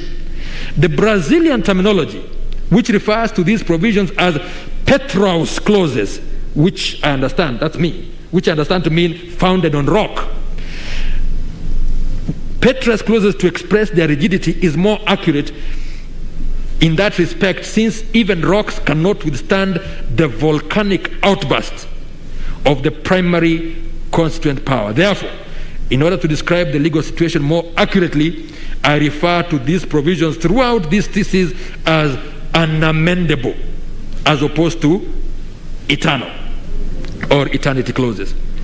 The scholar notes that the technique of expressing prohibiting the amendment of certain state features, be they the form of government, separation of powers, or the like, spread like a fire in a thistle field, or, if you like, in the Gikomba clothes market, and was impelled in part to protect the Constitution by guarding against what he calls popular levity and legislative caprice. He then concluded that just as having a formal constitution virtually became a symbol of modernism following the American and French Revolution, so too nowadays having an unamendable provision is becoming a universal fashion. But importantly, he points out, which is germane to the analysis whether the learned judges were wrong in arriving at the conclusion they did, that the amendment power must be conceived as implicitly limited, even in the absence of any explicit limits. And he traces this back to the United States back at the dawn of the 19th century, refers to the works of John Calhoun in 1851, who wrote a book called Discourse on the Constitution and Government of the United States, and then also Thomas Cooley's Stories Commentaries in 1893. All these speak to the notion of intrinsic limitation to the amendment power, and it is not much different from the basic desire of Kenyans, I referred to earlier, that their constitution be altered only by the same means by which they made it. In Germany, the scholar Carl Schmitt was of the same view, that no revision of the constitution could provide for the destruction of its legitimacy. In short, the constitution does contain a core of implicitly unamendable principles which embody its identity. According to Rosenai, the argument in favor of implicit limitations on amendment powers did not remain in the realm of theory, but migrated from Germany to India in the 1960s, where, due to stormy political events, it was applied practically and most notably elaborated. I have indicated and traced the fact that that theory, doctrine, had an incremental fate in India. It was rejected in the case of Shankari Prasad versus India, and then it was again rejected in 1965 in the case of Singh versus Rajasthan. The first foothold of that doctrine was when a narrow majority of 6 versus 4 versus 5 of an expanded bench in Golaknath versus State of Punjab reversed those earlier holdings without invalidating the amendments in question. I need to mention here that that great break was contributed to by the writings of Dietrich Conrad, a German professor of Asian law, that had been placed before the court by one of the petitioner's lawyers, one M.K. Mambior, and I've indicated that this goes to show the value of research. When lawyers do good research, you get good results in the judgments. Now, the Golaknath decision, however, unleashed the wrath of our furious Prime Minister Indira Gandhi and signified the opening shot of the Great War over parliamentary versus judicial supremacy, and I've traced all that. When we came to Kesavananda, there was an extraordinary bench of 13 Supreme Court judges, and a narrow majority of 7 to 6 held that the amendment power does not include the power to alter the basic structure or framework of the Constitution so as to change its identity, and this is the kernel, the heart of the basic structure doctrine. Now, the majority faced reprisals from Gandhi, most notable being that her breaking with custom to appoint Justice Ray, the seniormost of the dissenting judges, as Chief Justice instead of the seniormost judge of the court, who happened to have been in the majority. Now, in Indira Nehru Gandhi versus Raj Naram, 5 judges unanimously confirmed the basic structure doctrine in 1975. Come down to Minerva Mills versus Union of India in 1980. Again, there was a unanimous holding that held that insofar as a certain section there removed all limitations on Parliament's amendment power, it conferred on it the power to destroy the Constitution's essential features or basic structure, and this was beyond the amendment power and thus void. Now, contrary submissions that were made before us, the basic structure doctrine, from my reading of the cases subsequent to Kesavananda, demonstrates an ascendant trajectory to the point that it is firmly settled as a doctrine in India. The split majorities of its inception gave way to consistent unanimous decisions of the Supreme Court, so that the so-called compelling case by R. Dhawan, said to be a respected advocate and leading Indian scholar, that Kesavananda ought to be set aside would seem to have no solid foundation in my respectful view. It has stood for more than 50 years, or about almost 50 years now. When I turn to other cases, in Malaysia, for example, I have quoted 2 cases from Malaysia which seem to show that the doctrine was more accepted than repudiated. I have also taken time that taken note that other Asian countries such as Bangladesh and Pakistan have embraced and fully affirmed the basic structure doctrine. I've quoted some cases there. And citing various cases from far away Central and South America, specifically Argentina, Belize, and Colombia and Peru, Rosnai comes to the conclusion that the basic structure doctrine has migrated far and wide across the globe. Some of the arguments that were made before us here were made in Belize, and the Supreme Court in the case of British Caribbean had this to say. They referred to the Indian basic structure and then said, though the Constitution of India is different in several respects from our Constitution, both constitutions have basic structures, features such as judiciary, rule of law, fundamental rights, and separation of powers. As I have stated before in this judgment, constitutional borrowing, cross-pollination, and interpenetration of notions is perfectly legitimate and is the proper way to develop the law while ensuring that whatever is borrowed is relevant, useful, and fitted to suit our particular circumstances. I need only add that the legal scholars have recognized and encouraged constitutional borrowing by courts for persuasive purposes, and there are all manner of articles. Can constitutional borrowing be justified? In the University of Pennsylvania Journal of Constitutional Law, and then constitutional borrowing in the Michigan Law Review. I note with a measure of bemusement that while castigating the learned judges for relying on foreign jurisprudence, the aggrieved appellants have laid before us numerous decisions of foreign courts. I was at first minded, I have mentioned some of the things that were quite off in the manner in which the submissions were made. We were told that cases said one thing when in actual fact they said something else. I'll give an example.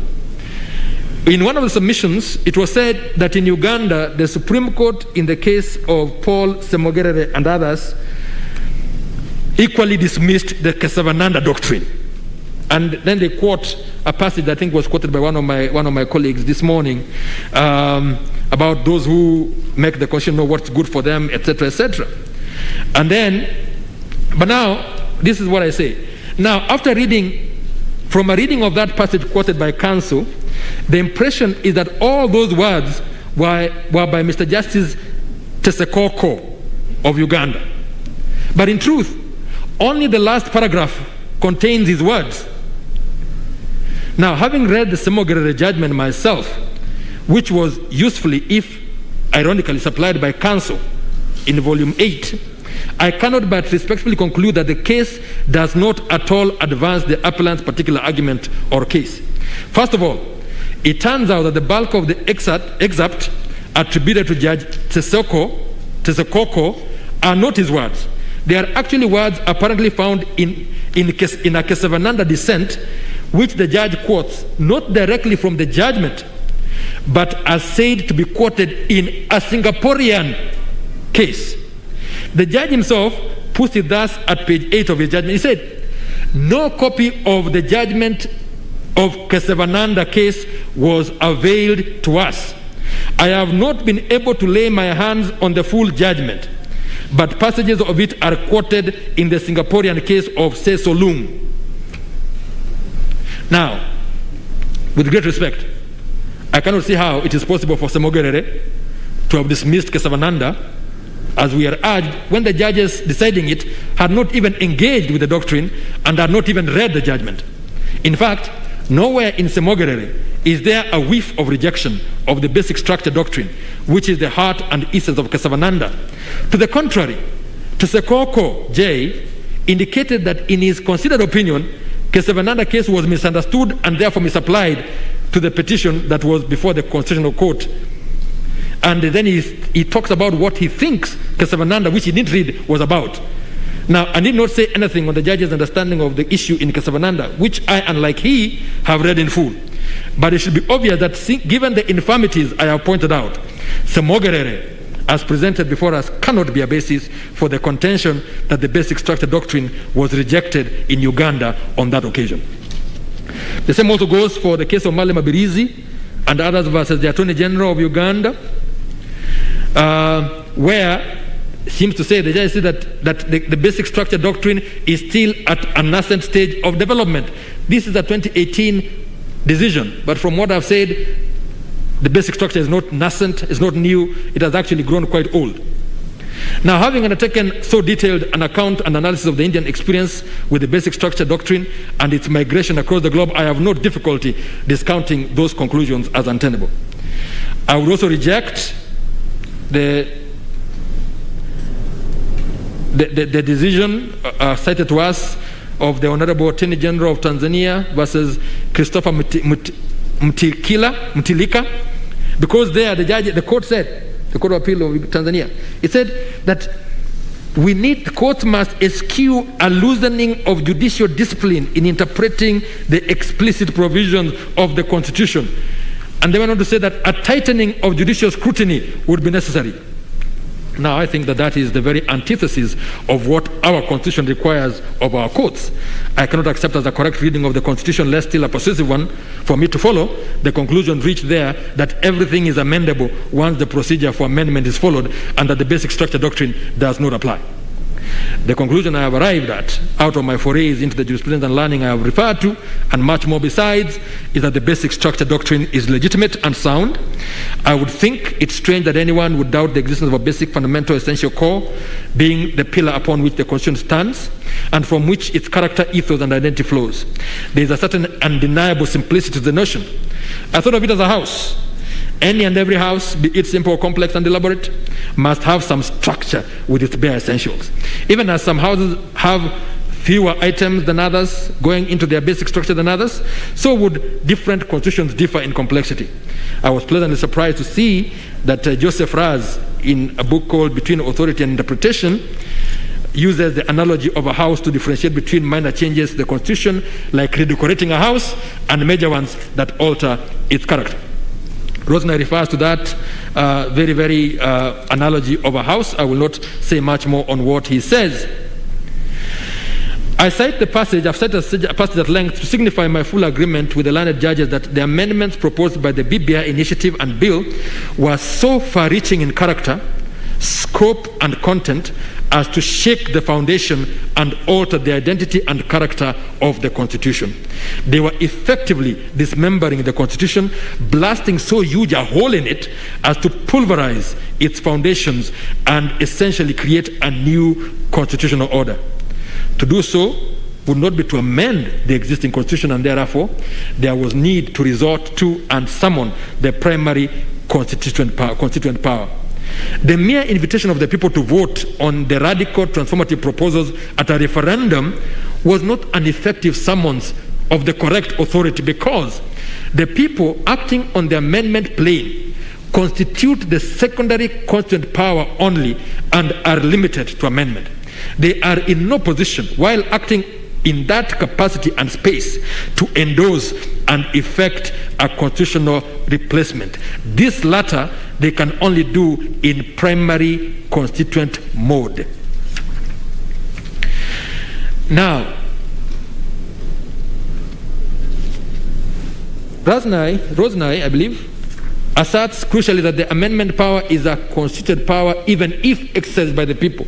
Moreover, no constituted power should be entitled to abolish the democratic system. To my mind, that is the cognitive posture that we should adopt in answering the question whether the notion of limitations to the amendment power discussed by so many courts loses any of its logical force by the fact that the amendments proposed in the case at bar and contemplated by Article 255 and 57 of the Constitution require approval by the people in a referendum.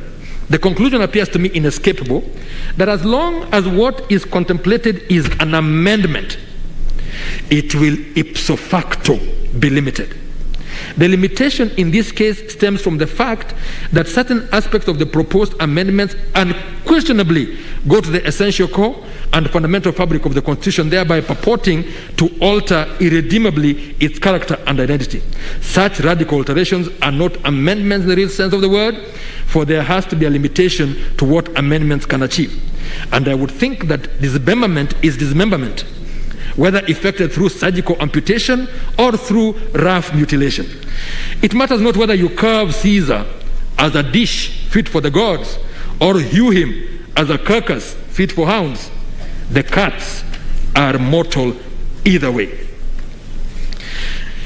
I have said enough, perhaps more than enough, to show that I do not think a sufficiently compelling case has been made to warrant our interference with the conclusion that the learned judges reached with regard to the basic structure doctrine and its applicability in Kenya. I have gone back to what Raila J had to say in the Commission for Implementation of the Constitution, was National Assembly. I am fully in concord with the reasoning. I'm so fully in concord with the reasoning of Raila J that I will not add a single jot or tittle to his reasoning. Having come to the conclusion that the basic structure doctrine is applicable, the conclusion is also inescapable that the amendment power set out in Article 255 to 257 of the Constitution is limited, and that the basic structure can only be amended through the constituent power. That constituent power can only be properly summoned and exercised in accordance with the four-sequence process of civic education, public participation and collection of views, constituent assembly debate preceding a referendum. And this accords with the holding in Nzoia. I would hold without hesitation that a referendum cannot be effective as contemplated by the constituent power unless the initial three steps have been involved and engaged in real and substantive, as opposed to a ritualist and minimalist manner akin to a mere token ticking of boxes. Ringera J said, all in all, the limitation of Parliament's power was a very wise ordination by the framers of the Constitution, which is worthy of eternal preservation. I think, with respect, that the amendments to the Constitution contemplated and proposed by the BBI Amendment Bill have the potential to alter by one fell swoop the fundamental pillars that define and undergird our Constitution. They are truly no less than a ballistic attack on our Constitution's foundations, including separation of powers, independence of the judiciary, and Chapter 15 commissions and independent offices, not to mention supremacy of the Constitution, sovereignty of the people, and the national values and principles of governance. I accept that this is not exhaustive and should be dealt with on a case-by-case basis. Ringera J indicated that we have been down this road before, but without judicial challenge. I surmise that a cowed populace probably did not have the courage to seek redress, nor was the judiciary back then particularly famous for the defense of the Constitution. For the superior courts of this country at this time, there is no luxury of indifference or neutrality. Where in former times no challenge to the manifest alteration of the Constitution's basic structure was made, thus sparing the court the burden of decision, we are today summoned to the valley of decision.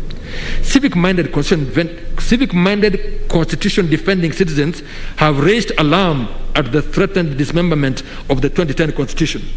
The High Court has, with crystal clarity of reasoning and felicity of dictum, raised a barricade against such a scheme, and it is upon these courts to either raise the bulwarks of defense even higher and place around the Constitution a wall high and impregnable against such machinations, or, as we are urged by the appellants, we disable the brakes, uproot the ramparts, and usher in an open season for the systematic and unbridled dismemberment of the Constitution. To me, there's only one path that commends itself consistently with conscience and fealty to the constitutional command. I must defend it and keep its fortifications firm and effective. I must stand up for the Constitution, heeding the words of the hymn, where duty calls or danger, be never wanting there. I have referred to the aspect of illiberal democracy and its growth. and I've talked about Professor Rosalind Dixon and David Landard. The point they point out that the constitutional amendments or basic structure doctrine, though at times attacked as being anti-majoritarian and making courts too powerful, is in fact a useful tool to help preserve so-called fragile democracies against the democratic erosion that is inherent in abusive constitutionalism. Beyond textually stated eternity clauses, they point out that many scholars and courts have argued that the doctrine can be defended. Now, however, given I am persuaded that the referendum requirement is at best an exercise of the people's secondary constituted power, or, as argued by some, an aspect of the constitutive power contemplated by the Constitution itself as part of its amendment procedure, I am better persuaded by the unconstitutional constitutional amendment stroke basic structure doctrine. I am justified by this view, by my appreciation that even referendum procedure can be made of no effect by a deficit of prior civic education and public participation. Indeed, someone has said that for populists, a referendum isn't meant to start an open-ended process of deliberation among actual citizens to generate a range of well-considered popular judgment. Rather, the referendum serves to verify what the populist leader has already discerned to be the genuine popular interest as a matter of identity. An effective bulwark against abusive constitutionalism, therefore, seems to me to be on the authorities, one that entails more as opposed to less people involvement. I think, therefore, that there is nothing anti-majoritarian or doctrinally abhorrent about the four-step process the learned judges held to be indispensable for effectuation of amendments of the kind proposed by BBI. It has to be recalled that the restriction to amendment need not be in express text. It is generally accepted that in keeping with the interpretive posture addressed earlier in this judgment and on a proper understanding of the basic structure doctrine, the limitation can be implicit. Therefore, it is the people themselves who preferred rigidity over flexibility. They were bothered by hyper-amendability, and for me, the numerous amendments proposed are no less offensive because they are presented in one bill at once and not through staggered installments over time. Justice Chandrachund in Casavananda stated that the basic structure's theme song is "Amend as you may, even the solemn document which the founding fathers have committed to your care. For you know best the needs of your generation. But the Constitution is a precious heritage. Therefore, you cannot destroy its identity." In short, it is undeniable that by using the basic structure doctrine, the judiciary does play an important role against democratic erosion, and I would, without hesitation, affirm the learned judges on the basic structure. My voice is running out, so I will just make a few comments on the other issues. Popular initiative. I have held that in the amendment scheme of the Constitution, it is clear beyond peradventure that as far as the characterization of the amendments to the Constitution go, there is a binary reality with two distinct, dichotomous and disjunctive initiatives, the parliamentary one or the popular one, each providing a distinctive methodology or procedure. And what appears clear from the Kenyan experience is that the popular initiative was introduced as a response to citizens' frustrations with Parliament, to whom the law-making power is delegated. It was not always acting in a citizen-centric manner and often acted in a manner quite inimical to the interests of the public. The popular initiative is therefore a mechanism for the people to exercise direct authority in the amendment of the Constitution. It is a power reserved to them as the sovereign to do that which Parliament may have defaulted in doing. This is consistent with Article 1, Sub-Article 2, which provides that the people may exercise their sovereign power either directly or through their democratically elected representatives. Admittedly, this form of active, direct, and deliberate democracy is quite new in the African experience, but has been around for quite a while in other parts of the world. Referred to variously as the constitutional initiative, mainly in America, or citizens' initiative in Europe, it has certain discernible characteristics which are pointed out. Now, one of the things to note is that in an article by Maya Setale and Theo Schiller, editors, Citizens' Initiatives in Europe, Procedures and Consequences of Agenda Setting, the author draws a valid and useful distinction between compulsory referendums, which are for constitutional changes proposed by the government or the parliament, and the popular initiative, which allows for any other group outside of the parliament to put a proposal on the table. By the term popular or citizens' initiative, we refer to procedures that allow citizens to bring new issues to the political agenda through collective action, that is, through collecting a certain number of signatures in support of a policy proposal. The role of these citizens' organizations, social movements, civil society organizations, etc., they are the ones who lead the citizens. The role of these organizations outside of formal representation through parliament is the answer to the political marginalization of the citizens, famously expressed by Jean-Jacques Rousseau in the Social Contract this way, and which might have universal application. He said, the English people, and you could put any other people there, the English people think that they are free, but in this belief they are profoundly wrong. They are free only when electing members of parliament. Once the election has been completed, they revert to a condition of slavery. They are nothing. End of quote. It includes in the perspective other optional plebiscites which are identified as presidential, governmental or parliamentary initiatives. And these are contradistinguished from the direct democratic perspective that trusts in the people to initiate the direct decision-making process. In this range, we have the popular initiative, the popular referendum initiative.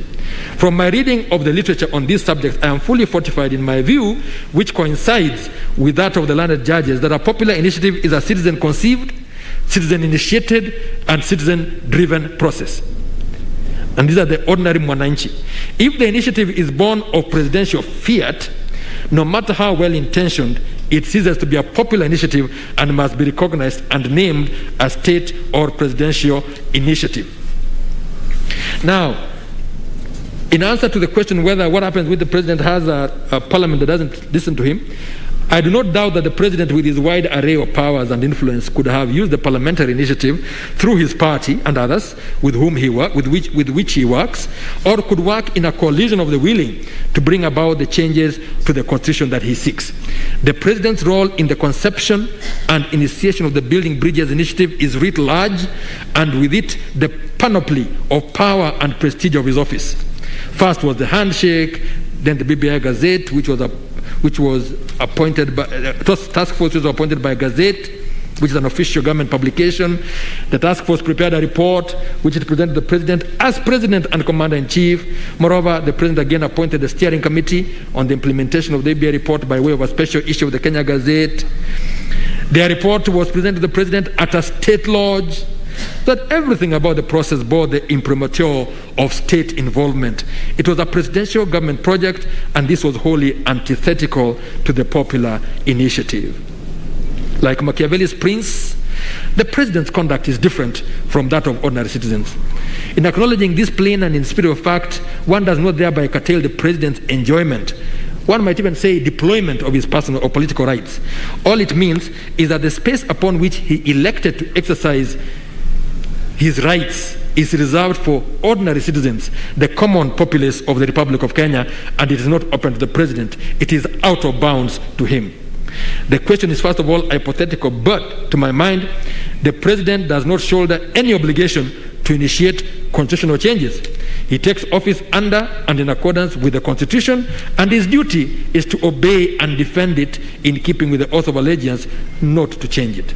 It follows from my reasoning that I agree with the learned judges that insofar as the president took certain actions at the inception of the BBI process, including appointing the task force and later the steering committee by Gazette notices in his capacity as President of the Republic of Kenya and Commander-in-Chief of the Defense Forces, the popular initiative path, a preserve of the ordinary citizen, was not available to him for initiating any amendments to the Constitution. I would dismiss the grounds of appeal challenging that finding. Next, jurisdictional objections. I do not think there was any merit in the claim that the matters were either sub judice or were res judicata, and I've dealt with that wholly. I agree with the judges on that point. Let me rush quickly to the legality of the BBI process. I've said things there that initially that already give an answer to this, but given there was never indication, I should start here. A number of critical facts stand out in crystal clarity from that Gazette notice which appointed the steering committee, regarding the steering committee, which taken singly, together or wholly, go to declare that it was a presidential creation and a government project tasked with inter alia proposing constitutional changes for the implementation of the report of that very team in its previous emanation as the BBI Advisory Committee, and the facts are there. I've stated them. Given there was never any indication that citizens of this country had, in and by themselves, conceived of the idea to change the constitution in a particular manner as the genesis of this process, but appear only to have been roped in to respond to what had already been given life and motion by the president when he appointed the task force, the process that was being undertaken was not a popular initiative. And it matters not that it may eventually have gained the liking or admiration of many people. That sense of popular is not what is meant by the Constitution, which uses popular in the sense of pertaining to the general public or ordinary citizens. The BBI Steering Committee, by inception, composition, and operationalization, was a government presidential project. The members were not ordinary citizens who came together coalescing around an idea that the Constitution needed to be changed in particular respects. Instead, these were prominent personalities joined together by presidential fiat. They had no mind or idea of their own to initiate, but were instead tasked to identify constitutional, among other changes. It was not open to them to purport to craft constitutional changes and even come up with the BBI Constitutional Amendment Bill purportedly as a people's initiative. They were, without a doubt, a government project, and it was impermissible and untenable for them to seek to camouflage their process as a popular initiative, which it was not. They were essentially seeking to hijack the people's initiative route under Article 257 of the Constitution, and this was clearly intolerable and indefensible. It was also contrary to the letter and intent of the Constitution. That, I think, provides the answer to what I had to say about that aspect. Yes, I think I am dealing with, yes, public participation is the next point. And under public participation, I have indicated the Constitution itself, a product of super participation on the part of the people of Kenya, recognizes participation of the people as one of the national values and principles of governance. It is listed in Article 2A alongside patriotism, national unity, sharing and devolution of power, the rule of law and democracy. I have no hesitation holding that participation of the people is what gives meaning to and serves as the guarantor to the tangible realization of the other values and principles of governance. It is what gives substance and brings to life as a present reality the idea that democracy is a system of government of the people, by the people, for the people, as famously put by U.S. President Abraham Lincoln in his Gettysburg Address on November 19, 1863, which he hoped shall not perish from the earth. Participation by the people is in the matters that concern them, when done in a deliberate, substantive manner, acknowledges the sovereignty of the people and treats them as master of their own destiny. Their autonomy, individually and as a collective, is mainstreamed, even as the paternalistic state and its officers that so easily assume the position of ex cathedra directives recede to a facilitative as opposed to a command position.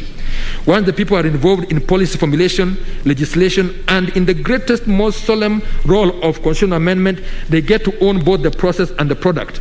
They are no longer pawns on a political chessboard. They are not mere voting machines at the beck and call of political operatives. They are not commodities for sale to the highest bidder. They retain ultimate control over government and are not at the control of government. The Constitution says so, and it is the duty of those who enforce or interpret the Constitution to give real meaning to the principle in its widest and fullest manifestation. Now, I have said many more things about public participation, but long and short,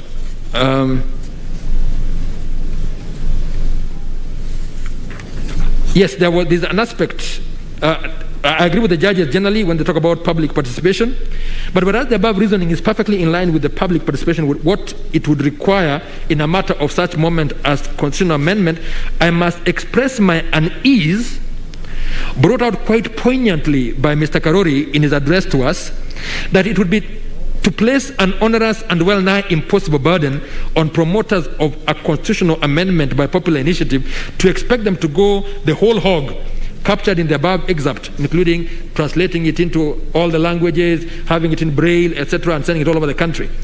That to ask them to do that before they collect the signatures might be a bit too onerous. It seems to me, with respect, that the requirement stated by the judges must be present before or at the time of the voters finally make their decision on the proposed amendment of the referendum, failing which the mandatory requirements for public participation will not have been met, with fatal consequences to the proposed amendment. I am of the view, however, that the elements of public participation stated must perforce be understood to form a spectrum or a continuum which is incremental in character.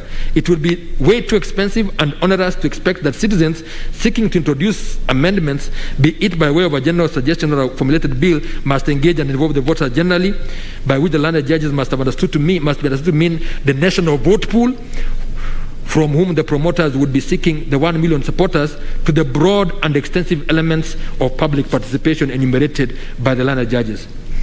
I think that the duty they bear at that point of signature collection is one of sensitization with candor and disclosure, as opposed to one of full broadcast by all means in all languages to all voters of the full particulars of the exact amendments by way of the amendment. It is enough that a voter should know what is sought to be introduced by amendment in sufficient detail to be able to make a decision whether it is an initiative he would support by appending his signature at that stage or not.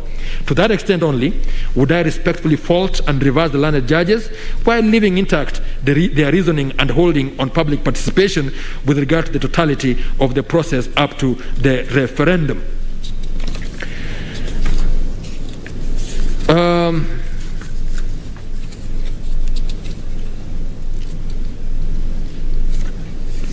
Of course, it has been argued that why worry about public participation? The way you look at everything else, the way it is set out, there will be enough moments for public participation, and perhaps the judges acted too fast and too soon.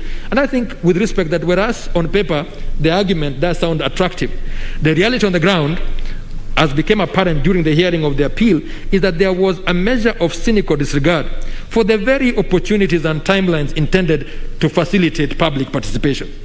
Even for the signature collection, for instance, it turns out that the IBC apparently published the list of the persons listed as supporters of the initiative to facilitate confirmation by the people that the list was accurate, thereby seeming to involve them. This was in reality a mere show, devoid of substance, however, for the reason that the list was published by the IBC on the IBC website only, and then the public were informed of the fact on Thursday, 21st January, and were required to have notified IBC of any complaint by the following Monday, with a weekend in between. It means that the people of Kenya were given but 2 days to access information available only on a single platform. Under those circumstances, it sounds rather strange for IBC to point at the apparent absence of complaint as demonstrative of accuracy or satisfaction. It could well have been due to absence or, at the very least, insufficiency of access. Another glaring and troubling example that was cited in argument before us was the lightning speed at which the amendment bill was rushed and passed through county assemblies. The Constitution deliberately indicates that they are to consider the bill within 90 days. And it is argued that properly so, that the period is intended to facilitate public participation, which I take to take the form, at the minimum, of publication of the bill within the county, followed by consultation, receipt of memoranda, debate in public forums organized for the purpose, and on other platforms so as to involve the people and obtain their instructions, thereby establishing whether or not to support or approve the bill. What was witnessed in most counties, however, was a farcical disregard for the people and the Constitution. Many county assemblies were made absolutely no pretense to involve the citizens resident in their counties, spurred on no doubt by certain incentives beneficial to themselves, the most notorious of which was their demand for some 2 million shillings car grant, which was quickly granted by government. The usually slow and tight-fisted salaries and remuneration commission, despite well-known fiscal challenges and a raging global pandemic, somehow managed to prioritize, approve, and find funding for that particular incentive for MCAs, which seems to have attained the status of a national emergency. What in the end seems to have happened in county assemblies was a mad rush to demonstrate personal gratitude and party loyalty, with some passing the bill in but a couple of days. The people did not matter. They might as well not have existed.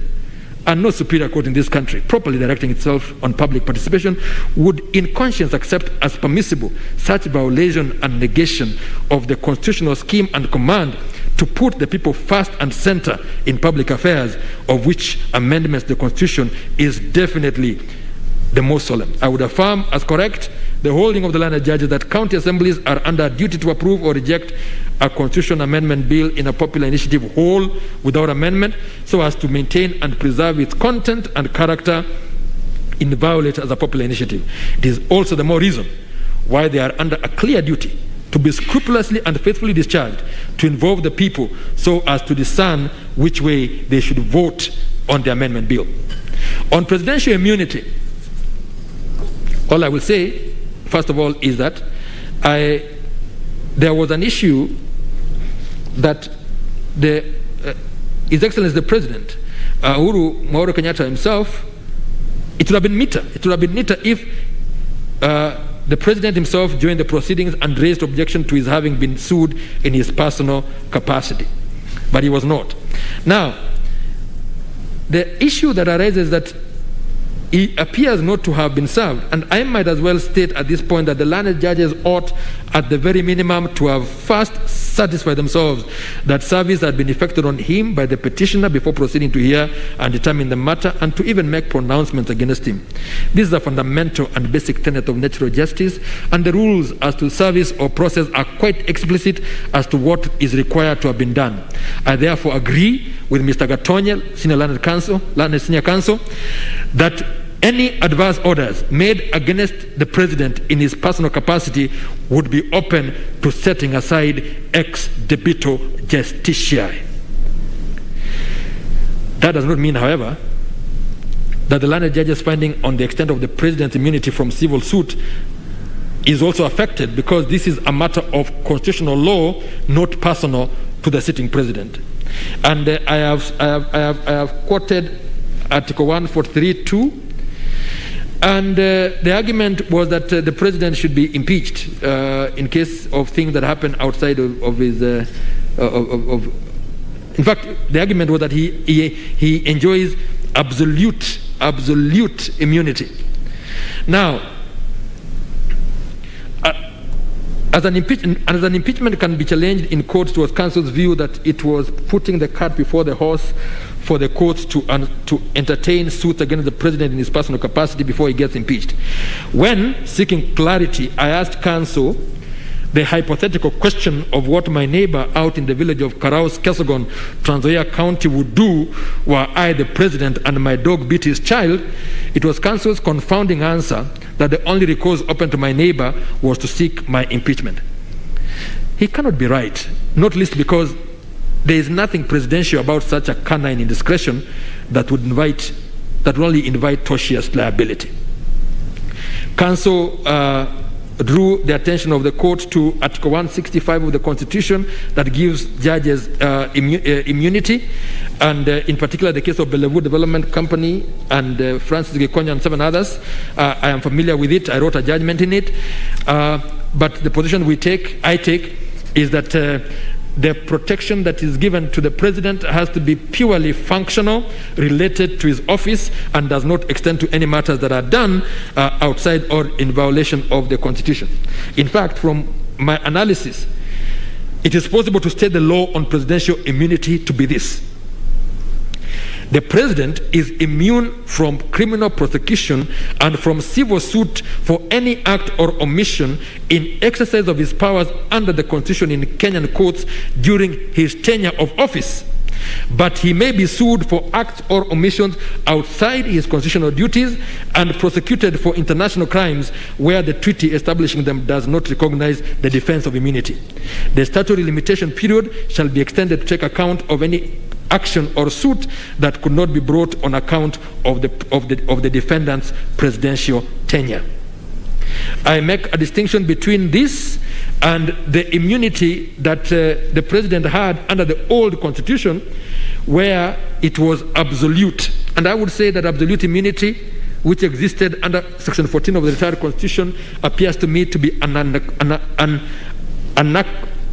anachronism and an oxymoron in the context of a constitutional democracy such as we are, that upholds as part of its national values and principles of governance the rule of law, good governance, integrity, and accountability. Those values and principles, alongside constitutionalism, which denotes limited government, denotes limited government, must mean that the office of president, being a creature of the Constitution, is and must be subordinate to the Constitution, and its holder must be held to account for his acts and omissions. The president is not above the Constitution or the law, and is not a law unto himself or herself. In recognition of that preeminence and importance of the office of the president, the Constitution grants protection to the holder thereof, to the end that he should not be unduly impaired in the performance of his unique duties.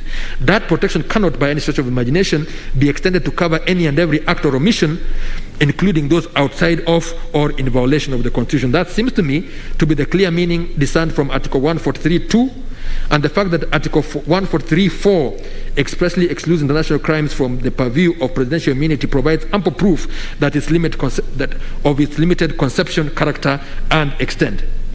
Now, the president does not possess powers outside or beyond those donated to him by the Constitution and the law. He, as well as all holders of state and public office, must point to the Constitution or to a law to provide a basis or justification for the powers they wield and exercise. The rule of law demands, as Professor Wade put it, that each act must be shown strictly to have legal pedigree. Indeed, if you look at the case of Nixon versus Fitzgerald that was cited, you will discover that the absolute immunity that the former president, Richard Nixon, was held to have was from damages liability predicated on his official duties, official acts. The immunity was held to be a functionally mandated incident of the president's unique office, rooted in the constitutional tradition of the separation of powers and supported by the U.S. history. Now, what we have in issue here, coming out of petition number 426 of 2020, are those acts which are said to have been committed by the president outside his constitutional powers and in fact in contravention of the Constitution, and the landed judges held, and I would respectfully affirm, that the president is not immune from suit for that. I only need to add that the days of an accountable presidency are long gone and are of only historical significance as a lesson and a warning to the citizens of the country to be vigilant and to demand accountability from the person to whom they entrust the responsibility of leadership. Experience, as recorded in many cases, both local and comparative, shows that in a democracy, no office is immune from accountability to the law as administered by the courts. I hold that the appeal challenging the landed judges holding on presidential immunity from suit in personal capacity should fail. Regarding the legal regulatory framework for constitutional amendments by popular initiative, I have mentioned some of the arguments that were made, and I would say that I think it's a matter too plain for argument that the country does need a referendum act, and there is none at present. The landed judges were informed that there was a proposed referendum bill somewhere in the legislative pipeline, but there seems to be uncertainty as to its eventual fate. So, it's interesting that, and odd that the Attorney General, who should have been at the forefront in seeing the legislation is in place, the IBC, which needs it for proper conduct of referenda, and the BBI Secretariat, which needs it to be guided by it if it were to pull through the proposed amendments, all seem to speak the same strange language, that the gaping lacuna is of no significance or moment. With great respect, I do not find such a stance by critical players in a national exercise to be of great importance to be particularly helpful. And I do hold the view that candor in public affairs, including in litigation, is a virtue to be embraced. It cannot be right for parties to propound in court positions they know to be so plainly untenable, and to do so without batting an eyelid. That this country needs a referendum act is an urgent matter and should have been addressed years ago. Now, the Attorney General went on to assert that all motions involving the furtherance of popular initiative are an exercise of citizens' political rights as enshrined in Article 38, but they should not be limited by flimsy excuse of lack of regulations, administrative procedures, or statutory prescriptions not expressly provided for under the Constitution or legislation. That's what the argument was. Whereas the Attorney General is quite right that the enjoyment of fundamental rights cannot be conditioned upon the enactment and promulgation of any statutory rules or regulations, with the absurd result adverted where rights are held at ransom by official neglect, I do not think that the learned judge's decision was to that effect. I fear the Honourable Attorney General appears to have misapprehended the reasoning of the learned judges, which was quite the opposite of the meaning he ascribes to them. In fact, judges at paragraph 6 or 3 of their judgment say that even if there is no referendum act, it is still possible to under proper with proper adherence to the Constitution, to go right ahead and hold a referendum. I think, with respect, that given the uncertainties, ambiguities, and penumbras that are apparent in the manner in which one is to go about initiating, collecting signatures, forwarding, debating, involving the public, campaigning, and voting on a popular initiative for the amendment of the Constitution, together with the necessary timelines, this area is in a wholly unsatisfactory state and needs clarity by way of both national referendum law and probably rules and regulations specific to the popular initiative. It is disingenuous for it to be argued otherwise, unless uncertainty in law should somehow have attained a utility I myself cannot discern under status of a virtue. I am firmly persuaded that a referendum in the context of proposed constitutional amendments by popular initiative must be governed by a specific, properly thought out legislation. It cannot be left to the Elections Act, which seems to contain a part of the referendum in some kind of by the way or afterthought, regard having heard to the fact that referendums are not elections and they are no less important than elections. I would go as far as to state that whereas the provisions on referendum in the Elections Act may suffice to settle questions of various types and descriptions in an ordinary referendum, they are not sufficient in detail and clarity and were not formulated to meet the full requirements of Article 257. I should think, with respect, that it speaks to a national malaise of inattention to duty, a satisfaction with dilatoriness, and being reactive instead of proactive on the part of officialdom, that the referendum law has never been passed, notwithstanding that some 2 years ago, Justice Nzoia had spoken, Nzoia J, as she then was, had spoken of its glaring need in the case of Republic versus County Assembly of Kirinyaga, ex parte Kenda Muriuki, and another. Now, in resolving this issue, the issue of verification, I've gone into some depth about it. All I can say that the report was even more emphatic. This is a report that was done by IBC itself in the Okoa Kenya initiative, was even more emphatic on the process of verification, which must entail ascertainment that the status of the supporters of the status of the supporters as voters and of the authenticity of the signatures as theirs. I agree entirely with the sentiments of the judges, safe to say that the learned judges were perhaps too magnanimous in having been merely startled by IBC's flip-flopping on this rather straightforward matter of what it means to verify. I should think that such shifting of goalposts probably smacked of Kanda economy, calling for stern rebuke. It is a matter of utmost importance that all persons and institutions that appear before court be careful to be entirely forthright. Any other contrary stance brings the administration of justice to disrepute and must not be condoned or normalized. And therefore it boggles the mind that with regard to the BBI proposed amendments, IBC sees its role as different from what it stated with regard to the Okoa Kenya initiative. In sum, there does exist, with regard to the counterpart electoral processes, full-fledged legal and regulatory framework, and it cannot fall from the mouth of IBC that a like framework for signature verification for a popular initiative is a superfluity, because I think it is not. Given that state of things, I am convinced that the conclusions reached that IBC lacked the requisite legal and regulatory framework in the specific issues of signature verification, and that the stopgap administrative procedures were invalid, were unassailable, and I will not interfere with them. On IBC quorum, I think a lot has been said. I am in total agreement with my brother Justice Gatembu when he came to the conclusion that the quorum of IBC cannot be 3. The quorum of IBC must be 5, and to my mind, such a vital role done by IBC requires the full complement of IBC with all hands on deck. It is to me another instance of officials' failure on the IBC, which, while fully aware of its current limping status, its commissioners having dropped to below half of what the Act prescribes, for it to wear a brave face and state in legal proceedings no less that it's doing just fine. A more honorable stance would have been for the IBC and the Attorney General to take to make a clean breast of it and consider the former needed urgent help and send an SOS to the appointing authority to bring that intolerable state of affairs to an end by making the necessary appointments to empower IBC for the performance of its key mandates, including the conduct of referenda as stated in Article 884 of the Constitution and required in Article 257. Its relevant statute demands immediate filling of the positions of commissioner that fall vacant. It is fortuitous that interviews have since been conducted and IBC should shortly be fully constituted and not a day too soon.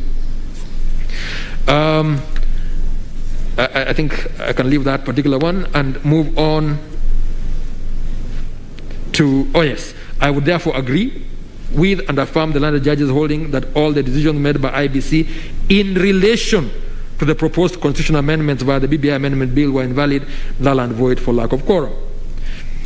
On voter registration, again, I've said quite a bit, and the evidence seems to be that IBC had managed to register some 108,000 more voters up to the time of the Kibra election of 2018. During argument of the appeal, it came out quite clearly that there really has not been any serious and sustained continuous voter registration. It is also clear that the numbers indicated are measly, to say the least, when thousands of young people are daily attaining the age of majority. And I would say, and not accept the argument made before us that it was upon the petitioner to prove the contrary. He bore no burden, because it is the IBC that keeps the records, and it is it that had the duty to show that there was continuous voter registration.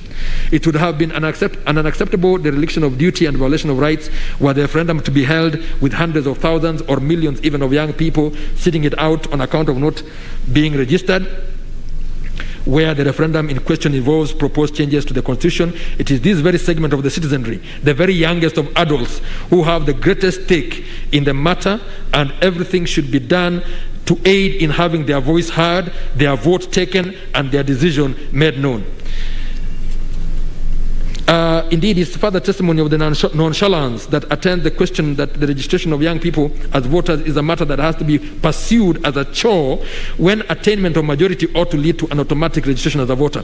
I know that the report by the Kericho Commission dated 17th September 2008 on this very aspect has never been actioned more than a decade later. They had indicated that it should be very easy. The moment someone gets an ID, they should also be registered as a voter, but that seems not to have been done until now. The format of the referendum question, I would say with respect, again, I agree that lumping all those questions together brings a problem. But first of all, the argument was made that we judges, the judges should not have told the IBC how to go about it, because that is trying to control them. But I suggest that I do not understand independence of commissions to mean that they are anyway beyond being told by the courts what the law is. Now, if I may pause here for a moment, it becomes clear that some amendments to the Constitution do not require the involvement of the people generally at a referendum. And one of the problems of the IBC bill is that it contains both matters that require a referendum and others that do not. It contains multiple and altogether way too many proposed amendments, some of which would require a referendum while others do not. The confusion becomes intolerable in that a bill is prepared containing provisions that from their different proposed impacts requires two different tracks for enactment. Indeed, because of the numerosity of the questions, I think I have said that I do not for a moment think that it was ever the intention of the people that amendments to the Constitution should be the normal done thing whenever we feel the urge. It should come rarely, and even then when compelled by the greatest necessity. And for that reason, an amendment should come singly, once, rarely. If for any reason, and I cannot readily conceive of any, amendments must be brought other than singly, the original intent must be maintained by having each amendment presented separately and distinctly to be voted upon independently. That way, the choice presented to the people is not a binary one, and the people do not have to feel ramroded into choosing what they do not like alongside what they like, or vice versa. That Hobson's choice may perhaps be avoided by way of a multi-option referendum, but I will refrain from making any conclusive findings on it in the absence of a referendum act, the desirability of which I have already addressed under the rubric of legal and regulatory framework. I have taken the view that whereas Section 49 of the Elections Act does envision multi-question referendum, I would think, however, that whereas the section applies to referendums generally, the specific proposed constitutional amendment under People's Initiative in Article 257 must be presented as a single amendment at a referendum for the people to either approve or reject. On the whole, therefore, I do find and hold that the learned judges were right in holding that specific proposed amendments must be submitted as separate and distinct referendum questions. I would only preface the relevant part of the declaration by the words must be presented singly, or I would in any event reject the grounds of appeal preferred against the holdings on the structure or format of the referendum question. I've taken the view that having too many of them in one question amounts to an interrogatory overload. On the question of constituency apportionment and delimitation, I note that IBC, which to its credit has not appealed against the findings of the learned judges on the aspect of the case, is required under the BBI bill to determine the boundaries of the 70 extra constituencies within 6 months of the commencement of the Act in the counties among which the new constituencies are spread in the manner specified. The learned judges undertook a detailed historical account of constituency delimitations, which goes to show how the matter is a delicate, emotive, and often highly contentious exercise undergirded by what Kriegler report termed the gross disparities in the voting populations and gross disparity in the size of Kenya's constituencies. In a report by the IIBRC, it identified historical injustices and past gerrymandering as having highly contributed to the 2007 post-election debacle. Now, I have generally agreed with the learned judges, and I hold without hesitation in rejecting the complaint that the learned judges erred in not exercising judicial restraint or constitutional avoidance, that I am in full agreement with this court reasoning and holding aforesaid, and that is in the case of Coalition for Democracy, CORD versus Republic. It resonates with what I stated earlier when treating of the basic structure doctrine, that the Constitution places on judges an unmistakable obligation to defend the Constitution where there is real, clear, and present danger of violation or contravention of rights, or an unlawful tinkering with or alteration of the Constitution's basic structure, such as portended by some of the provisions of the BBI Amendment Bill. The courts, when moved, must take defensive action in aid of the Constitution, even by making a preemptive strike that ensures the threatened constitutional amendments do not see the light of day. I have again seen refer to Mr. Karori's arguments in which he talks about the difference between the power of IBC over wards and over constituencies, which I agree with, but a careful reading of the judgment does not suggest to me that the learned judges held that the number of constituencies cannot be altered. I think they stated the opposite, and quite emphatically and unambiguously so, which again I have quoted them. What the learned judges did hold was that it was impermissible for the BBI Amendment Bill to directly allocate and apportion the 70 extra constituencies it created without the delimitation exercise that is commanded and provided for in detail to be undertaken by IBC in Article 89, which lists and Article 88.4, which lists the delimitation of constituencies and wards as one of the particular, and I dare say exclusive, responsibilities of IBC. To my mind, the protective role of independence commissions over the sovereignty of the people is of critical over the delegation of the sovereignty of the people is critical and vital importance, and can only be attained by a jealous and uncompromising assertion, exercise, and defense of their independence. Independent commissions are charged with the duty of vigilantly and keenly ensuring that the state organs to which sovereign power is delegated maintain the stance of delegates accountable to their principles and remain always the servants of the people. And therein lies the absolute necessity of the independence of those commissions being kept firm and inviolate. I would thus hold that, seeing how critical the independence of independence commissions is to the sovereignty of the people, it has to be part of the basic structure of the Constitution, which is given express amplitude by entrenchment. Having taken this view, it should be obvious that I find the provisions of the BBI Amendment Bill to be an unconstitutional attack on the independence of the IBC, and materially seek to alter by the operation of various of its provisions the limitation scheme set out in Article 891 of the Constitution. It effectively attempts to repeal that provision without saying so by stealth and subterfuge. Now, it is a statement to the thoroughness of forensic analysis and intellectual engagement the learned judges brought into this aspect of the case, as indeed the entire case, that they proceeded to expound in some detail on each of the 6 reasons or markers of unconstitutionality that they identified in the BBI bill. I'm not to go into them. As I'm myself fully satisfied with the accuracy and logical legal foundations of those reasons, I do not consider necessary to rehash them. The conclusion is inescapable that being so violative of the Constitution, the provisions of the BBI Amendment Bill were benighted and ill-fated at inception and had to be struck down as null and void.